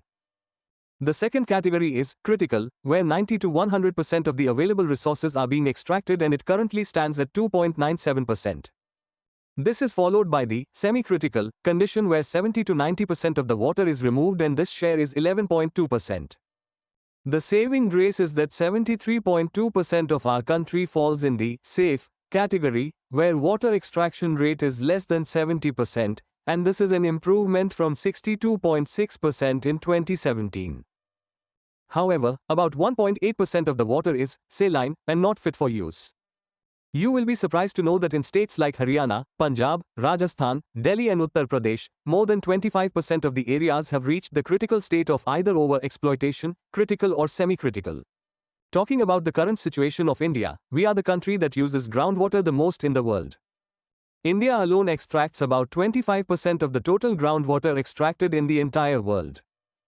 If we look at its usage, it meets 64% of our irrigation needs, 85% of rural drinking water, and about 50% of urban water needs. According to a 2024 report, 87% of extracted groundwater is used for agriculture and about 11% for domestic purposes. But the worrying thing is that pollution in this water is also increasing. For example, high levels of nitrate have been found in Rajasthan and Maharashtra, fluoride in Haryana, arsenic in the Ganga-Brahmaputra plains, and uranium in Punjab and Rajasthan. Groundwater management faces many major challenges. The biggest problem is over-exploitation. Due to increasing population, increasing use of water in agriculture and urbanization, water scarcity and drought-like conditions are arising. According to the Central Groundwater Board, in states like Rajasthan, Punjab, Haryana and Delhi, the rate of groundwater extraction is more than 100%, which means that more water is being extracted than is going into the ground. Pollution of heavy metals like uranium and lead in Delhi's groundwater has also become a major threat. Rapid urbanization is creating another problem called aquifer desaturation. Due to concrete roads and buildings in cities, rainwater is unable to seep into the ground, due to which the water-absorbing sources, i.e. aquifers, start drying up. Moreover, groundwater regulations in our country are based on outdated laws and are handled by several different agencies, leading to fragmented management. Climate change is further deepening this crisis. One study estimates that the rate of groundwater depletion could triple by 2080 as farmers will rely more on groundwater for irrigation due to the uncertainty of monsoons.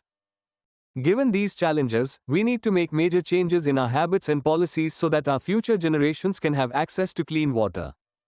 Falling water level is a big problem, and to solve it, the government has taken many important steps which are very important for us to understand. First of all, let us talk about India Groundwater Resource Estimation System, which is a GIS-based platform and is used to assess how much water we have left below the ground. Next comes the Atal Groundwater Scheme, which focuses on community participation so that people can work together to manage groundwater in a sustainable manner. Jal Shakti Abhiyan is a big name in the direction of water conservation, which especially focuses on those districts where there is severe water shortage and promotes rainwater harvesting there. Similarly, Jal Sanchay Jan Bhagidari is also an initiative that shows the way to take the society together for water sustainability. Under Mission Amrit Sarovar, the government aims to build at least 75 Amrit Sarovars in every district of the country or revive old ponds to collect water. To make the development and regulation of groundwater more efficient, the Bhuneer portal has been launched by the Central Groundwater Authority, which technically monitors the entire process. To know where and in what condition the water is below the ground, National Aquifer Mapping and Management Program is being run, which identifies natural water reservoirs, i.e. aquifers, and studies their properties.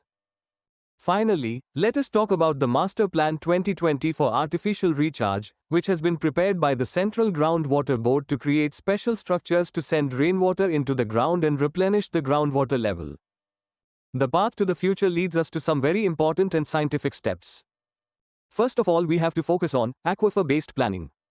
You will be surprised to know that the land of entire India is not the same. While the peninsular part of South India has hard rock aquifers, alluvial aquifers are found in the Indo-Gangetic plains of North India. The structure of both these areas and the needs of the people living there are different, so instead of imposing the same rules on everyone, we will have to find different solutions at the local level. Institutional reforms are equally important. The Mihir Shah Committee has suggested that we should merge the Central Water Commission and the Central Groundwater Board to form a National Water Commission. This will eliminate fragmentation in water management, and we will be able to see rivers and groundwater together. Along with this, there is also a dire need for legal reforms. At present in our country, underground water is considered to belong to the person who owns the land, but we need to separate groundwater rights from land ownership. This will enable local bodies and backward classes of society or small farmers to get legal rights over water and financial opportunities. We need to adopt sustainable water practices in agriculture. Since farming consumes the most water, we should focus on crop diversification, i.e. growing crops that require less water. Also, modern techniques like precision agriculture and zero tillage will have to be used. Rainwater harvesting and artificial recharge will have to be implemented on a large scale, just as the traditional Johad system of Rajasthan has conserved water for centuries. We should promote blue-green infrastructure in our cities, which means developing parks and greenery as well as rivers and lakes in a way that they can recharge groundwater. Finally, the greatest strength is the empowerment of the community. Unless common people join this campaign, change is difficult. Telangana's Mission Kakatiya is a great example of this. Under this mission, small irrigation structures were developed and old ponds and tanks were renovated through community management to ensure that there is no shortage of water for irrigation. In conclusion, this National Report 2025 holds a mirror to us, based on data. This report not only helps in better planning but also warns us about heavy metal pollution and drying up of water sources. We need to adopt a targeted approach so that every Indian has access to safe and accessible water. Solar energy in India.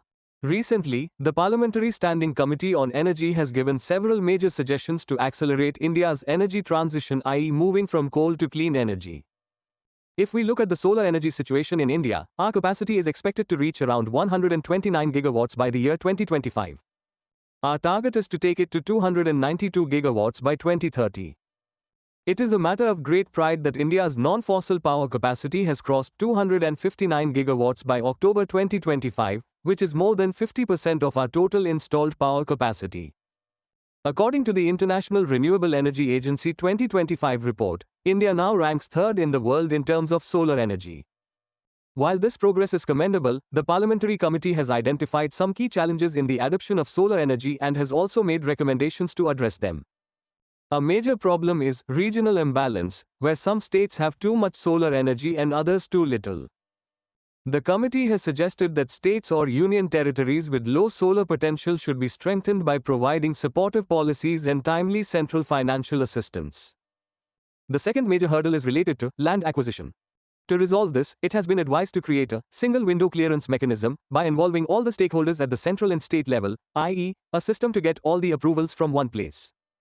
It is often seen that the pace of solar energy projects slows down. This requires better coordination between states and project developers so that problems can be identified and resolved quickly.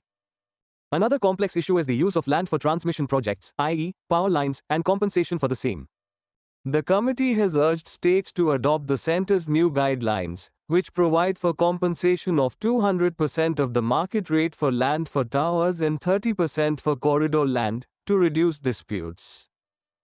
To reduce delays in forest and wildlife clearances, it has been suggested to create a dedicated portal where all the authorities involved in transmission are present together. Moreover, we have insufficient storage capacity to store electricity. For this, it has been said to encourage the major research institutes of the country to do research on storage technology by giving them special grants. Emphasis has also been laid on domestic manufacturing to make India self-reliant in the solar sector. The committee wants a dedicated scheme to be launched to manufacture components like polysilicon, ingots, wafers and solar glass in India itself.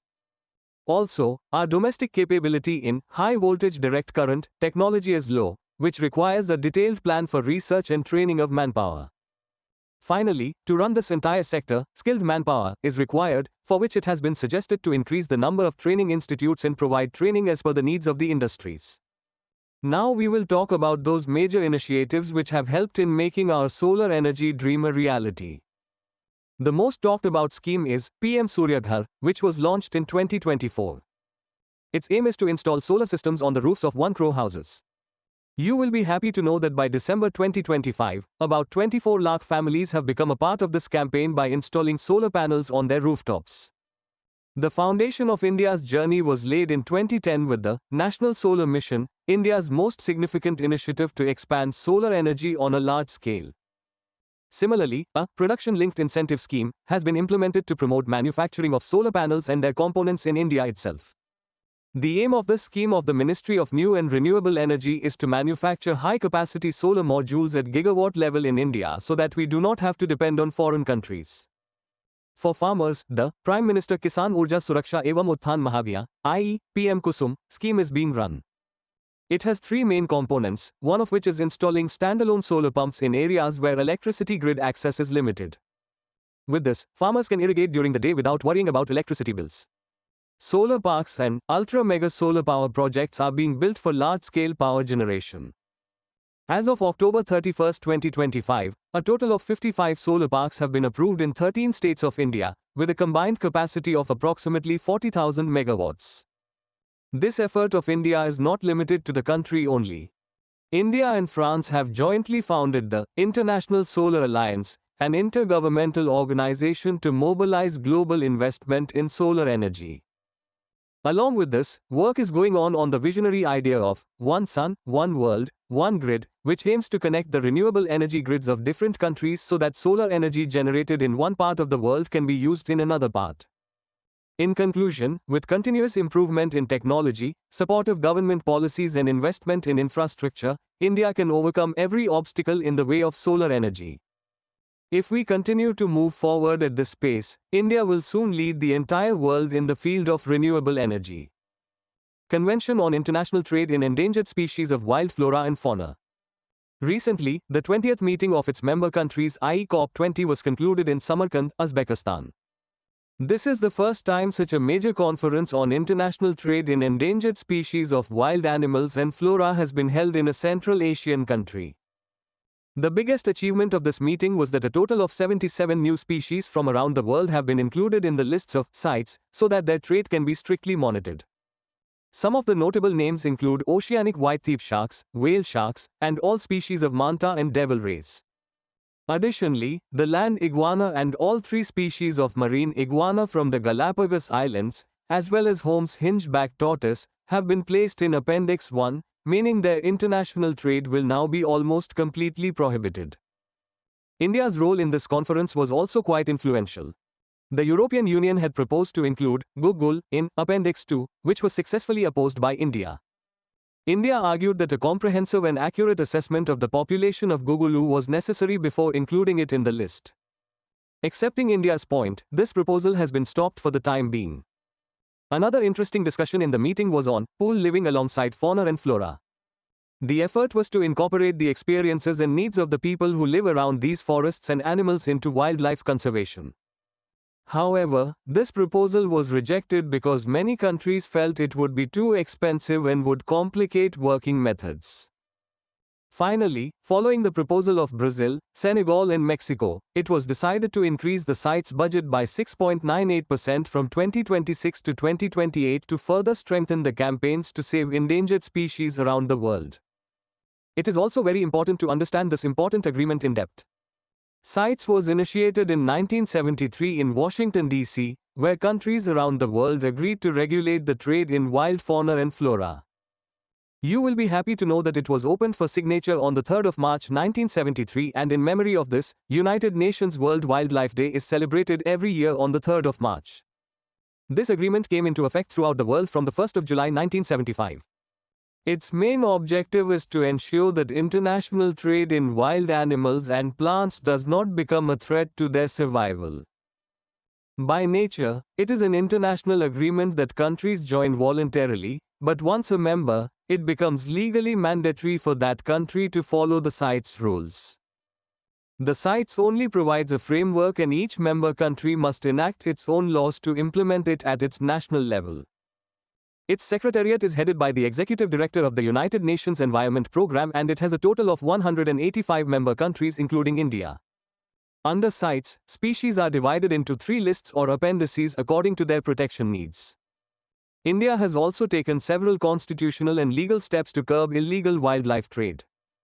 Article 51A of our Constitution states that it is the fundamental duty of every citizen to protect the natural environment. Article 48A directs the state to work for the protection of the environment and wildlife. Legally, we have the Wildlife Act, 1972, which has been amended from time to time to fully incorporate the provisions of the CITES into Indian law. At the institutional level, India has established the Wildlife Crime Control Bureau, which works to prevent illegal trade of wildlife and its products. The Bureau also participates in global operations in collaboration with Interpol and sensitizes authorities. Apart from this, centrally sponsored schemes like Integrated Development of Wildlife Habitats provide financial and technical assistance to the states for conservation of wildlife. It is only through these collective efforts that we are able to preserve our biodiversity. Seismic Zonation Map of India. Recently, the Bureau of Indian Standards has made a major change in the Earthquake Design Code and released the new Seismic Zone Map of India.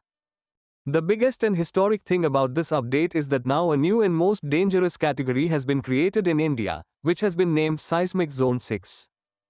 The entire Himalayan region has been placed in this highest risk category because there is a lot of underground movement here. Earlier, there were only 4 seismic zones in India, where Zone 5 was considered the most active. But now this new map has been prepared using the scientifically more accurate, probabilistic earthquake hazard assessment method. According to the new data, 61% of India now falls in the moderate to high risk categories, up from 59% earlier. It is also a matter of concern that 75% of India's population lives in these earthquake-prone areas. Making the rules more stringent, it has now been decided that if a city is located on the border of 2 different areas, it will automatically be considered a high-risk zone. This decision has been taken keeping in mind the geographical reality rather than administrative boundaries. This map also specifically includes those parts of the Himalayas where no major surface rupturing event has occurred in the last 200 years, but where heavy energy pressure remains. This time, not only the ground movement, but also through the probabilistic exposure and multi-hazard assessment method, it has been seen what impact the earthquake will have on the dense population, infrastructure and society there. Another very important rule has been added from the safety point of view, which relates to the non-structural parts of buildings. Often, earthquakes cause major injuries due to falling roof parapets, water tanks or power lines.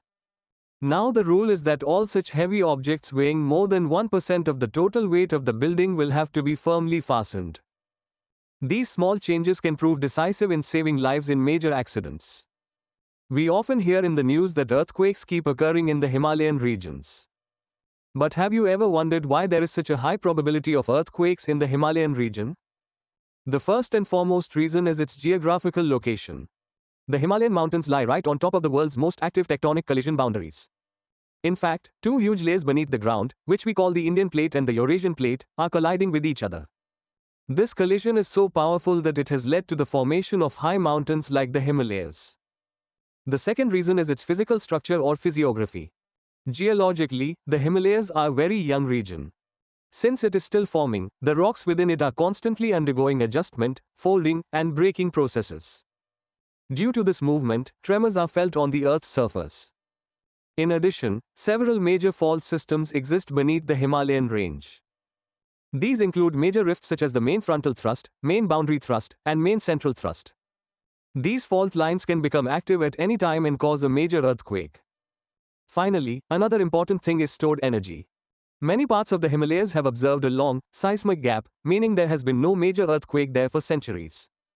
This means that a large amount of energy has been stored beneath those areas, which could be released in the form of a major earthquake in the future. What is an earthquake? In simple words, earthquake means sudden shaking or trembling of the earth.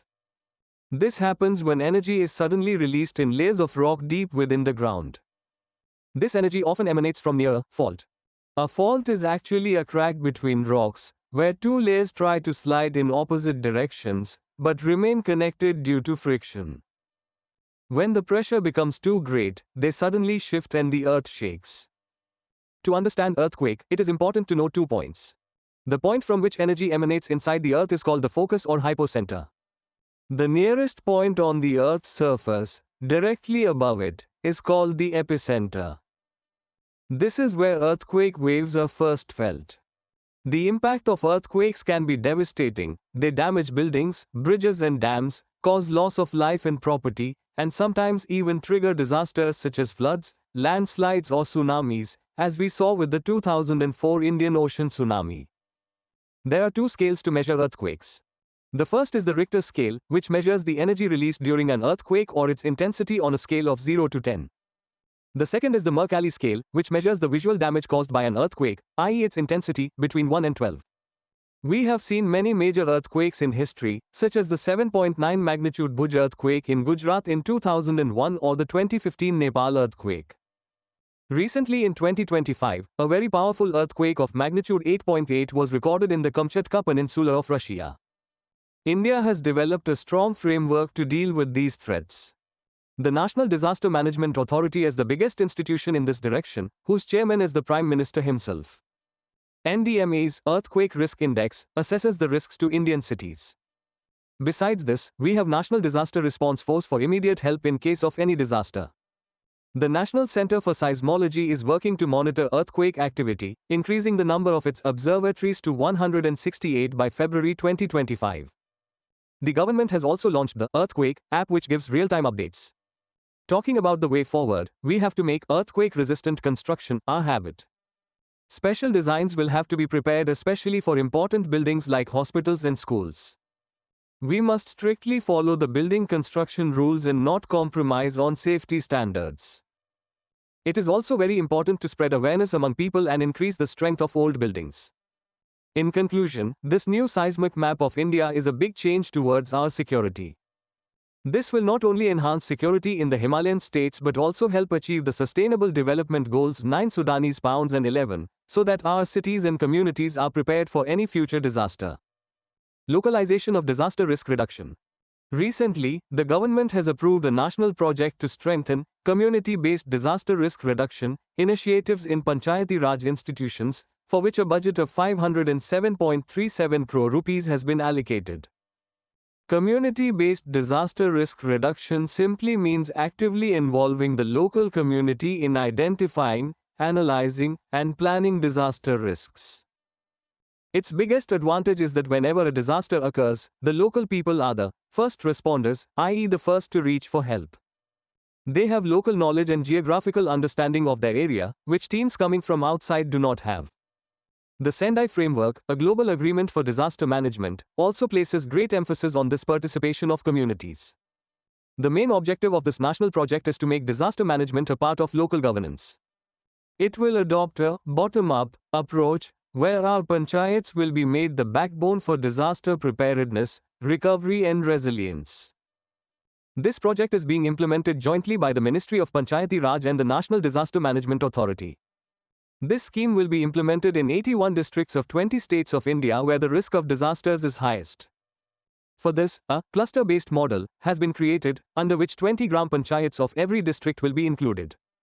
The special thing is that one gram panchayat in every state will be developed as a model gram panchayat. These panchayats will focus on 6 specific hazards like floods or earthquakes and will serve as an example of how any disaster can be tackled boldly through planning, infrastructure and preparedness. Now we will discuss a very serious but important topic, that how we can strengthen disaster management at our village level. The greatest significance of this preparedness at the local level is that it empowers communities as first responders, making disaster preparedness directly a part of local governance. Besides, it protects rural economic gains so that villages do not fall into the cycle of poverty after the disaster. This ensures a sustainable and ongoing response by creating a sense of community ownership over disaster response resources. But there are some big challenges along the way that we will have to overcome. The first problem is a lack of knowledge and capacity, as local institutions often lack the necessary technical and administrative expertise. The second major obstacle is limited financial autonomy, as the lack of dedicated funds hinders effective preparedness and response. Furthermore, communication is often weak due to poor coordination between different levels of administration such as village, district and state officials. But now the question is, how is this being translated into reality? For this, the government has started many excellent initiatives. Firstly, the Ministry of Panchayati Raj has directly linked the Disaster Management Plan to the Gram Panchayat Development Plans, so that disaster resilience planning is already integrated into village development. Along with this, local volunteers are being trained under the Apada Mitra Yojana so that they can help the panchayats when needed. In today's digital age, technology is also being used extensively. Transparency is being brought in the expenses of panchayats through the Gram Swaraj app, while geographical mapping of the village is being done through tools like Gram Map so that right decisions can be taken.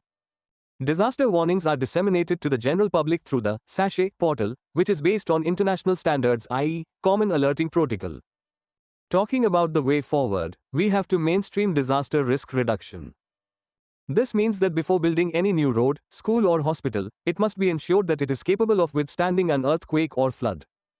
We also need to focus on nature-based solutions, such as saving mangroves and wetlands, which act as natural shields. Moreover, the success we have achieved in selected, model Gram Panchayats needs to be extended to all the more than 2.5 lakh Panchayats in the country. We should also learn from some of the best examples at the local level. For example, Tampra wetland in Orissa and Kabartal in Bihar have been rehabilitated to absorb water-related disasters. This is called ecosystem-based disaster risk reduction. The example of Poju Thana Panchayat of Kerala is illustrative. During the devastating floods of 2018, the local government coordinated relief operations so effectively through pre-prepared hazard maps and rural response teams that the damage was kept to a minimum. In conclusion, we can say that the push given to this national project is a big step towards making our panchayats and communities disaster resilient. When our local governments are empowered, disaster management will not just be a government response but will become a way of life at the grassroots level. Ramsar Wetlands. Recently, India has included Gogabil Lake of Bihar, Sili Said Lake of Rajasthan and Kopra Reservoir of Chhattisgarh in the list of lakes of international importance called Ramsar List. With the addition of these three new names, India now has a total of 96 wetlands under the Ramsar Convention, which is a matter of pride for the natural beauty and biodiversity of our country. Let us first know about Sili Said Lake of Rajasthan. This lake is located in Patpur in Alwar district of Rajasthan. The area falls in the semi-arid zone and is part of the buffer zone of the famous Sariska Tiger Reserve. You will be surprised to know that this is a man-made lake which was created by Maharaja Vinay Singh in 1845 AD by building a dam on a tributary of the Rupa Rail River. The biodiversity here is very rich, where we get to see animals like Egyptian vulture, black stork, tiger, Indian pangolin, leopard and sambar. Now let's talk about Kopra Reservoir of Chhattisgarh, which is located in Bilaspur district. This reservoir is built in the upper catchment area of Mahanadi. Its open water area is quite vast and provides shallow and nutrient-rich water which is very good for aquatic life. Birds like bar-headed goose, Egyptian vulture, river tern and greater spotted eagle reside here. However, today this reservoir is under threat from siltation, invasive species introduced from outside and intensive farming taking place nearby. After this we move towards Gogabil Lake of Bihar, which is an oxbow lake located in Katihar district. This lake is formed by the flow of Mahananda and Kankhar rivers in the north and the confluence of Ganga river in the south and east. The biggest speciality of this lake is that it is the first community reserve of Bihar. It is home to many types of birds, some of which are migratory birds coming from faraway countries. Finally, it is important to understand what this Ramsar list is. It originated under the Wetlands Convention adopted in 1971 in Ramsar, Iran, and today is the world's largest network of protected areas. About 90% of the member countries of the United Nations, including India, have become signatories, i.e., contracting parties of this treaty. When a lake or marshy area is included in this list, it gets a new status at the national level and the whole world considers it important for humanity. For any place to be declared a wetland of international importance, it must meet at least one of the 9 criteria set by the Ramsar Convention. International Treaty on Plant Genetic Resources for Food and Agriculture. Now we will talk about an international treaty that is directly related to our plate and the food of the future. It is called the International Treaty on Plant Genetic Resources for Food and Agriculture, or ITPGRFA for short. Recently, the 11th session of the governing body of this treaty was concluded in Lima, Peru. In this meeting, there was discussion on improving a very important system called Multilateral System or MLS. In fact, this system regulates the sharing of genetic resources and the distribution of benefits from them for 35 major food crops and 29 fodder crops. These crops make up about 80% of the world's vegetarian diets and are described in detail in Annex 1 of the treaty. When a country adopts this treaty, it agrees to make its genetic diversity for these crops, especially from its government gene banks, available to all other member countries through this multilateral system. At this 11th session, a compromise proposal was put forward which called for the adoption of a revised Standard Material Transfer Agreement. The agreement regulates the exchange of plant genetic material, prevents its misuse and ensures that any commercial benefits arising from it are shared fairly. However, crucial issues such as payment rates and limits could not be agreed upon and were deferred to the next meeting. Rules such as payment systems, expanding the list of crops and digital sequence information are still pending. India's stand in this entire matter has been very clear and strict. India has demanded protection of its sovereign rights and fair sharing of benefits. India opposed the vague or ambiguous draft and insisted that all unresolved issues should be reconsidered at the next meeting. Reports in news. Now we will talk about 2 such important reports of the world, which tell us the real condition of our earth and environment. First of all, let us talk about the State of the World's Land and Water Resources for Food and Agriculture, IESOLAW 2025 report. This report is published every 2 years by the Food and Agriculture Organization of the United Nations. The main theme of this report for the year 2025 has been kept as Capacity for More and Better Production. This report warns us that by 2050 we will need 50% more food to feed the world's population than in 2012, but we have almost run out of room to add new land for farming. This report states that more than 60% of the land used for agriculture is degraded today and 70% of the world's fresh water is used for agriculture alone. This report suggests that instead of expanding land, we now need to manage the limited land and water better.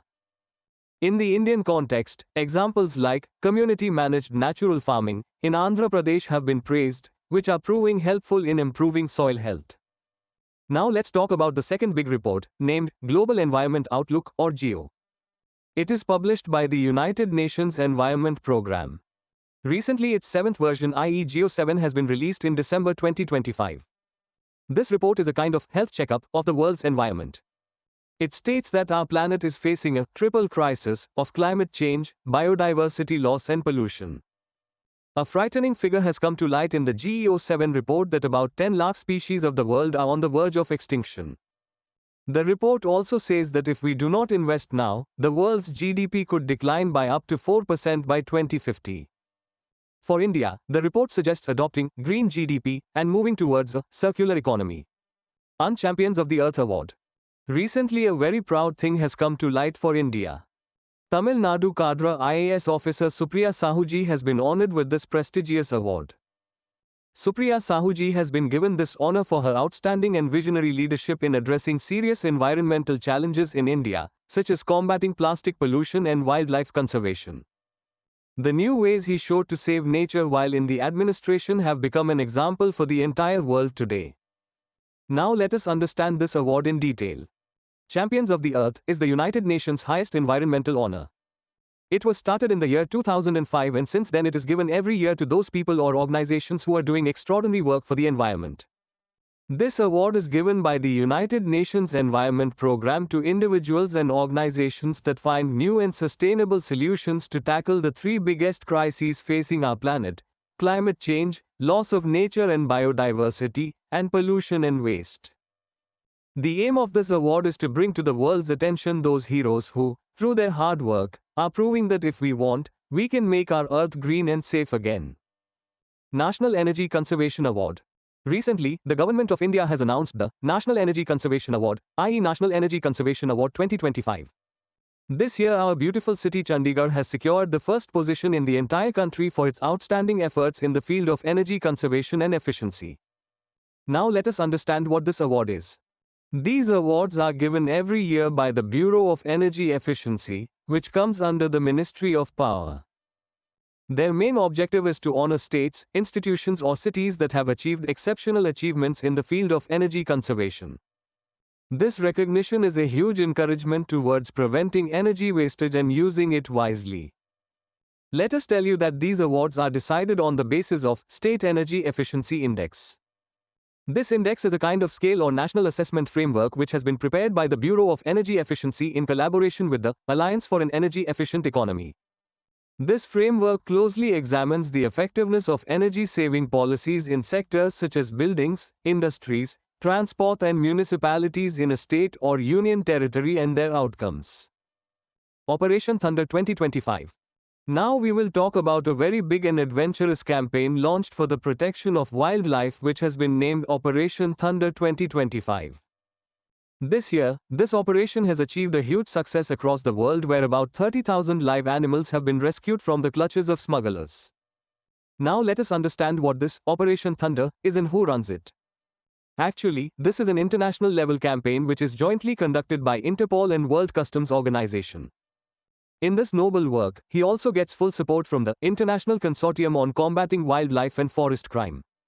The main objective of this operation is to prevent and seize illegal trade of wildlife and forest wealth through a supply chain spread across the world. This campaign is not just limited to saving animals, but its real aim is to identify and completely eliminate the criminal networks that are involved in such environmental crimes. Ratan Mahal Sanctuary. This news is related to our glorious state Gujarat. You will be very happy to know that after a long wait of 33 years, Gujarat has once again regained its lost status of being a tiger state. Gujarat has received this honor after the permanent presence of a tiger was confirmed in the Ratan Mahal Wildlife Sanctuary located in central Gujarat. With this news, Gujarat has created a unique record on the map of India. Now Gujarat has become the only state in India where three major species of big cats, Asiatic lion, tiger and leopard live together. This is a wonderful result of the hard work of our Environment and Forest Department. Let us now know a little more about Ratan Mahal Wildlife Sanctuary. The sanctuary is located in the Dahod district of central Gujarat, on the border of Gujarat and Madhya Pradesh. It was established in the year 1982 as a wildlife sanctuary. Although this sanctuary is famous for having the highest population of sloth bears in the entire Gujarat. But now the roar of the tiger here has given it a new identity. In the forests here you can see many wild animals like leopard, sloth bear, nilgai and four-horned antelope. If we talk about its geographical importance, the dense forests here form the catchment area of the Panama River, a major river of central Gujarat, which is considered the lifeline of this area. Maitri Research Station. India has decided to take a big step in the world of science. Our government is planning to replace its old Maitri Research Station in Antarctica with a brand new and modern Maitri 2 station, which is targeted to be ready by the year 2032. This new Maitri 2 station will be a state-of-the-art research hub fully equipped with modern technology, where scientists will be able to stay throughout the year and continue their research. With the establishment of this new center, India's scientific capabilities in the icy plains of Antarctica will reach new heights.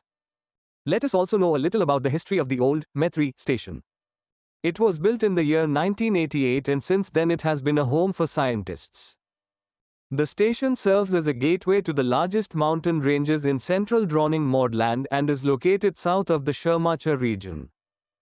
After facing harsh winters and blizzards for so many decades, it now needs a new and better structure. India's relationship with Antarctica is very old and deep. You will be proud to know that apart from METRI, India also has polar research centers. India's first scientific base station was Dakshin Gangotri, which has now been decommissioned. Apart from this, currently, Bharti station is also working actively in Antarctica. Not only in the South Pole, but India also has its own station in the North Pole, i.e. Arctic, named Himadri. Tsunami-ready villages. The Indian government has set a big target to make 100 villages of the country fully prepared for tsunami, i.e. tsunami-ready. A great start has been made in this direction, and currently 24 coastal villages of Orissa have been recognized as tsunami-ready by UNESCO. This accreditation is granted under the Tsunami Ready Recognition Program, which is overseen by the National Tsunami Ready Recognition Board. Now you might be wondering what a tsunami ready village is like. In fact, this certificate is given only to those villages where the people have complete information about tsunami, who have made preparations and mapping to deal with the danger, and where safe exit maps, i.e. evacuation maps, are displayed publicly. Additionally, there should be a 24-hour alert system, and villages should regularly participate in mock drills. Behind this entire campaign is UNESCO's international community effort called TRRP. Its aim is to prevent and reduce risks in coastal areas around the world. Under this program, the village is evaluated on the basis of 12 specific indicators, and this recognition is renewed every 4 years so that the preparation is always strong. In India, it is implemented by a national board constituted by the Ministry of Earth Sciences, comprising experts from institutions like INCOIS and NDMA. India is not limited to villages only to deal with tsunamis, but we have many other storm systems as well. The National Disaster Management Authority has issued special guidelines for this, which emphasize on making people aware and providing training. Apart from this, we have the Indian Tsunami Early Warning Center, which sends tsunami advisories and information not only to India but also to other countries in the Indian Ocean. We are also making full use of technology, such as bottom pressure recorders that measure pressure deep in the ocean, and satellite communications, to ensure timely warnings. Infrastructure projects in News. Subansiri Lower Hydroelectric Project. First of all, let us talk about Subansiri Lower Hydroelectric Project. This is India's largest hydroelectric project till date. Its total capacity is 2000 megawatts, in which 8 units of 250 megawatts each have been installed. The project is designed under Run of the River scheme, which means it uses the flow of the river to generate electricity. This huge project is being built by National Hydroelectric Power Corporation, i.e. NHPC. If we talk about its location, it is located near North Lakhimpur on the border of Arunachal Pradesh and Assam. The project is built on the Subansiri River, a very important tributary of the Brahmaputra River. With the full commissioning of this project, the power shortage in Northeast India will be resolved and the country will get clean energy. Now let us go to the snowy valleys of Ladakh, where Shyok Tunnel has been constructed to increase the strength of our army. This tunnel has been built on the strategically important Durbuk Shyok Daulat Beg Oldie Road located in eastern Ladakh. This is the same famous road which connects Leh to Daulat Beg Oldie, the world's highest military outpost located near the China border. Recently in December 2025, Defense Minister Rajnath Singh Ji has inaugurated this 920-meter-long tunnel. This tunnel has been built by the Border Roads Organization, i.e. BRO. Its most important feature is that it is an engineering example built using the cut and cover technique. In this area of Ladakh, the road used to get closed due to heavy snowfall and blizzards in winter, but now due to this tunnel, our army will get connectivity in all seasons. This tunnel will not only speed up the movement of troops but will also prove to be a lifesaver for the people of border villages. Cholar and Dokla passes. The Government of India has opened 2 very important passes of Sikkim, Cholar and Dokla, for tourists under the Bharat Ranbhumi Darshan initiative. First of all, let us understand what this Bharat Battlefield Darshan is. Actually, this is a unique and joint initiative of the Indian Army and the Ministry of Tourism. Its objective is to provide our citizens an opportunity to visit historical battlefields in places of military importance where our soldiers displayed valor. The areas which were till now out of reach of common people have now been prepared for battlefield tourism. Let us now know more about these passes. First, let us talk about Cholar Pass. It is situated at an altitude of about 17,782 feet above sea level in the Cholar range of the eastern Himalayas. Let us tell you that the famous Natula and Jalipla passes are also part of this Cholar range. This pass connects Sikkim to the Chumbi Valley of Tibet. It has a big name in the pages of history, as it was a major witness to the military clash between India and China in 1967. Now let's talk about Doklam Pass, which is often also known as Doklam. It is located on the edge of the Doklam Plateau in eastern Sikkim. The biggest geographical feature of this place is that it is very close to the meeting point of India, Bhutan and China, i.e. the Tri-Junction. Doklam Pass is the same place where a long border standoff took place between the armies of India and China in the year 2017, which attracted the attention of the entire world. 6. Social issues. Child marriage in India. Recently, the Government of India celebrated the first anniversary of its Child Marriage Free India campaign. On this special occasion, the government has launched a 100-day awareness campaign across the country whose sole aim is to completely free India from the evil practice of child marriage. This campaign, run by the Ministry of Women and Child Development, has a very clear goal. The government wants to reduce the rate of child marriage in the country by 10% by the year 2026 and make India completely child marriage free by the year 2030. In fact, this effort is not limited to our country only, but it is a part of our international commitment to the United Nations, in which we have promised to end this practice by 2030. Now the question arises that what is legally called child marriage? Under the Child Marriage Prohibition Act in India, if the girl is below 18 years of age and the boy is below 21 years of age, then such marriage is considered a child marriage. This practice is not only against our law but also violates the International Convention on the Prevention of Discrimination Against Women and the International Convention on the Rights of the Child. When a child is married at a young age, it starts a cycle of poverty that never ends. It exacerbates gender inequality and poses serious health risks, particularly in rural and tribal areas. If we look at the current situation of child marriage in India, the data from the National Family Health Survey tells us some good and some worrying things. The good thing is that in the last 15 years India has made great progress in this direction. While the rate of child marriage was 47.4% in the year 2005-06, it has come down to 23.3% in 2019-21. That means we have almost halved this problem. But it is also a matter of concern that this pace of improvement has now slowed down a bit. Between 2015-16 and 2019-21, it has declined by only 3.5 percentage points, which shows that we still face many challenges in completely eradicating this practice. Its situation is also quite different in different states of India, which we can call regional inequality. According to the data, the highest impact of child marriage among women aged 18 to 29 years has been seen in West Bengal at 42% and Bihar at 40%, while in Tripura this figure is 39%. On the contrary, there are some areas where the situation is much better, like in Lakshadweep it is only 4%, while in Jammu and Kashmir and Ladakh it is 6%. States like Himachal Pradesh, Goa and Nagaland have also performed well, where the rate is only 7%.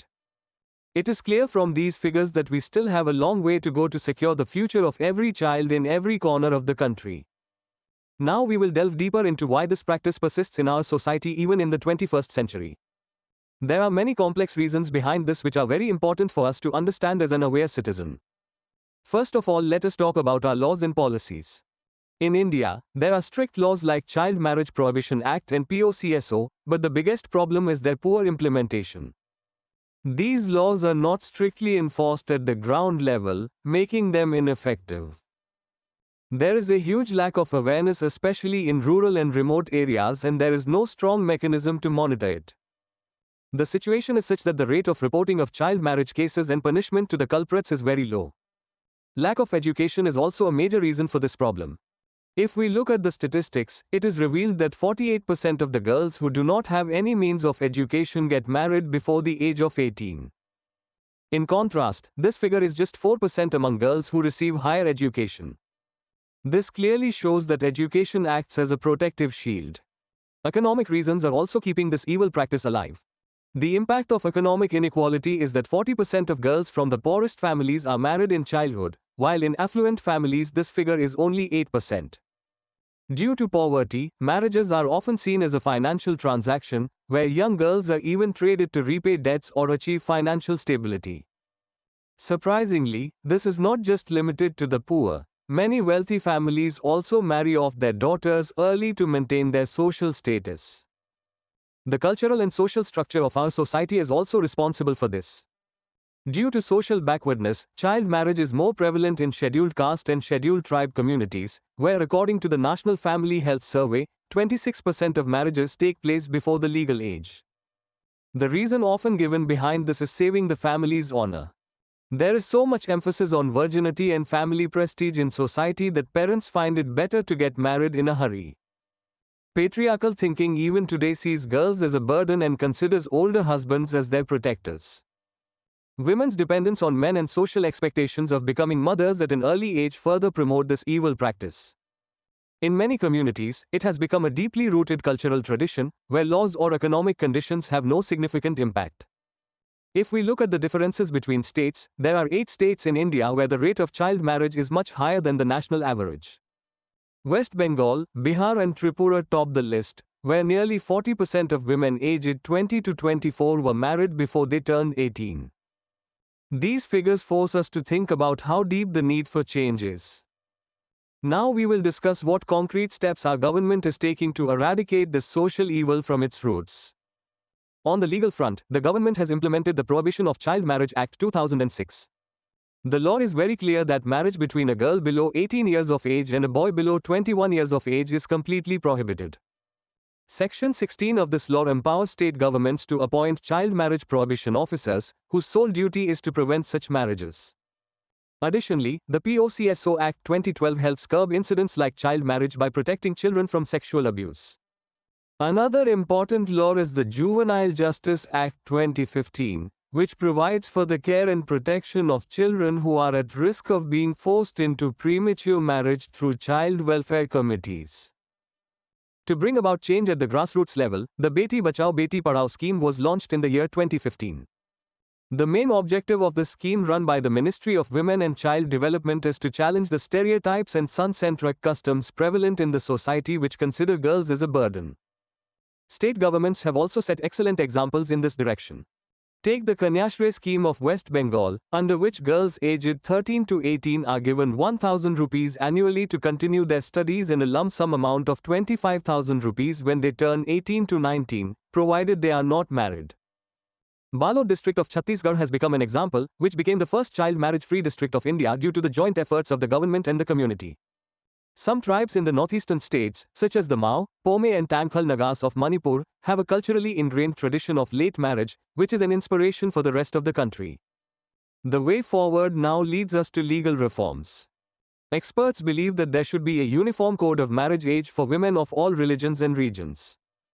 Also, statistics on child marriage often remain hidden, so it is very important to collect data from time to time so that better policies can be made. The Supreme Court has also directed in the case of Society for Enlightenment and Voluntary Action vs Union of India that states should appoint dedicated child marriage prohibition officers at the district level. We need to create special child marriage prevention units that can monitor these cases and deal with complaints. You must have noticed that mass marriages take place on occasions like Akshaya Tritiya, hence the government is now keeping a close watch on them by issuing special instructions for such sensitive times. For prevention, we will have to run large-scale awareness campaigns by involving schools, Anganwadis, NGOs and religious gurus. Police, judges, teachers and health workers need special training to identify vulnerable areas and intervene in time. In conclusion, we can say that child marriage has to be seen not only as a legal problem but also as a social challenge. We need to focus on the entire life cycle of a child and change the harmful social norms that promote this malpractice. Only then will we be able to create an India where every child's childhood is safe. Social media ban for children. Recently, Australia has become the first country in the world to make a strict law to impose a nationwide ban on social media for children. This law has been implemented under the Online Safety Amendment Act 2024, which prevents children under 16 from using social media.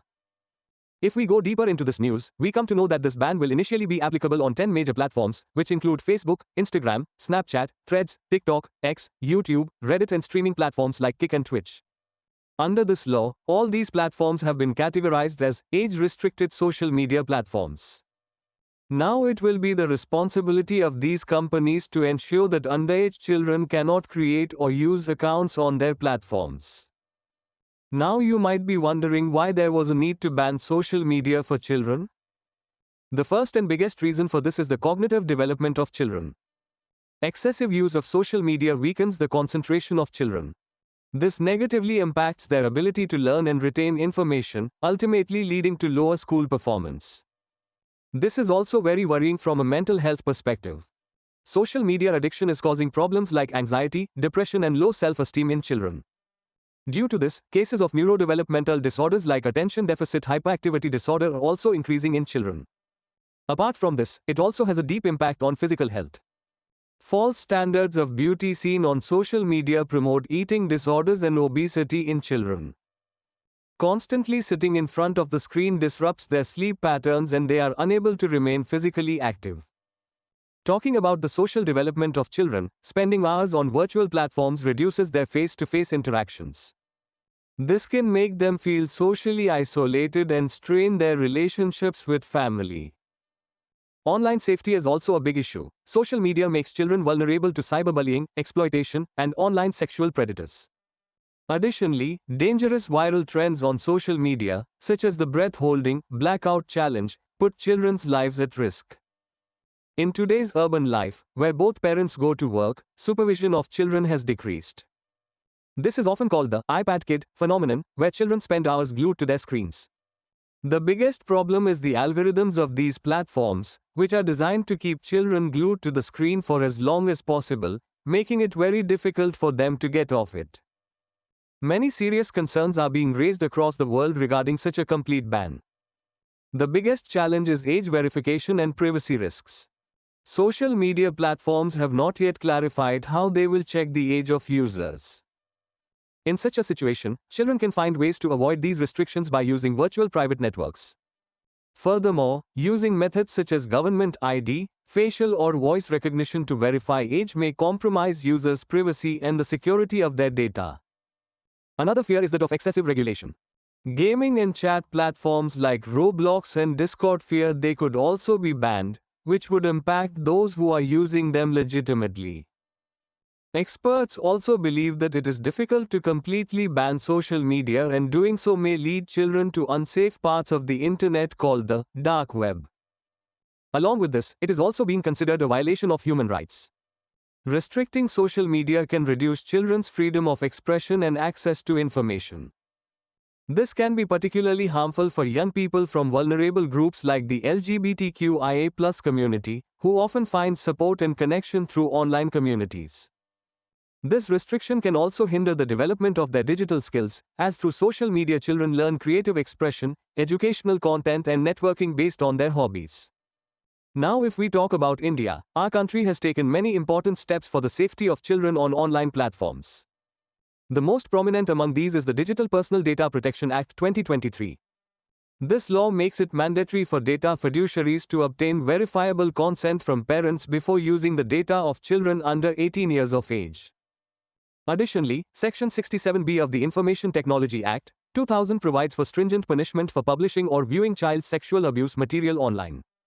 The National Action Plan for Children 2016 and the POCSO Act 2012 also work to protect children from all forms of exploitation and safeguard their interests during the judicial process.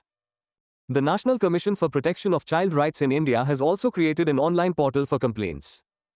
Additionally, India has also ratified the United Nations Convention on the Rights of the Child, which further strengthens our resolve to prevent online and offline crimes against children. Big steps are being taken across the world to protect children from the dangers of social media. If we talk about Denmark, the government there is planning to completely ban social media for children under 15 years of age. Germany and France have taken a different path. They have raised the mandatory age of parental consent for opening a social media account. This means that now children will need more permission from their elders to enter the digital world. The United States has introduced the Kids Online Safety Act in this direction, which specifically focuses on addressing and protecting children's privacy and mental health concerns. Similarly, the UK has implemented its Online Safety Act 2023 feet. The law sets very strict standards for major social media platforms like Facebook and insists on strict enforcement of age restrictions. Not only on social media, but efforts are being made to prevent children from getting distracted even inside the classroom. Countries such as the Netherlands and South Korea have limited or banned cell phone use in classrooms.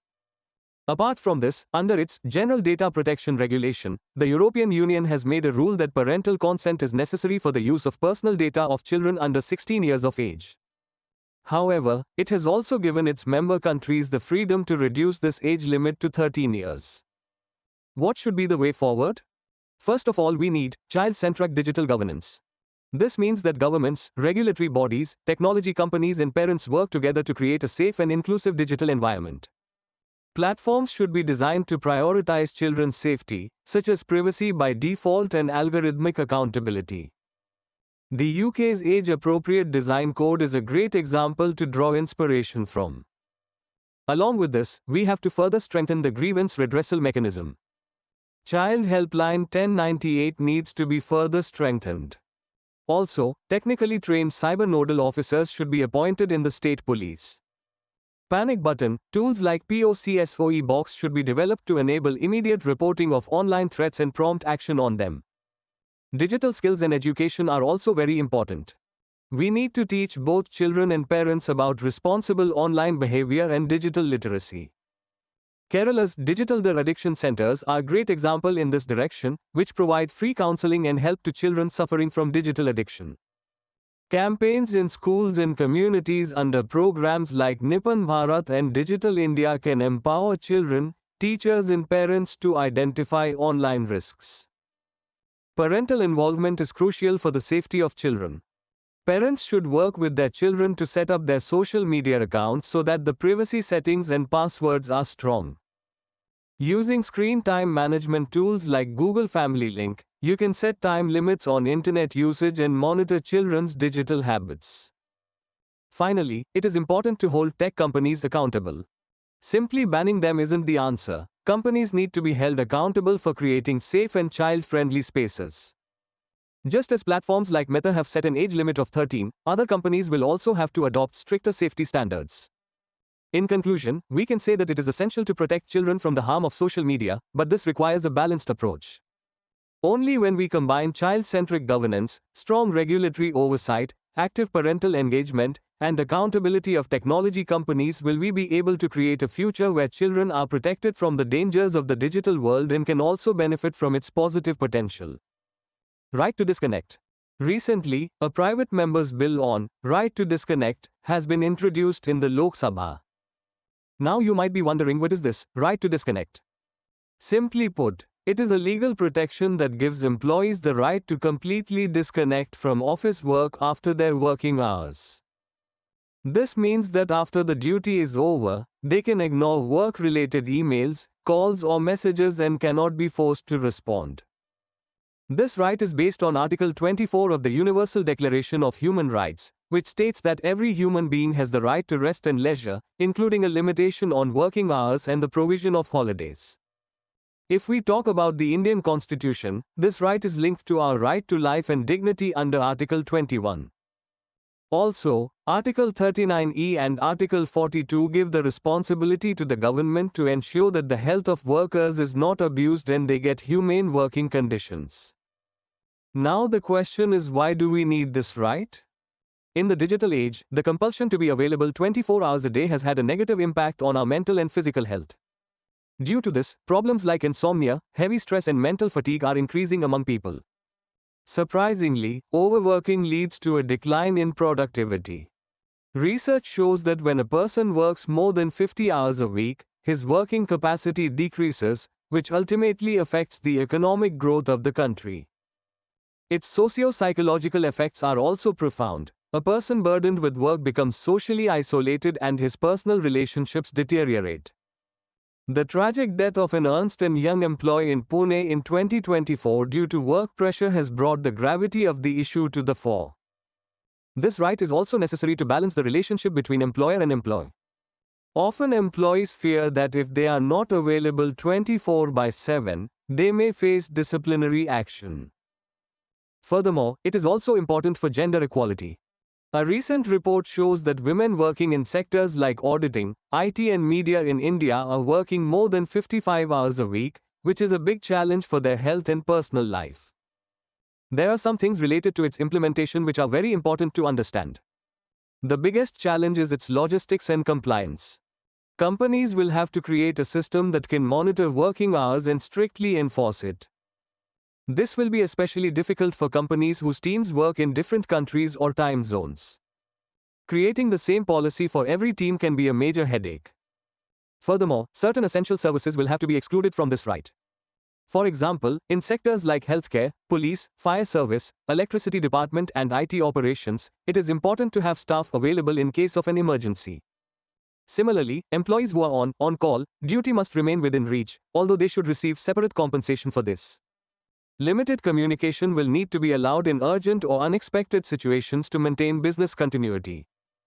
In a vast and diverse country like India, it is essential to have flexibility in this policy to suit regional and sectoral needs. If we look from the world perspective, many countries have progressed a lot in this direction. France was the first country in the world to officially recognize this right in 2017 through the El Khomri law. Recently, Australia amended its Fair Work Act in 2024, allowing employees to ignore after-work messages without fear of repercussions. In Portugal, it is illegal to contact an employee after work except in an emergency, and in Spain, both public and private employees have the right to switch off their devices. To conclude, we can say that right to disconnect is a timely and correct response to the increasing work pressure in the digital age. This is consistent with the values of dignity, health and human condition enshrined in our Constitution. Given the stress in mental health issues, we need a balanced legal framework that can create a healthy balance between an employee's personal life and work without impacting essential services. Doping in sports in India. Recently, the World Anti-Doping Agency has released its annual report for the year 2024. According to this report, India has topped the list of countries with the highest number of doping cases in the world for the third consecutive year. Now let us understand what doping means. In the world of sports, doping means taking banned substances or drugs that falsely enhance an athlete's performance. In simple language, it is called performance-enhancing drugs. Players use these to gain an unfair advantage over others in competitions. According to the report, there have been 260 cases in India where players' samples were found positive, which shows an infection rate of 3.6%. After India, countries like France and Italy come next in this list. Now let us know about the organization which is leading this fight against doping all over the world, WADA. WADA was established in 1999 following the First World Conference on Doping, held in Lausanne, Switzerland. This resulted in the Lausanne Declaration, which paved the way for the creation of an independent international agency by the 2000 Sydney Olympics. WADA is an independent agency funded equally by governments around the world and the Olympic movement. Its main function is to lead the ongoing movement for doping-free sport around the world. WADA's ADAMS system helps coordinate and simplify anti-doping activities. After all, why are our players drawn towards doping? There are many big reasons behind this. The first reason is attractive incentives and rewards. In India, players who win medals in national games get direct government jobs and huge cash prizes. Many times, players choose the wrong path due to the greed of these benefits that they get after success. The second major reason is the easy availability of these medicines.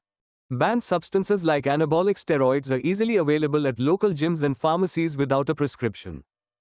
Apart from this, lack of education and awareness is also a big problem. Many times, on the advice of their coach or local trainer, players take such supplements or medicines about which they do not know that they are against the rules of WADA. The lack of sports infrastructure and scientific support in our country also forces players to take shortcuts. Pressure from society and family also plays a big role in this. Sports in India is often not seen as a secure career, which puts immense mental pressure on players to achieve success quickly.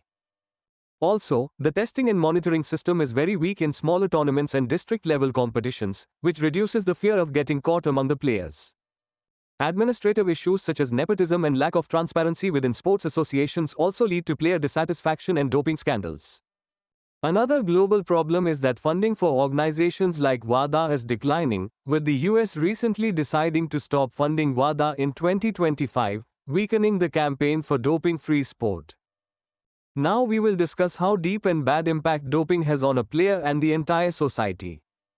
The consequences of doping are not limited to just one defeat or victory, but are very devastating. First, let's talk about the legal and career implications. Athletes caught doping face severe sanctions. Their medals are taken back and sometimes their entire career is ended forever. Besides, its psychological effects are also very scary. Athletes who dope often suffer from mental problems such as fear, guilt, anxiety, and depression. It also affects our future generation, i.e., the youth.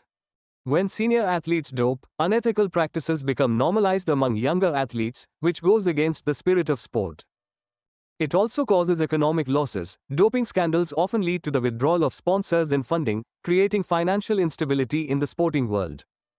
It also directly attacks the fairness of the game. Due to doping, the criteria for identifying talent gets distorted. Honest players who want to move ahead through their hard work are left behind and meritocracy is stifled. Apart from this, the credibility of sports institutions also gets severely damaged and the credibility of sports federations starts diminishing. The country's image also gets tarnished at the international level. Countries with high doping rates face international isolation and stricter oversight. Public trust also begins to erode as the integrity of the game and its core values are severely damaged. The most serious concern is public health. Uncontrolled drug abuse leads to unsafe practices, which puts a serious health burden on the athletes' bodies.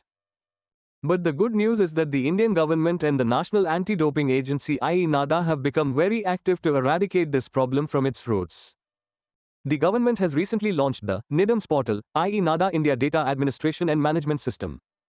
It is a digital platform that makes the management of anti-doping campaigns completely modern and transparent. Along with this, NADA India mobile app has also been launched, where players can check doping rules, list of banned drugs and even their test results at any time. The Know Your Medicine app and social media campaigns are proving to be very helpful in protecting players from unintentional mistakes. Through this app, players can check whether the medicine they are taking contains any banned substance.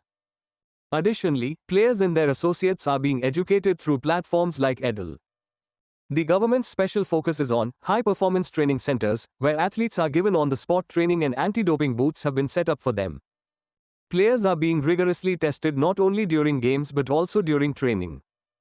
To spread awareness, continuous campaigns are being run through TV, radio and video so that coaches, trainers and medical staff can also be alerted about the dangers of doping. To conclude, we can say that the dream of dope-free India will come true not just by enforcing rules but by creating a safe and transparent environment.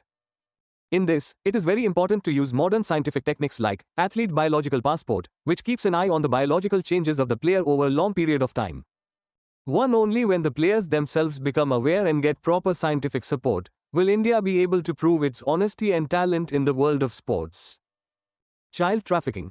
Recently, the Supreme Court of India has issued some very important guidelines on this issue so that when the statements of these victimized children are examined, they can get proper justice. The court has acknowledged the harsh reality that child trafficking and commercial sexual exploitation in India is a very disturbing reality which cannot be ignored. When the court examines the evidence and witnesses in these cases, it has to keep certain things in mind. First of all, we have to understand how vulnerable these victimized children are. A judge must understand the social, economic and cultural circumstances from which these children come. Often, due to poverty or helplessness, they fall into the clutches of these predators. Therefore, it is very important to keep this compulsion of his in mind while looking at his statements.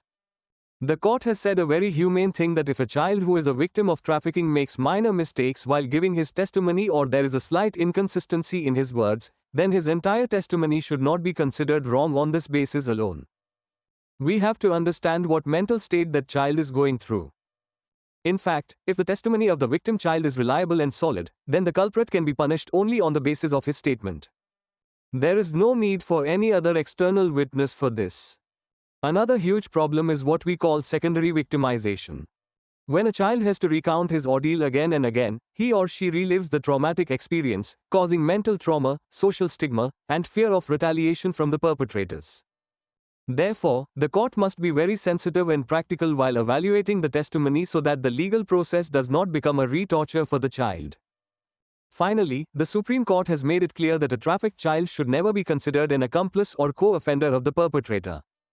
He is a wounded witness who has suffered a lot. He should be given full respect and trust. In recent times, we are seeing that the methods of trafficking have changed due to the increasing use of technology, hence this step of the judiciary is a big hope towards providing protection to these innocent people. Internationalization of higher education in India.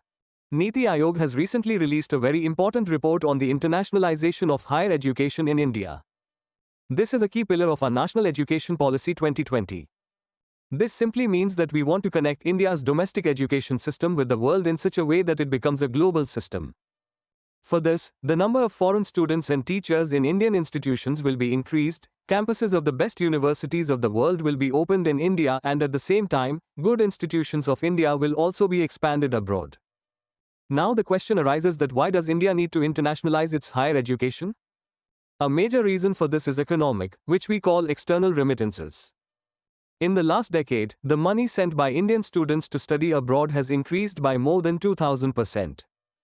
This amount reached approximately $3.4 billion in 2023-24, accounting for approximately 53% of India's central higher education budget.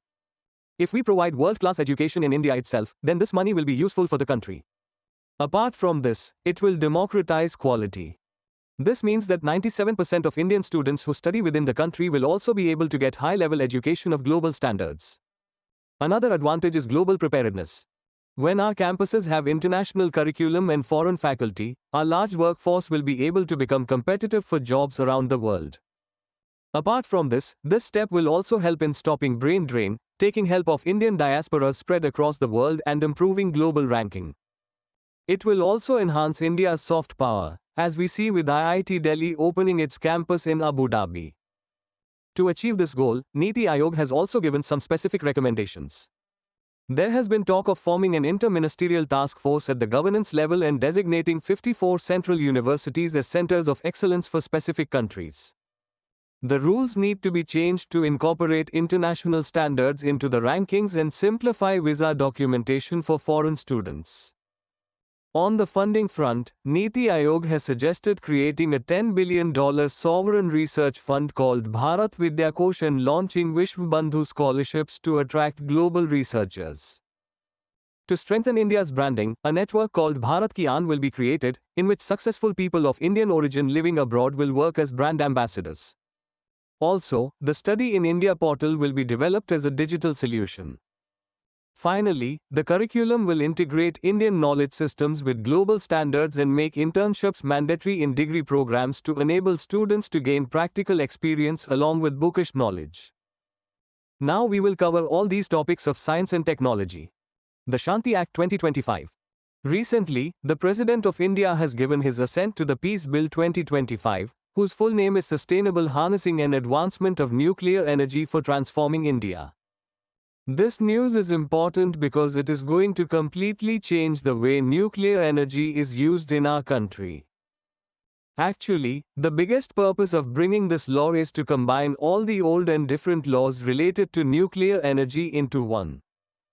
When there is a single law or legal framework, the rules are easier to understand and the confidence of outside investors also increases. For this reason, the government has now abolished the old Atomic Energy Act 1962 and the Civil Liability Act of 2010. The most interesting thing about this new act is that now the private sector, i.e. private companies, have also been given the opportunity to participate in it. Now private companies or joint ventures will be able to work in the field of nuclear energy with the permission of the government.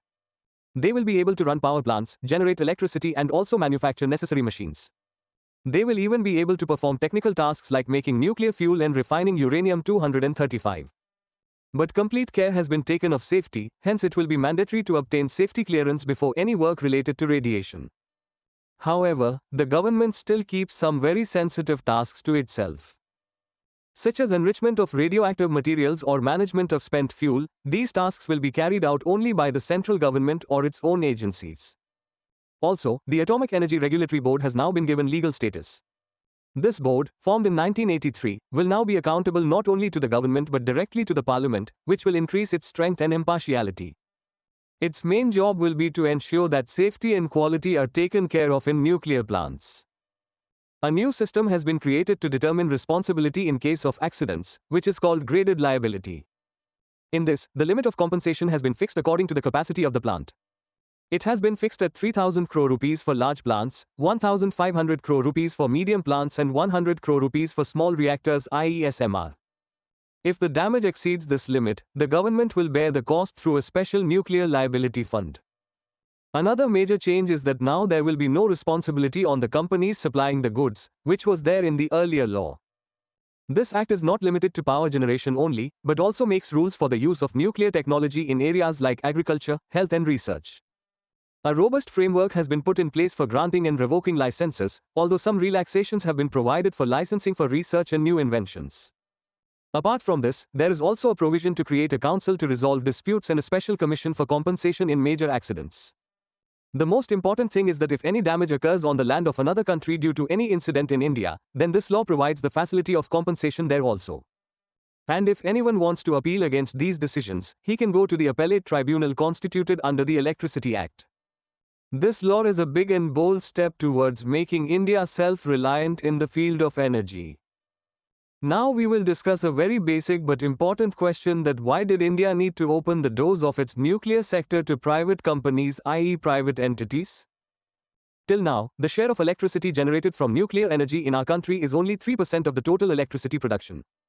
At present, our nuclear capacity stands at 8.78 gigawatts, which is very less considering the growing energy needs of the country. It is very important to mobilize resources to rapidly increase this capacity. When private companies enter the sector, large-scale capital and investment will come from the country and the world, which will give impetus to new projects. It is often seen that government projects get delayed. A prime example of this is the prototype fast breeder reactor at Kalpakkam, which was originally scheduled to be commissioned in 2010, but has not yet become fully operational. With the entry of private sector, work will speed up and projects will be completed on time. Furthermore, the private sector will bring with it modern technology, such as small modular reactors and modern safety systems, which will make nuclear energy even safer and more economical. India has set a target that by the year 2047 our nuclear capacity should reach 100 gigawatts, and by 2070 we can move towards completely carbon-free, i.e. clean energy. To achieve this big goal, the government has taken many important steps. Nuclear Energy Mission has been announced in the Union Budget 2025-26, for which 20,000 rupees crore has been allocated. Its main objective is to design and develop SMRs so that at least 5 indigenously built small reactors become operational by 2033.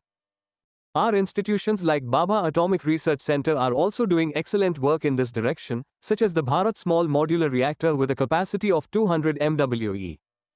India's strategy has always been based on its 3-stage nuclear power program, which involves making the country energy secure by using fuels like thorium. Also, international agreements like the 1-2-3 agreement have also helped us connect with the world. Now we will understand in detail about the special technology which is the biggest phase of this change. These are called small modular reactors, or SMRs for short. If we understand in simple language, SMRs are modern nuclear reactors whose power generation capacity is up to 300 MWE per unit. If you compare it with old or conventional nuclear reactors, you will find that their capacity is only about 1/3 of that of large reactors. But being small is their biggest quality. Keeping this in mind, in Budget 2024-25, the government had announced that it would work with the private sector to develop these small reactors. Their first major feature is their flexibility, i.e. flexible deployment. The parts for these reactors can be pre-assembled in factories and then shipped or trucked directly to the site. There they are simply added and installed. It is just like we bring ready-made furniture home and fit it. The second big thing is less fuel requirement. Conventional power plants require new fuel every 1 to 2 years, but these SMRs do not require frequent refueling. They only require refueling once every 3 to 7 years. The most important aspect is safety and waste reduction. These reactors are designed in such a way that the risk of leakage of radioactive materials into the environment is either completely eliminated or greatly reduced. This not only reduces pollution but also proves to be very safe for the common people and the environment. You can also watch the video of PT 365 on our channel, in which we have covered current affairs in full detail. Research and development in India. Recently, Niti Aayog has released a very important report on government research institutes of India. The main message of this report is that if we want to develop the country and create new employment opportunities, then we will have to strengthen our research institutions. You can understand how beneficial it is to spend money on research from a small figure. According to a 2019 study, if a country increases its GDP by 1% on research, then in the long run, the per capita income of that country increases by 0.13%. That means today's research is tomorrow's prosperity. Why is research and development important for the progress of any country? First, let's talk about global competitive advantage. This simply means establishing one's dominance in the world market. For example, just look at the Indian company Biocon Limited. Based on his research, he has developed affordable biosimilar medicines which have significantly reduced the cost of treatment of serious diseases like cancer and diabetes. Due to this, India's name is taken with pride all over the world. Next comes advancing global knowledge. When we discover something new, it is useful for the entire human race. Like India's Chandrayaan-3 mission which successfully landed on the south pole of the moon. This mission not only made India proud but also changed the understanding of science related to the moon for the entire world. A very human aspect is to improve the quality of life. The real purpose of research is to reduce the suffering of people. EAT Madras has developed India's first indigenous and affordable artificial knee called Kadam. It is like a boon for those who have lost their legs so that they can walk again and live a better life. The fourth major benefit is promoting indigenous innovation. This means creating your own technology. A great example of this is Agnikul Cosmos, which has tested the world's first 3D printed semi-cryogenic engine. This shows that India is no longer lagging behind in creating low-cost modern technology. Ultimately, this creates high-skilled jobs for our youth. Our government's institutions like ANRF are enhancing research capabilities in universities. This is not only opening up new opportunities in the field of education but also giving our talented youth the opportunity to work on big projects while staying within the country. Now let us talk about the current state of India's research ecosystem. Some very interesting things have come to light in the Niti Aayog report. First of all, India is spending only 0.6% to 0.7% of its GDP on research, which has remained stable for a long time. If we compare with the big countries of the world, then America spends about 3.5% of its GDP and China spends about 2.4% on research. We need to bridge this gap. Government research institutes in India are most inclined towards agriculture. 51% of our total institutions are working in agriculture and allied sectors. After this comes health, IT and telecom, but their number is much less than agriculture. If we talk about states, among the big states, Karnataka leads with 208 institutions, followed by Maharashtra with 185 and Gujarat with 165. But if we look only at the central government institutions, Maharashtra has the highest number of institutions at 78. Meghalaya leads among smaller states and Delhi has the highest number of public research institutes among union territories. Although the investment is low, the spirit of our scientists and researchers is very high. Today, India ranks 6th in the world in filing patents and 3rd in filing trademarks. As a result of our hard work, India has now reached 38th position in the Global Innovation Index 2025, whereas in the year 2015 we were at 81st position. This is a huge leap in 10 years. This same report of Niti Aayog has also pointed out some major challenges in our research and development ecosystem. The biggest challenge is the source of funding. In India, the government bears approximately 63.6% of research costs, while in developed countries the story is completely opposite. More than 70% of investment comes from the private sector. The second problem is regional inequality. Our research institutes are limited to a few states and cities. For example, 36% of the country's institutions are concentrated in South India alone, preventing uniform innovation across the country. Another major problem is the lack of coordination between institutions. Universities are only engaged in teaching, research institutes are only engaged in research, and industries are only focused on the market. There is no strong link between them.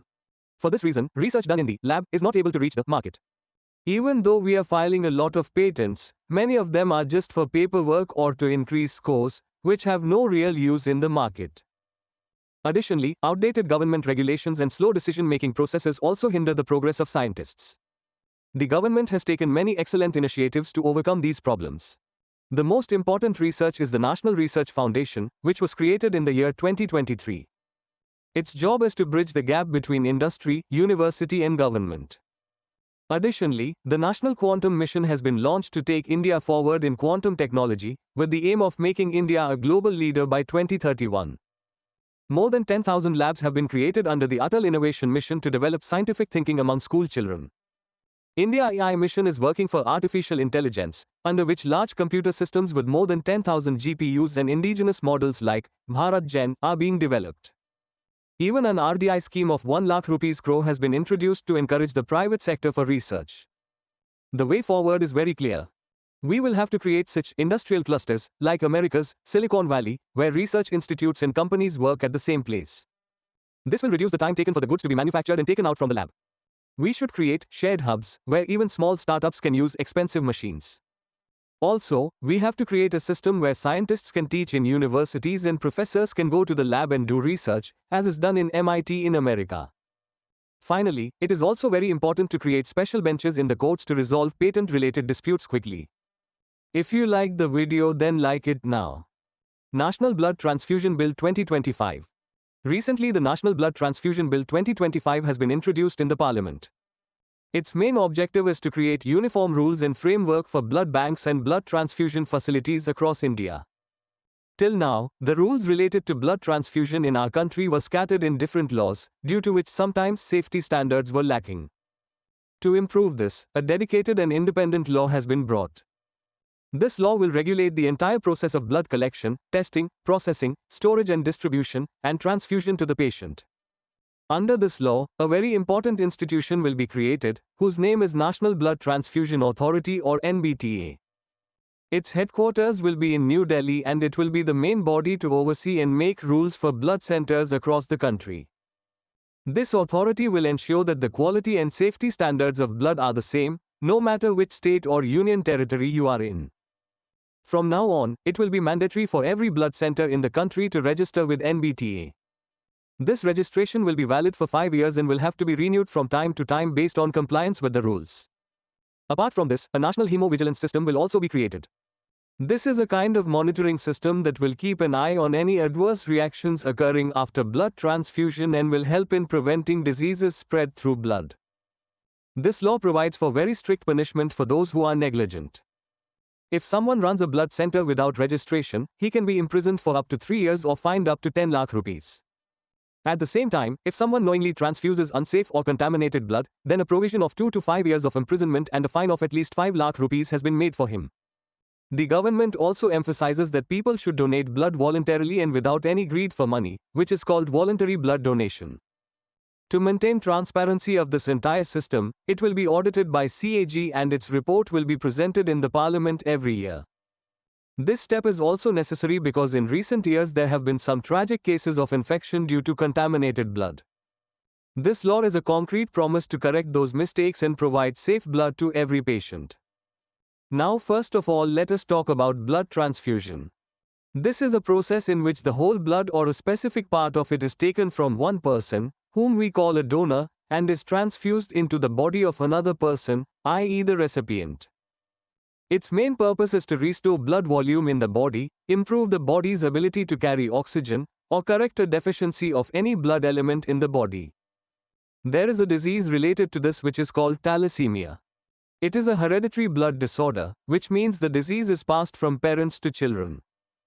In this disease, the process of making hemoglobin in the body either slows down or stops completely. Since hemoglobin is the part of our blood that carries oxygen, its deficiency causes the patient to suffer from chronic and severe anemia. In this situation, to keep the patient's body healthy, he needs repeated and regular blood transfusion. Now we will talk about the bitter truth and the reasons due to which it became extremely necessary to bring this law. The biggest and saddest reason is the risk to patient safety and public health. You may remember, recently a heart-wrenching news came from Satna district of Madhya Pradesh, where 6 thalassemic children were given infected blood during blood transfusion, due to which they became victims of HIV. Such incidents show how serious the flaws in our system are, which cannot be postponed any longer. One technical reason for this was that we did not have any concrete law. Till now, blood-related services were running on the basis of scattered rules of the Drugs and Cosmetics Act 1940. This led to different standards in different states and significant regulatory gaps. Due to lack of uniform standards across the country, the methods of blood testing, storage and component separation, i.e. separating red cells, platelets and plasma from blood, were different everywhere. Due to lack of advanced matching facilities, the health of patients was adversely affected. Apart from this, the blood supply in our country has also not been reliable. Often there is shortage of blood during festivals or summer season, and due to improper inventory management, many times the needy are not able to get blood on time. Another major challenge is the gap between cities and villages. Even today, most of the blood banks and storage centers are confined to big cities, which causes a lot of problems to patients in rural areas. Additionally, smaller centers lack modern facilities such as leukoreduction, which reduces infection by removing white cells from the blood, and allo-antibody detection. To conclude, to make this law successful, the center and the states will have to work together, which we call cooperative federalism. We need to strengthen small blood centers, enhance digital systems and monitoring mechanisms, and manage funds properly. Only then will we be able to provide safe, equitable and reliable blood transfusion services across the country. Now we will understand the basic science without which blood transfusion is impossible. We call this blood group compatibility, i.e. mutual compatibility of blood. When we talk about blood, there are mainly 4 blood groups. This is determined by whether 2 antigens, called A and B, are present on the surface of your red blood cells. Antigens are identification marks that tell the body's immune system whether a cell is native or foreign. But the story does not end here. In addition to these A and B antigens, blood contains another special protein called the Rh factor. If this protein is present in your blood group will be positive, and if not, it will be negative. This combination creates the world's 8 most common blood types, namely A positive, A negative, B positive, B negative, O positive, O negative, AB positive, and AB negative. Now let us understand what universal recipient and universal donor mean. People with a B positive blood group are called universal recipients. This is because all 3 antigens, A, B and Rh, are present in their blood, but they do not have any antibodies to fight against them. This means that they can easily accept blood of any blood group. On the other hand, there is O negative blood group, which is called universal donor. Its speciality is that its red blood cells do not have a antigen, B antigen or Rh antigen. Because it has no external identifying marks, it can be administered to any patient and the patient's body does not initiate any defensive reaction against it. In emergency situations when there is no time to determine the patient's blood type, O negative blood is often used. You can watch the full video of Vision IAS Magazine 2025 in Hindi and English from this courses tab. Second WHO Global Summit on Traditional Medicine. Recently, the Prime Minister addressed the closing ceremony of the Second World Health Organization Global Summit on Traditional Medicine. The summit was jointly organized by the World Health Organization and the Ministry of Ayush, Government of India. The major achievement of this conference was the Delhi Declaration on Traditional Medicine, themed, Restoring Balance, the Science and Practice of Health and Well-being. The main objective of this manifesto is to include traditional medicine, i.e. Ayurvedic, Unani and other ancient systems in primary health care. It emphasizes strengthening safety standards, increasing investment in research, and creating data systems to accurately measure treatment outcomes. Some very important developments also took place during this conference. The Traditional Medicine Global Library was launched to share scientific data and proven information from around the world. Also, the WHO Southeast Asia Regional Office building was inaugurated in New Delhi. Now let us talk about what we collectively call the AYUSH system. First of all, let us talk about Ayurveda, which originated in India. The main focus of Ayurveda is on healthy lifestyle and personalized treatment according to the needs of each individual. Another system associated with India is yoga and naturopathy. This method emphasizes on creating a deep harmony between our mind and body so that we can remain mentally and physically fit. If we talk about Unani medicine, it originated in Greece. This method mainly focuses on understanding the individual temperament and treating it. The Siddha method is also a gift from India. Its biggest speciality is that it focuses completely on identifying the root causes of any disease rather than its symptoms. homeopathy system of medicine came from Germany. It is based on the natural law of healing that awakens the body's ability to heal itself. Finally, let us talk about Soaripa, an ancient system of India. It believes that our health depends on the balance of the 5 elements of nature: earth, water, fire, air and sky. Now the question arises that why is traditional medicine so important? Statistics show that even today about 80% of the world's population depends on these traditional methods for their primary health needs. India's philosophy of Vasudhaiva Kutumbam also teaches us to share this ancient heritage with the entire world so that everyone can be benefited. This approach works on the idea of One Health, which believes that the health of humans, animals and the environment is interconnected. From an economic perspective, India's Ayush sector today stands at $43.4 billion and has grown almost 8-fold in the last decade. Not only this, Ayurveda and yoga have today become the identity of India's cultural strength, i.e., soft power, all over the world. This initiative also helps in achieving the United Nations Sustainable Development Goals. Like goal number 3, which talks about good health for all. Goal number 15, which emphasizes saving biodiversity through medicinal plants. And goal number 17, which promotes partnerships between countries to share ancient knowledge. There are some serious challenges in the way of fully adopting this ancient science at the global level, which are very important to understand. The first problem is the lack of standardization, i.e., standardization gap. There is no uniform rule for traditional products across the world. For example, the quality of Ayurvedic herbs like ashwagandha or triphala may vary from brand to brand because of their different manufacturing methods. The second major concern is the threat to biodiversity. Due to the increasing demand for herbs, natural resources are being exploited excessively, due to which many rare species are on the verge of extinction. For example, Sarpagandha, which is famous for its medicinal properties, is now an endangered species on the IUCN Red List. Another challenge is scientific evidence.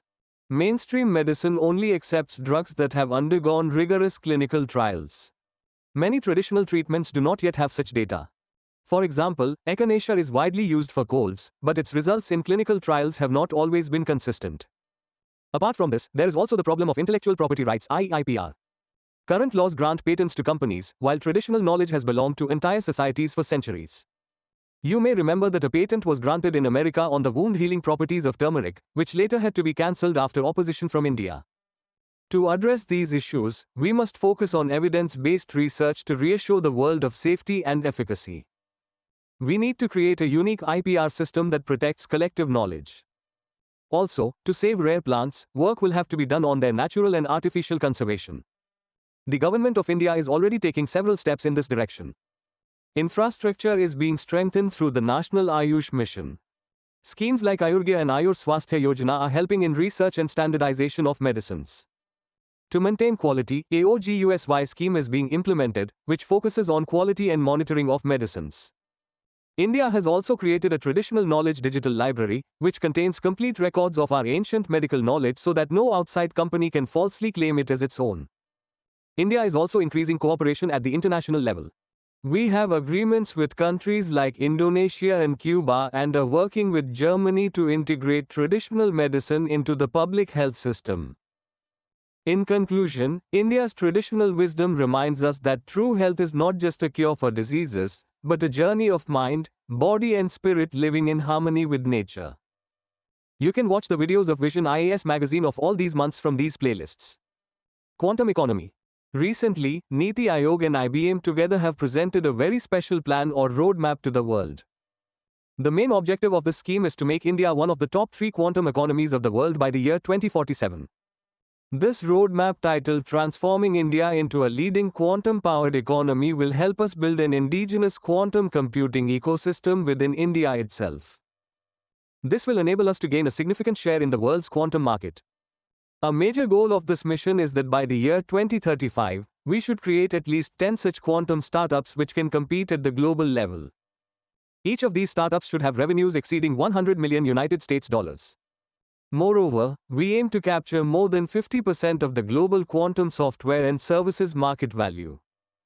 When we look at the current state of quantum technology in India, our strength is our talent. India ranks second in the world in the number of graduates in quantum-related fields, with approximately 91,000 such students, behind only the European Union.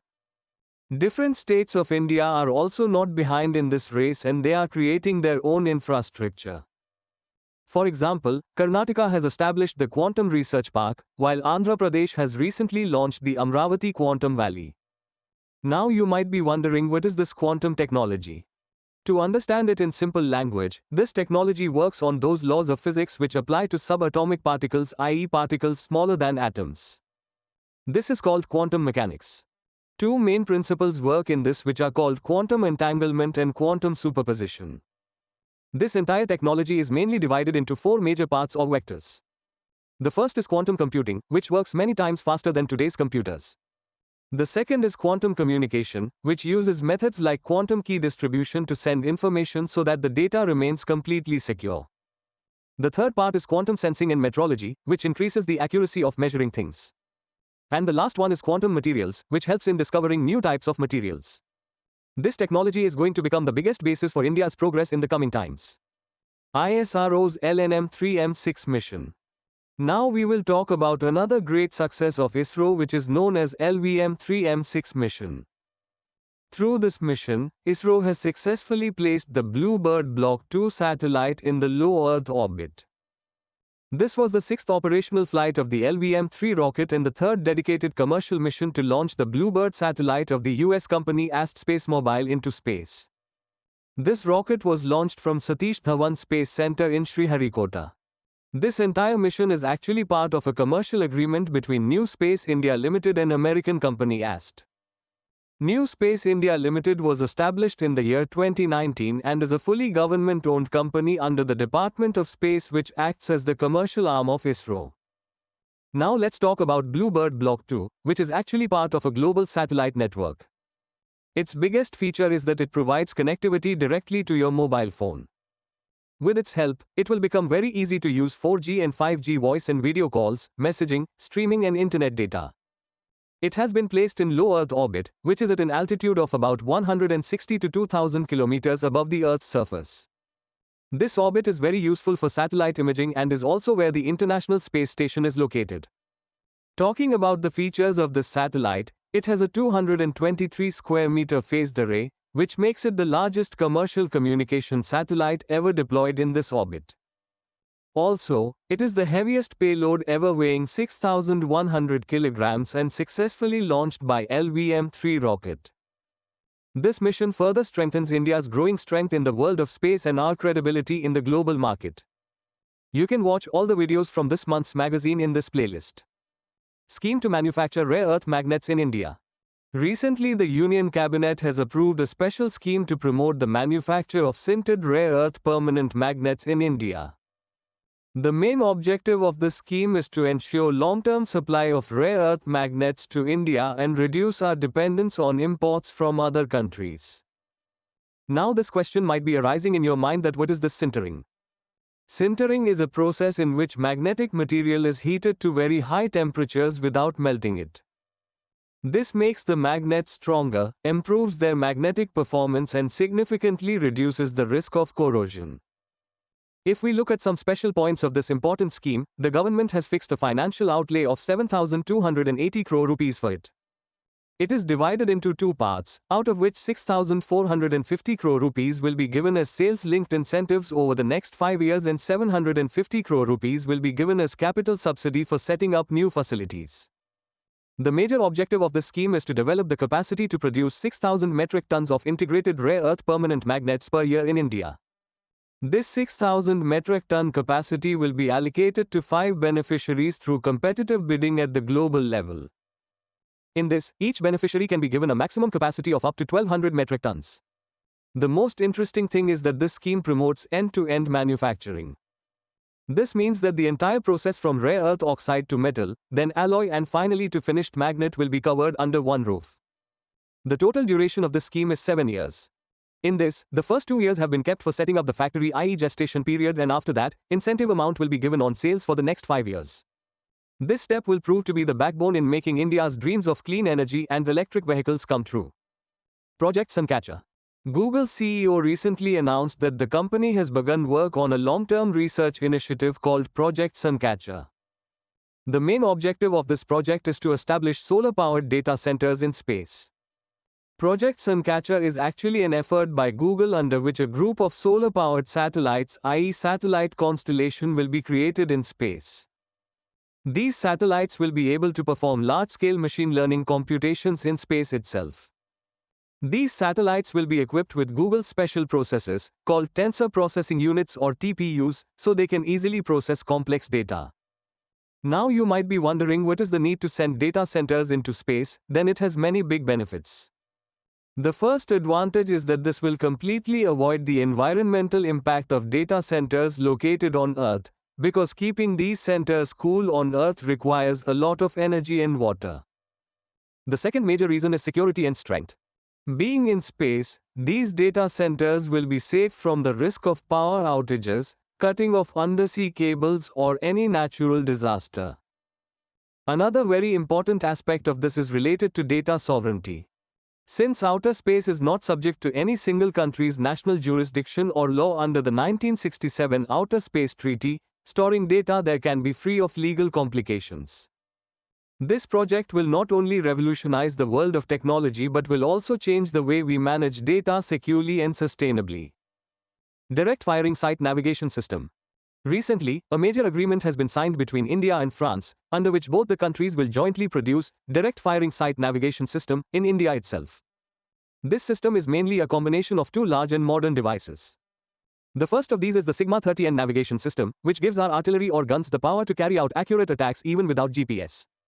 Another important part is the CM-3MR direct firing sight, which is specifically designed to increase the accuracy of artillery and anti-drone systems. Now let us understand what are the special features of this direct firing site navigation system and why it is so important on the battlefield. Its biggest advantage is its autonomy. This system works completely independently and does not require GPS to operate.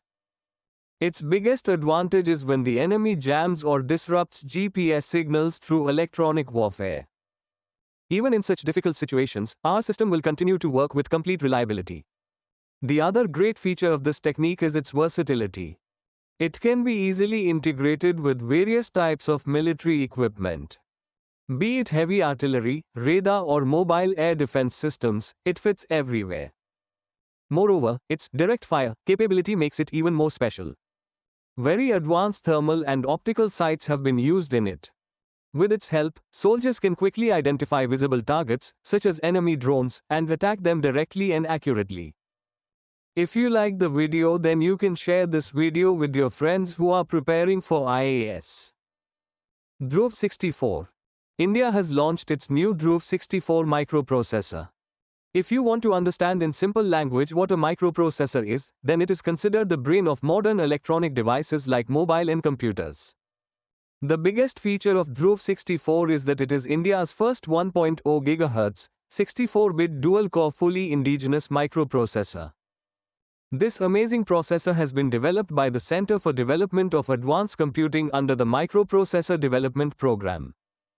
This achievement is also special for India because even before this we have taken many successful steps in this direction.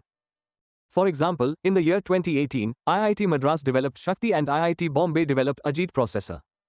Recently in the year 2025, ISRO and SCL jointly developed the Vikram processor and CDAC launched Tejas 64. India is not going to stop here, as work is currently underway on the next generation Dhanush and Dhanush Plus processors. You can understand the importance of this indigenous technology from the fact that out of all the microprocessors manufactured in the entire world, about 20% are used in India alone. In such a situation, having our own processor is not only important from the security point of view, but it also saves us from depending on other countries. This is a big step towards giving India a new and strong identity in the field of chip manufacturing. UNGA Declaration on Non-Communicable Diseases and Mental Health. A historic political declaration has been adopted at the 80th session of the United Nations General Assembly. This is the first time that non-communicable diseases, commonly known as NCDs, and mental health issues have been addressed together. In this manifesto, some specific goals have been set for the year 2030. Target to be achieved by the year 2030. First of all, let's talk about the world's first global fast-track targets. Their aim is to quickly implement some major changes. The first goal is to reduce the number of tobacco users worldwide by 150 million. Along with this, the target has also been set to reach 150 million more people so that their high blood pressure, i.e., hypertension, can be controlled. Not only this, a big resolution has been taken to make health services more humane and ensure access to mental health care to 150 million additional people. Next, we discuss system-level process targets designed to strengthen the foundations of our health system. It has been decided that concrete health policies, legislative, fiscal and regulatory measures should be implemented in at least 80% of the countries of the world. It also aims to ensure that affordable and essential medicines and technologies recommended by WHO are always available in at least 80% of primary health centers. Finally, a very encouraging target is that at least 60% of countries should provide financial protection for non-communicable diseases and mental health services so that the burden of treatment costs does not fall on the common man. The biggest thing about this manifesto is its wide scope. It now covers not only chronic diseases but also topics like oral health, i.e., health of teeth and mouth, lung health and childhood cancer. Also, for the first time, new factors affecting our health such as air pollution, clean cooking, lead exposure and hazardous chemicals have been taken into consideration. Recognizing the challenges of the digital age, this declaration also includes digital health risks for the first time. It identifies the harms of social media, excessive screen time, and the dangers of misinformation or misleading information. Apart from this, stricter rules have been advocated for tobacco, unhealthy food, trans fats and e-cigarettes. To make this mission successful, every section of the government and society has been involved, including youth, persons with disabilities and the private sector. Accountability has also been established, where the UN Secretary-General and the World Health Organization will report on progress towards these goals. The significance of this declaration increases because every year around 18 million premature deaths occur worldwide due to NCDs. These illnesses are often long-term and result from genetic, physical, environmental, and behavioral factors. On the other hand, mental health problems affect more than 1 billion people globally. Both of these problems are linked to common and preventable risk factors, such as tobacco use, poor diet, alcohol, physical inactivity, and air pollution. India has also taken many important steps in this direction. To fight NCDs, cheap treatment for cancer and heart diseases is being provided through the Amrit scheme. The Eat Right India movement of the Food Safety and Standards Authority of India inspires people to eat right, while the Fit India movement, launched in 2019, gives us the message to remain physically active. For mental health, National Mental Health Program has been running in India since 1982, whose aim is to provide mental health services to all. Along with this, modern initiatives like Telemanse and Manodarpan have also been taken so that help can be provided at home. If possible, please like the video and leave a nice comment. This encourages us to make good videos. Nitrofurans. The Food Safety and Standards Authority of India has recently directed all its regional officers to collect egg samples from the market. The main objective of this test is to detect the presence of residues of a chemical called nitrofuran in eggs. Now let us understand what these nitrofurans are. Nitrofurans are a class of broad-spectrum antibiotics. Some examples are furazolidone and nitrofurazone. They are commonly used in veterinary medicine to kill bacteria and reduce inflammation. However, in view of their serious dangers, the use of these chemicals has been completely banned in India for food animals, i.e., animals from which we get meat, milk or eggs. There is so much concern about these chemicals because they are genotoxic and mutagenic, which means they can damage our DNA and cells. The most frightening thing is that these are also carcinogenic, which means there is a risk of cancer from them. Another big problem is that if residues of these chemicals remain in eggs or meat, they do not get eliminated even after cooking and reach our body. That is why the government is now ensuring that the eggs reaching your plate are completely safe and free from these chemicals. Now we will cover all these topics of culture. UNESCO Intangible Cultural Heritage List. Recently, Diwali has been officially included in the UNESCO representative list of the Intangible Cultural Heritage of Humanity. The news is also significant as the decision was taken during the 20th session of the Intergovernmental Committee held at the historic Red Fort in New Delhi, and this was the first time India hosted this global meeting. The committee primarily works to advance the objectives of the 2003 Convention, which aims to protect cultural heritage around the world and ensure its effective implementation in member countries. With this association with Diwali, there are now a total of 16 traditions or arts of India which are part of this prestigious list of UNESCO.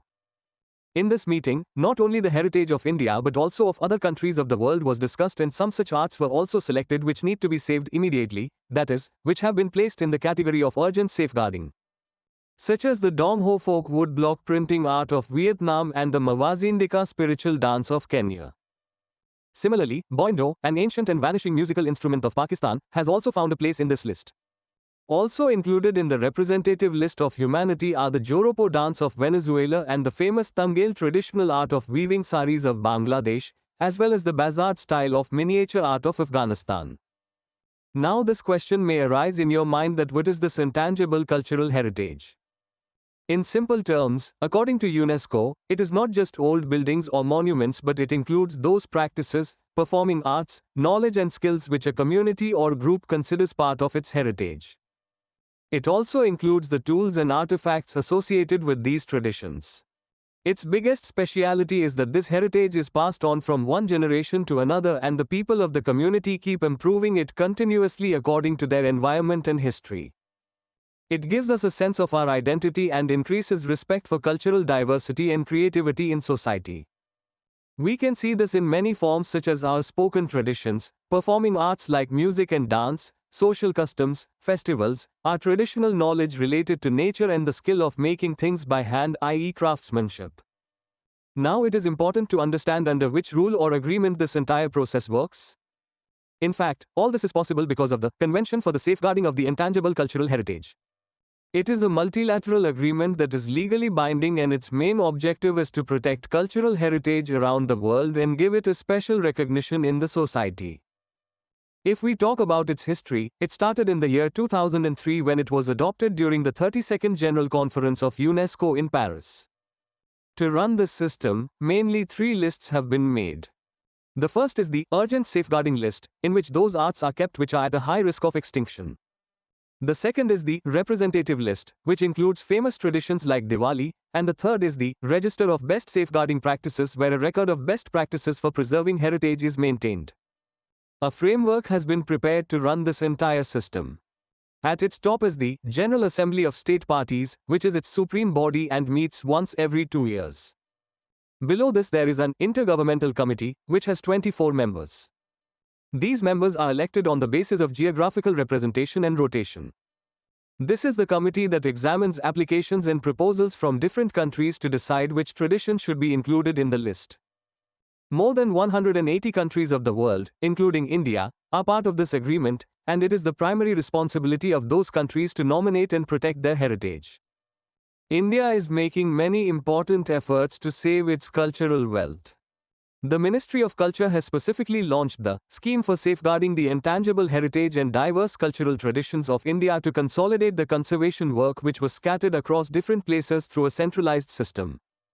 Also, the Sangeet Natak Akademi prepares a national list of our heritage and updates it from time to time. Regional cultural centers have also been established in different parts of India to promote folk arts. Additionally, our oldest scheme, the Guru Shishya Parampara, provides financial support to drama, music and theatre groups, ensuring that the knowledge continues to be passed on from one generation to the next without interruption. We will talk in detail about Deepavali, also known as Diwali. This festival is celebrated on the day of Kartik Amavasya, which usually falls in the month of October or November. Diwali is not just a one-day festival, but it consists of many important days. Like Dhanteras, the day when people buy metal utensils or jewelry as a symbol of prosperity. Then comes Naraka Chaturdashi, in which lamps are lit to ward off negativity.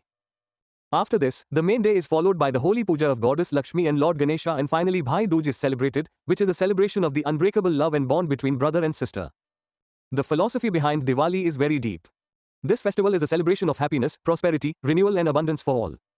Most importantly, it symbolizes the victory of light over darkness and good over evil. Many ancient stories and legends are associated with this festival. According to Ramayana, this is the day when Lord Rama, Mother Sita and Lakshman returned to Ayodhya after spending 14 years in exile and defeating Ravana, and to welcome them, people lit up the entire route with lamps. whereas in Mahabharata it is a symbol of the joy of Pandavas returning from exile. In Maharashtra it is celebrated as the return of King Bali, who is considered a symbol of justice and generosity. This day is even more special for the followers of Jainism because the 24th Tirthankara Lord Mahavira attained Nirvana on this day in Pavapuri. A very beautiful description of Diwali is also found in history books and writings of foreign travelers. The Dictionary of Anglo-Indian Words prepared by Henry Yule and A.C. Bernal in 1903 mentions the word Diwali, which is taken from the accounts of foreign travelers of 1613. In the 11th century, Al-Biruni wrote in his book, Tarikh al-Hind, that Diwali is celebrated on the day of Kartik Amavasya. The Venetian merchant Niccolo de' Conti, who visited the Vijayanagara Empire in the 15th century, described the countless oil lamps burning in temples and on rooftops, and how people dressed in new clothes enjoyed singing, dancing, and feasting. Even during the Mughal period, Diwali finds mention in Abul Fazl's Aini Akbari, where it has been compared to Shab-e Barat, which shows how important this festival was in the records of the Mughal court. To conclude, the inclusion of Diwali in the UNESCO Intangible Cultural Heritage List is a global recognition of living traditions that reflect our cultural identity and shared values. Also, India hosting the 20th session of the Intergovernmental Committee shows how committed India is to preserving and promoting its rich cultural heritage internationally. You can also watch the video of PT 365 on our channel, in which we have covered current affairs in full detail. The Communist Party of India. Recently on the 26th of December 2025, the Communist Party of India completed 100 years of its establishment. This journey of a century holds great significance not only for this party but also for the democratic and social history of India. The story of this party is divided into two parts. Its first foundation was laid in 1920 in Tashkent, far away from India, which was then part of Soviet Turkestan. There a group of 7 revolutionaries, who were staunch opponents of British rule and deeply influenced by the Russian Revolution of 1917, came together and started it. These founding members included M.N. Roy, his wife Evelyn Trent Roy, Abani Mukherjee, Rosa Fittingov, Muhammad Ali, M.P.T. Acharya and Muhammad Shafiq, who was elected the first secretary of the party. But the party was formally established within India during the Kanpur Communist Conference of 1925. Here communist groups active in different parts of the country were brought together on one platform. In this conference, Singaravelu Chettiar was elected its first president, while S.V. Ghate and J.P. Bagarhatta became its first general secretaries. Other prominent leaders of the party include A.K. Gopalan, Sa Dange, Ames Nambudiripad and P.C. Joshi, who left an indelible mark on Indian politics. The ideology of CPI is based on Marxist and Leninist principles. He believed that only political freedom is not enough, but real freedom will be achieved only when economic and social exploitation of the society ends. Under this ideology, he wanted to establish a socialist state where everyone would have rights over resources. To convey his message to the people, he took the help of many newspapers and magazines, like Ganwani in Bengali, Kranti in Marathi, and the journals of Mazdoor and Kisan Sabha in Hindi. His first officially recognized journal within India was the Labour Kisan Gazette. The main goals of the CPI included major issues such as nationalization of banks, protection of the rights of farmers and laborers, abolition of the zamindari system and land reforms. The party's history has been full of ups and downs. It was declared illegal by the British government in 1934, but the ban was lifted in 1942. The biggest turning point in the life of the party came in 1964, when the party split into two parts due to ideological differences. One part emerged as CPI and the other as CPIM. Now we will know how during the British period, major conspiracy cases were initiated to suppress the communist movement in India. First of all, let us talk about the Peshawar conspiracy case, which took place between 1922 and 1923. This case was filed against the migrants i.e. Muhajirs who were returning to India from the Soviet Union. The British government feared that these people were bringing revolutionary ideas into the country. After this, in 1924, the Kanpur Bolshevik conspiracy case came to light. Through this case, the government tried to stop the spread of communist ideology, under which key leaders like S.A. Dange and Muzaffar Ahmad were imprisoned. Finally comes the Meerut conspiracy case, which lasted from 1929 to 1933. The case was highly discussed as it involved not only Indian leaders but also British communists like Philip Spratt and Benjamin Bradley. Along with them, big leaders like Sadange, Muzaffar Ahmad, K.M. Joglekar and P.C. Joshi were also prosecuted so that the growing power of the communists could be completely controlled. CPI not only did politics, but also worked to connect the lowest sections of the society, i.e. workers and farmers, with the freedom struggle. The party founded several major organizations to organize the masses, such as the All India Trade Union Congress in 1920, and the All India Kisan Sabha and All India Students' Federation in 1936. Through these organizations, women, farmers and laborers took active part in the non-cooperation movement and civil disobedience movement. A very interesting fact is that CPI was the first party to demand complete independence.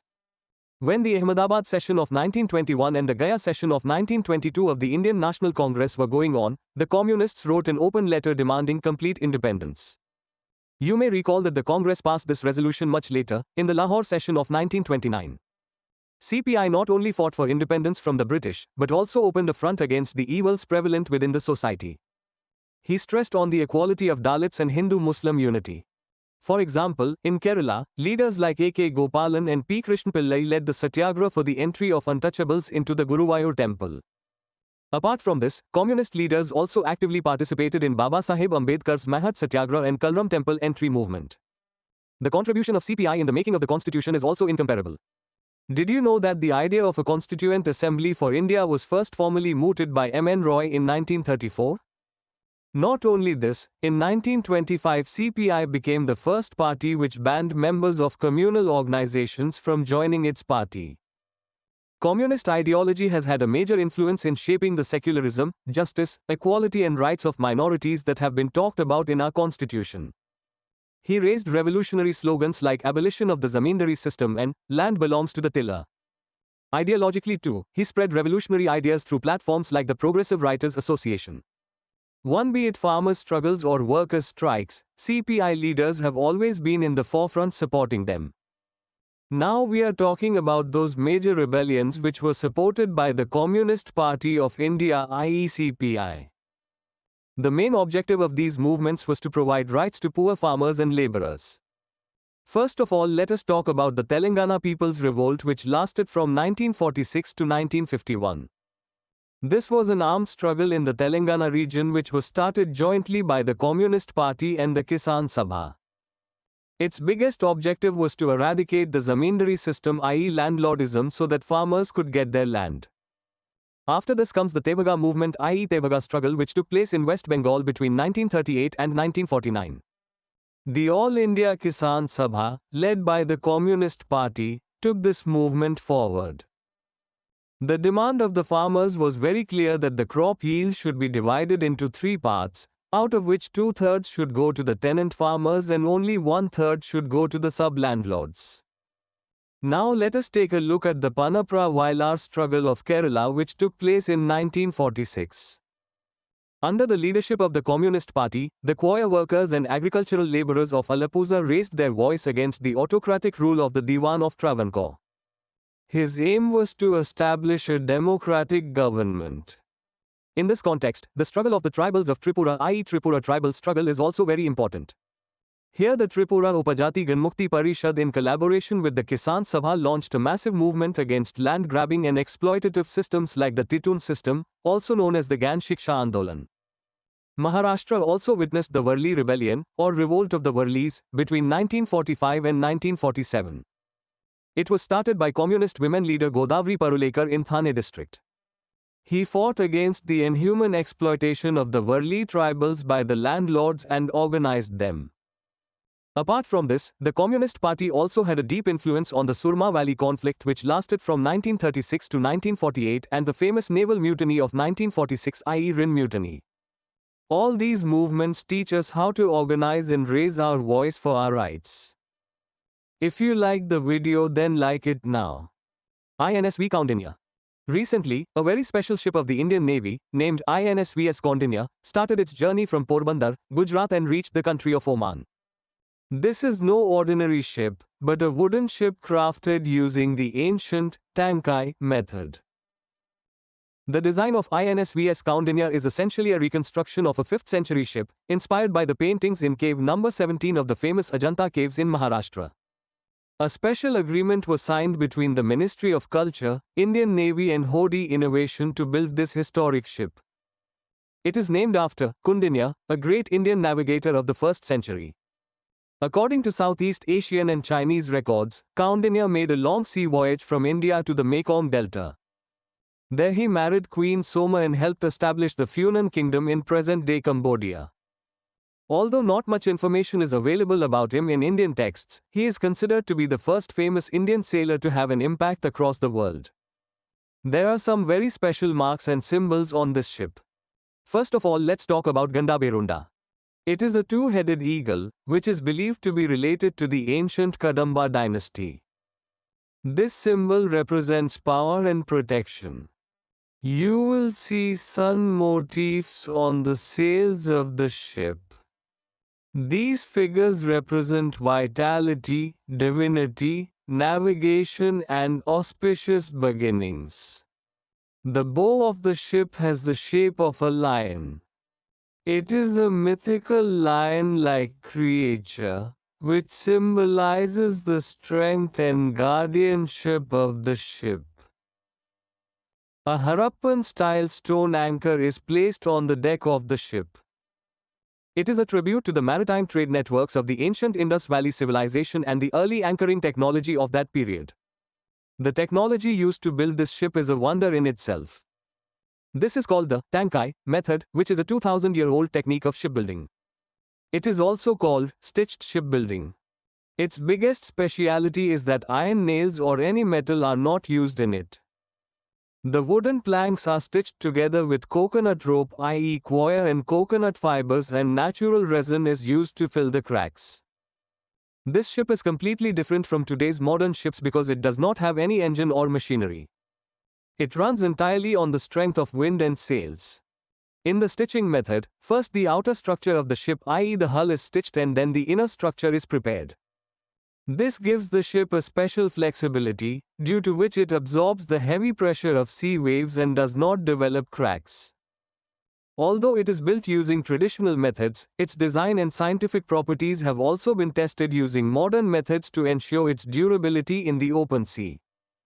India's maritime history is so rich that its roots go back to the Indus Valley civilization. The world's oldest dry dock has been found in Lokpal, which shows that our ancestors had amazing knowledge of waves, tides, and navigation. Even ancient texts like the Rig Veda mention sea voyages and Varuna, the god of the sea. In terms of trade, Indian traders were spread across the entire Indian Ocean through the Arabian Sea and the Bay of Bengal.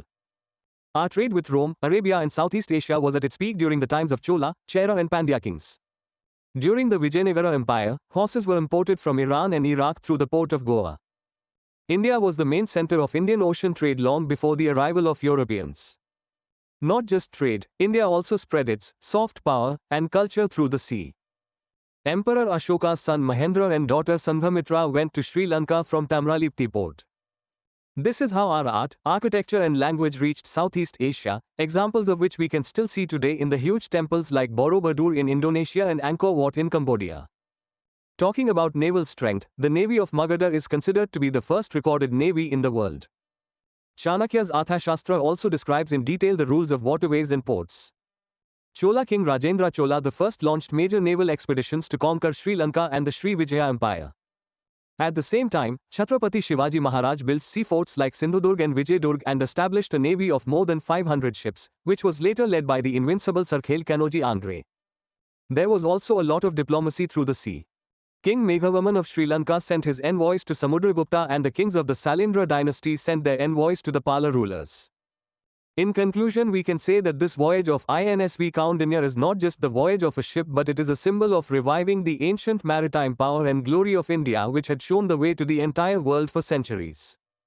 You can watch the full video of Vision IAS Magazine 2025 in Hindi and English from this courses tab.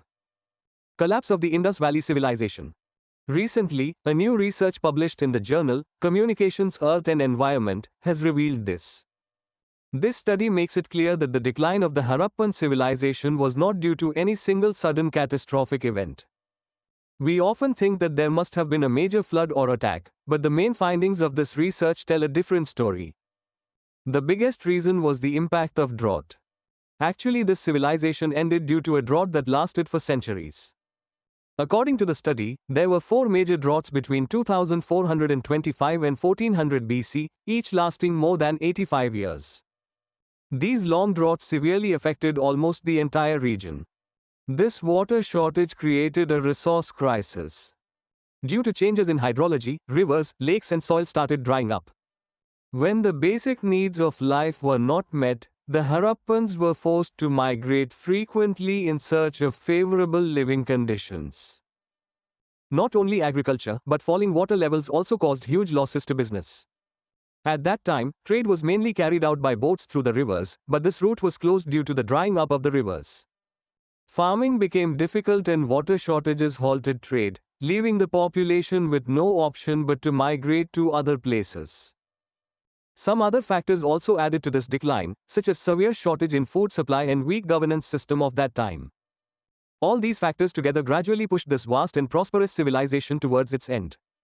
Historians and scientists have also given many other big theories regarding its decline, which are very interesting to understand. One prominent theory is that of a catastrophic flood, called Rack's hypothesis. We find evidence of this in Mohenjo-daro, where layers of silty soil were found on houses during excavation. This shows that there must have been frequent floods here and people must have rebuilt their houses repeatedly. Some scholars believe that a massive earthquake in the region may have raised the ground level, blocking the flow of rivers and causing water to enter the cities, ultimately leading to their destruction. Change in the course of rivers is also considered a major reason. The Indus River appears to have shifted about 30 miles away from Mohenjo-daro, cutting off water supply to the city. Additionally, historians like D.P. Agarwal believe that the drying up of the Ghaggar-Hakra River, which flows through the Rajasthan region, also led to the destruction of settlements. Another popular theory is that of the barbarian invasions. The Rigveda mentions a place called Haryaupiya, which is probably identified as Harappa. It is believed that a war might have taken place here between the Aryans and the local people. However, many modern historians now consider ecological imbalance to be a more convincing cause. According to historian Fairservice, growing populations and dwindling resources had upset the delicate balance of these semi-arid regions.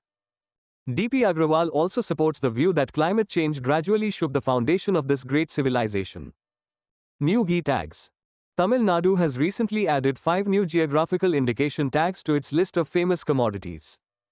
This tag is given to products that have a specific geographical origin and have special qualities due to that place. The first name among these new products is Urayur cotton sari, which is the identity of Tiruchi district. It is famous for its intricate weaving and traditional art dating back to the Chola period. The second product is Kavinpadi Natu Shakkarai, a special type of jaggery powder. This jaggery from Erode district is known for its unique color and taste. After this, Namakkal Makal Pathirangal, which is a cooking vessel made of soapstone, has also received this honor. These utensils are known to retain heat for a long time and enhance the taste of the food. Talking about cultivation, Thaivimali rice has also got GI tag. Its name means pure jasmine because its grains are white and shiny like a jasmine bud. It is a traditional variety of Samba season which takes 135 to 140 days to mature. Meanwhile, Ambasamudram Choppu Saman is big news for children and art lovers. These are small wooden toys and miniature kitchen sets, decorated with natural colors. With these 5 new additions, Tamil Nadu now has a total of 74 GI tagged products. Not only Tamil Nadu, Pondaru Khari of Srikakulam district of Andhra Pradesh has also got the GI tag. This khadi is made from a variety of cotton grown in hilly areas which is not infested with insects, meaning it does not require chemicals in its cultivation.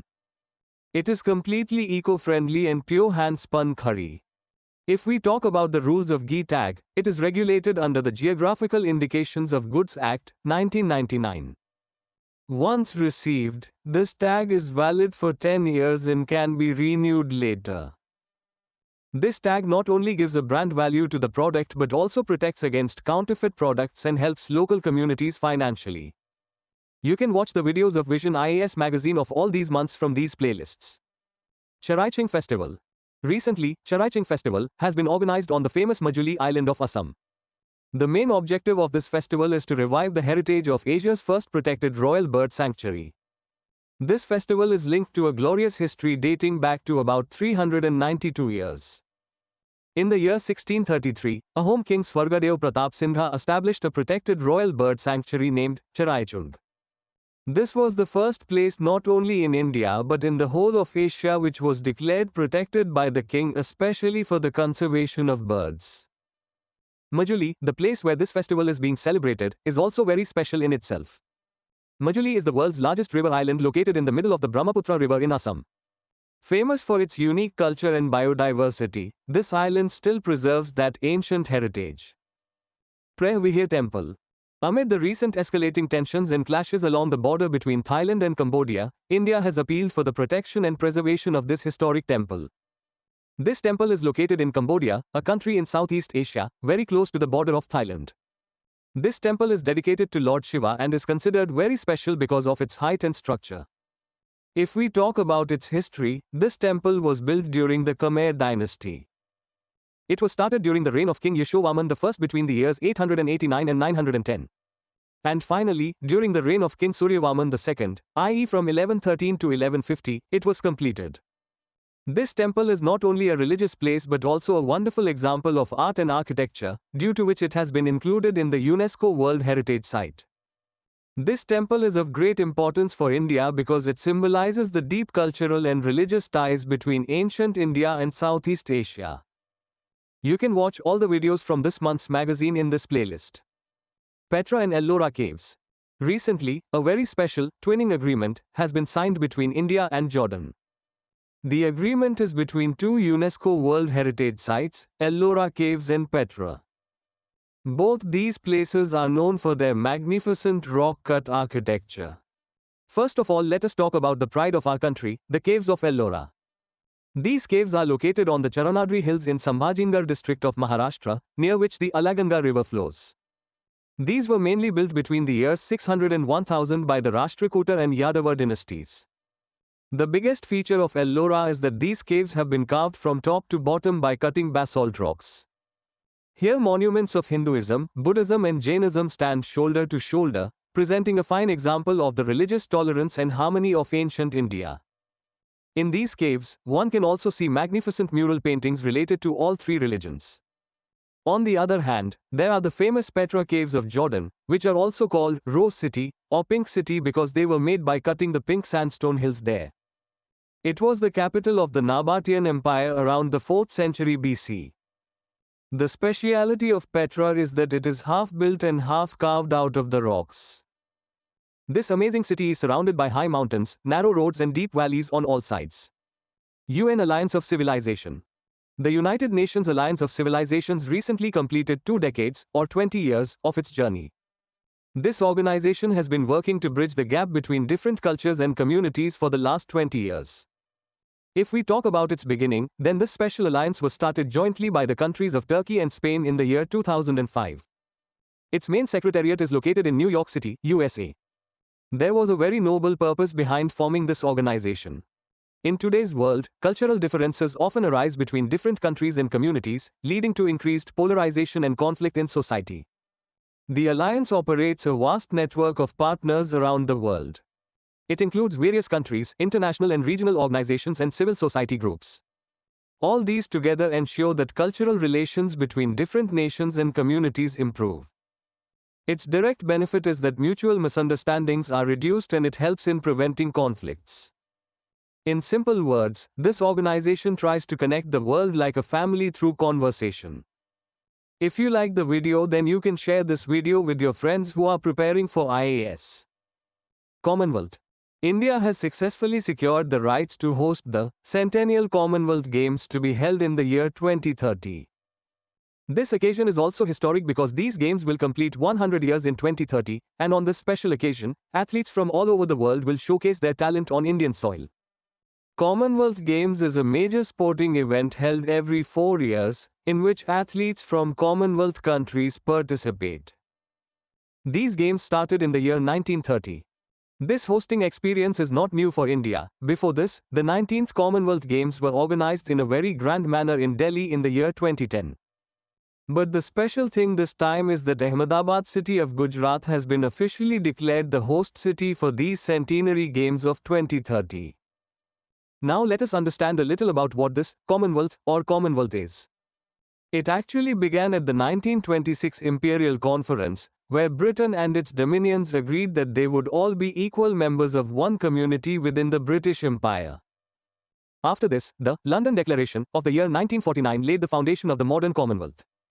It clarified that countries that have now become independent republics can also remain part of the Commonwealth. Today, a total of 56 countries are included as members in this group. FIDE World Rapid Chess Championship 2025.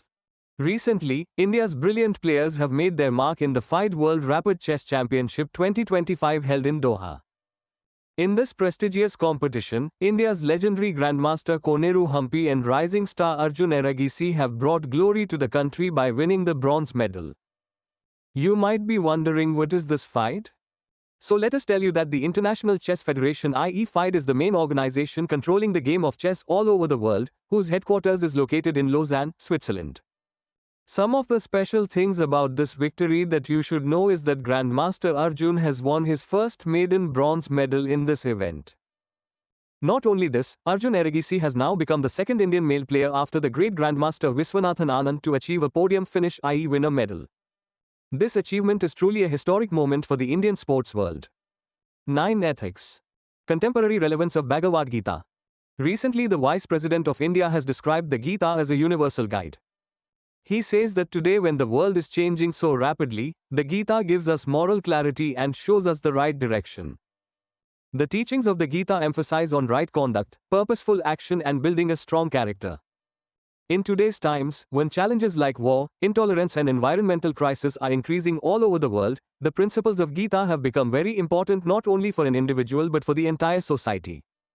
If we look from an individual's perspective, the biggest problem today is stress.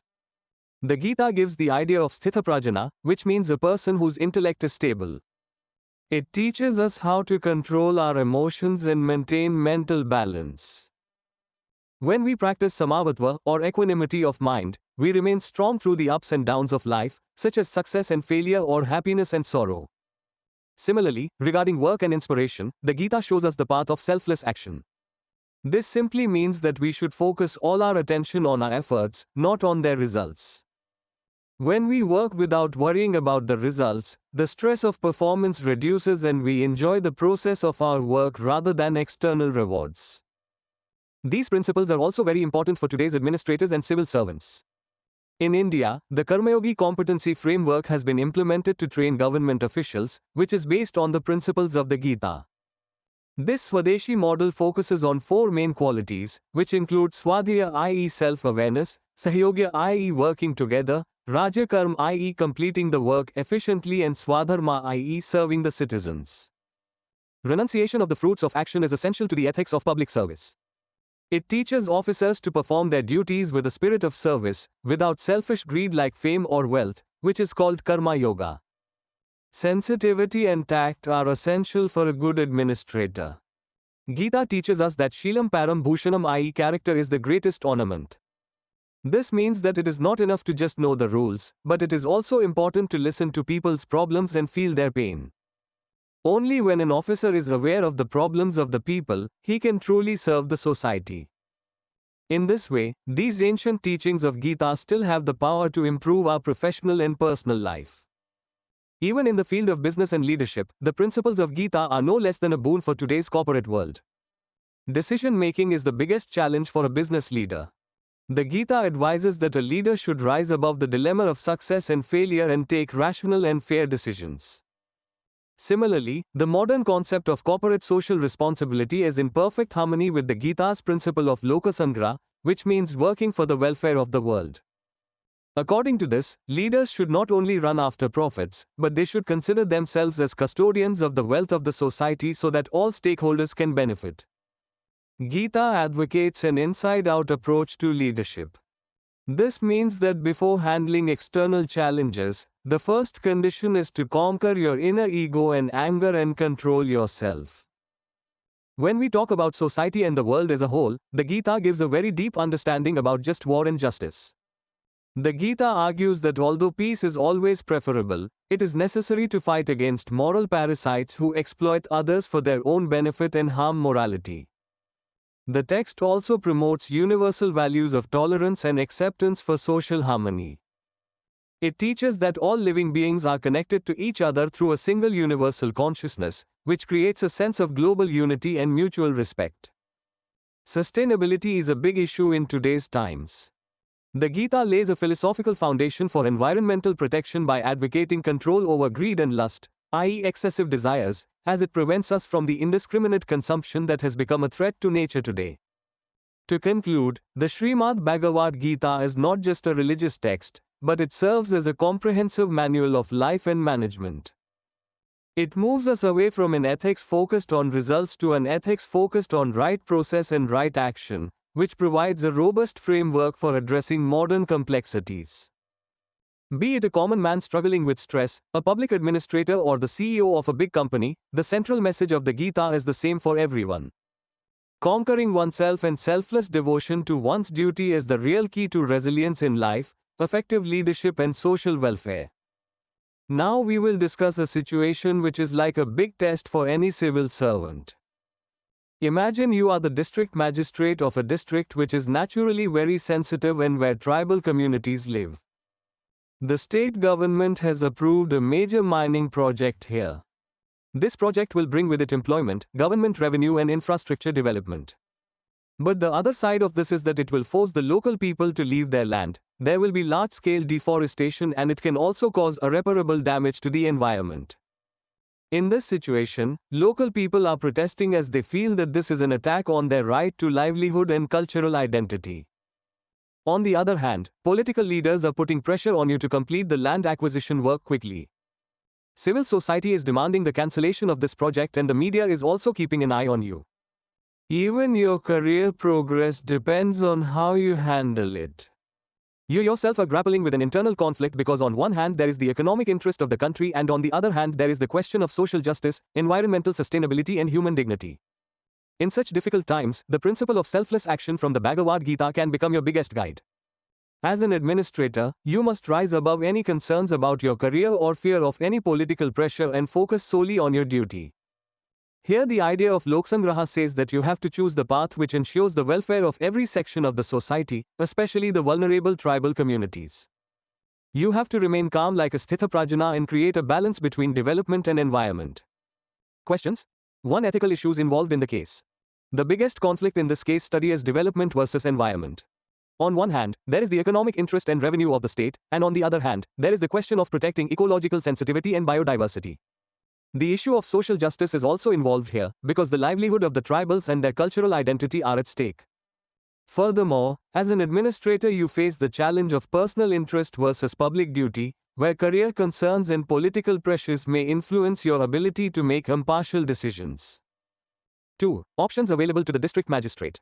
The first option is to simply follow the orders of the state government and start acquiring land rapidly, ignoring the protests.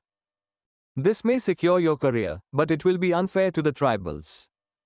The other option is to oppose the project outright, given public sentiment, and recommend its cancellation, which could stall development and damage your relationship with the government. The third and most balanced option is for you to play the role of a mediator. You should get the environmental impact of the project re-evaluated with the help of experts, establish dialogue with the tribals, and set strict rules for their rehabilitation and protection of the environment along with development. 3. Role of principles of Bhagavad Gita in decision making. Bhagavad Gita here inspires you to become a karmayogi. The principle of Nishkam Karma teaches you to focus only on your duty, leaving aside worries about your career or the desire for the fruits of political pressure. By becoming a wise person, you will be able to take right decisions without any bias or anger, by remaining calm even among the media and protesters. The principle of Loksangraha will remind you that your ultimate goal is not just to clear files but to ensure the welfare of the most vulnerable sections of society. Also, Swadharma will give you the courage to perform your responsibilities as a just administrator. 4. Final action plan and ethical justification. My final plan of action will be based on a constitutional and humane approach.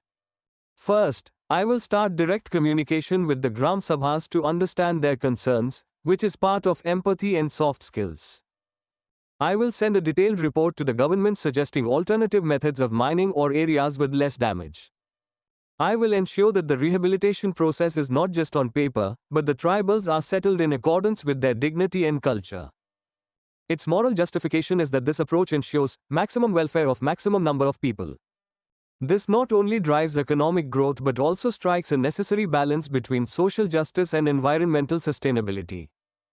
It is the duty of a true administrator to choose long-term well-being over short-term gains. 10 schemes in news. Aspire scheme. Now we will talk about a government scheme that has the power to change the picture of rural India. The name of this scheme is Aspire, a scheme for promotion of innovation, rural industries and entrepreneurship. This scheme has been in the news recently because more than 100 livelihood business incubators have been approved under it so far. Now you might be wondering what these incubators are. Simply put, these are centers where new business ideas are nurtured so that new industries can flourish in rural areas. The main objectives of the scheme are very visionary.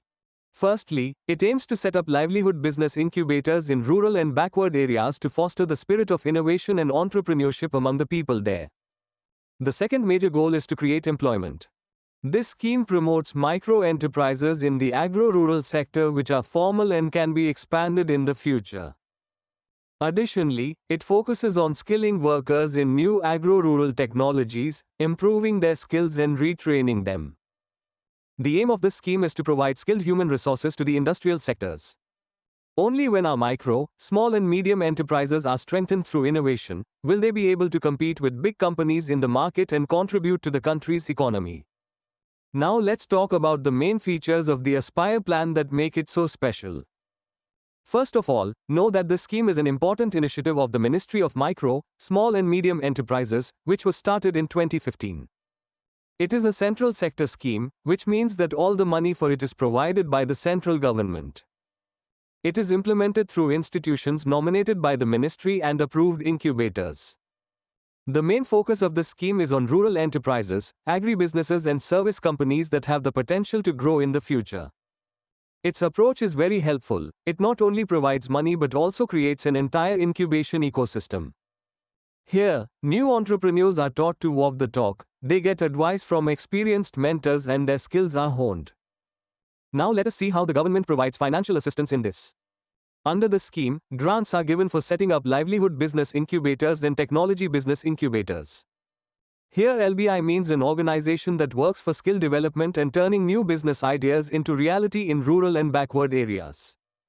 For setting up machinery and plant, government or PSU incubators get one-time capital support of up to 1 crore rupees, while private or PPP model incubators are given assistance up to 75 lakh rupees.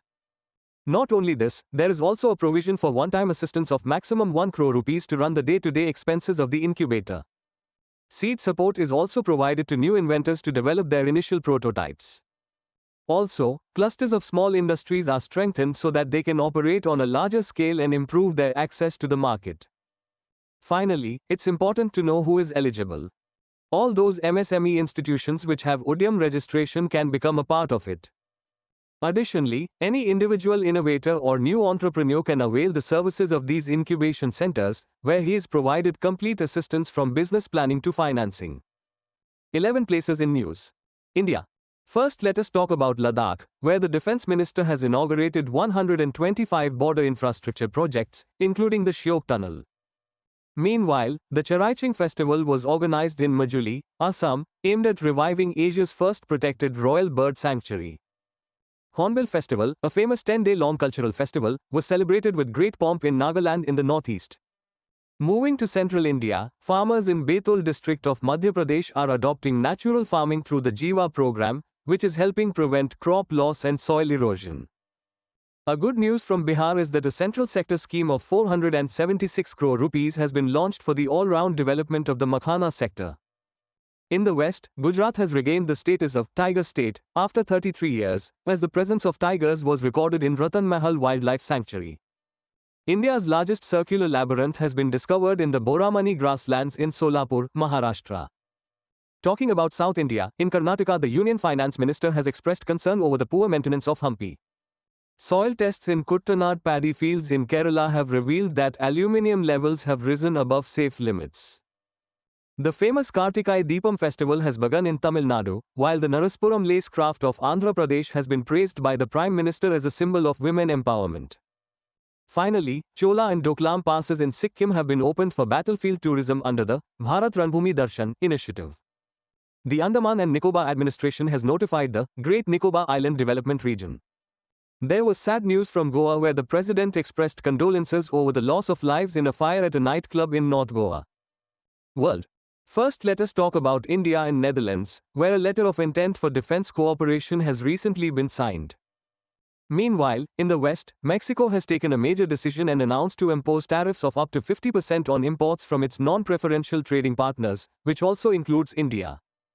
Talking about Asia, the Prime Minister of India visited Jordan. This visit is very special as it marks the completion of 75 years of diplomatic relations between India and Jordan. Looking at South America, our Navy chief has visited Brazil on an official visit, reflecting the growing maritime cooperation between the two countries. There is some big news from the African continent also. A coup attempt by a group of soldiers in the city of Cotonou, Benin, failed. Meanwhile, the US has carried out powerful airstrikes against the Islamic State in Nigeria. An important information has emerged from Antarctica in the far south. India plans to replace its old METRI research station with a new METRI 2 station by 2032. Let's talk about Syria, where the situation of tension continues. Recently, the US has carried out massive airstrikes on dozens of Islamic State targets in Syria.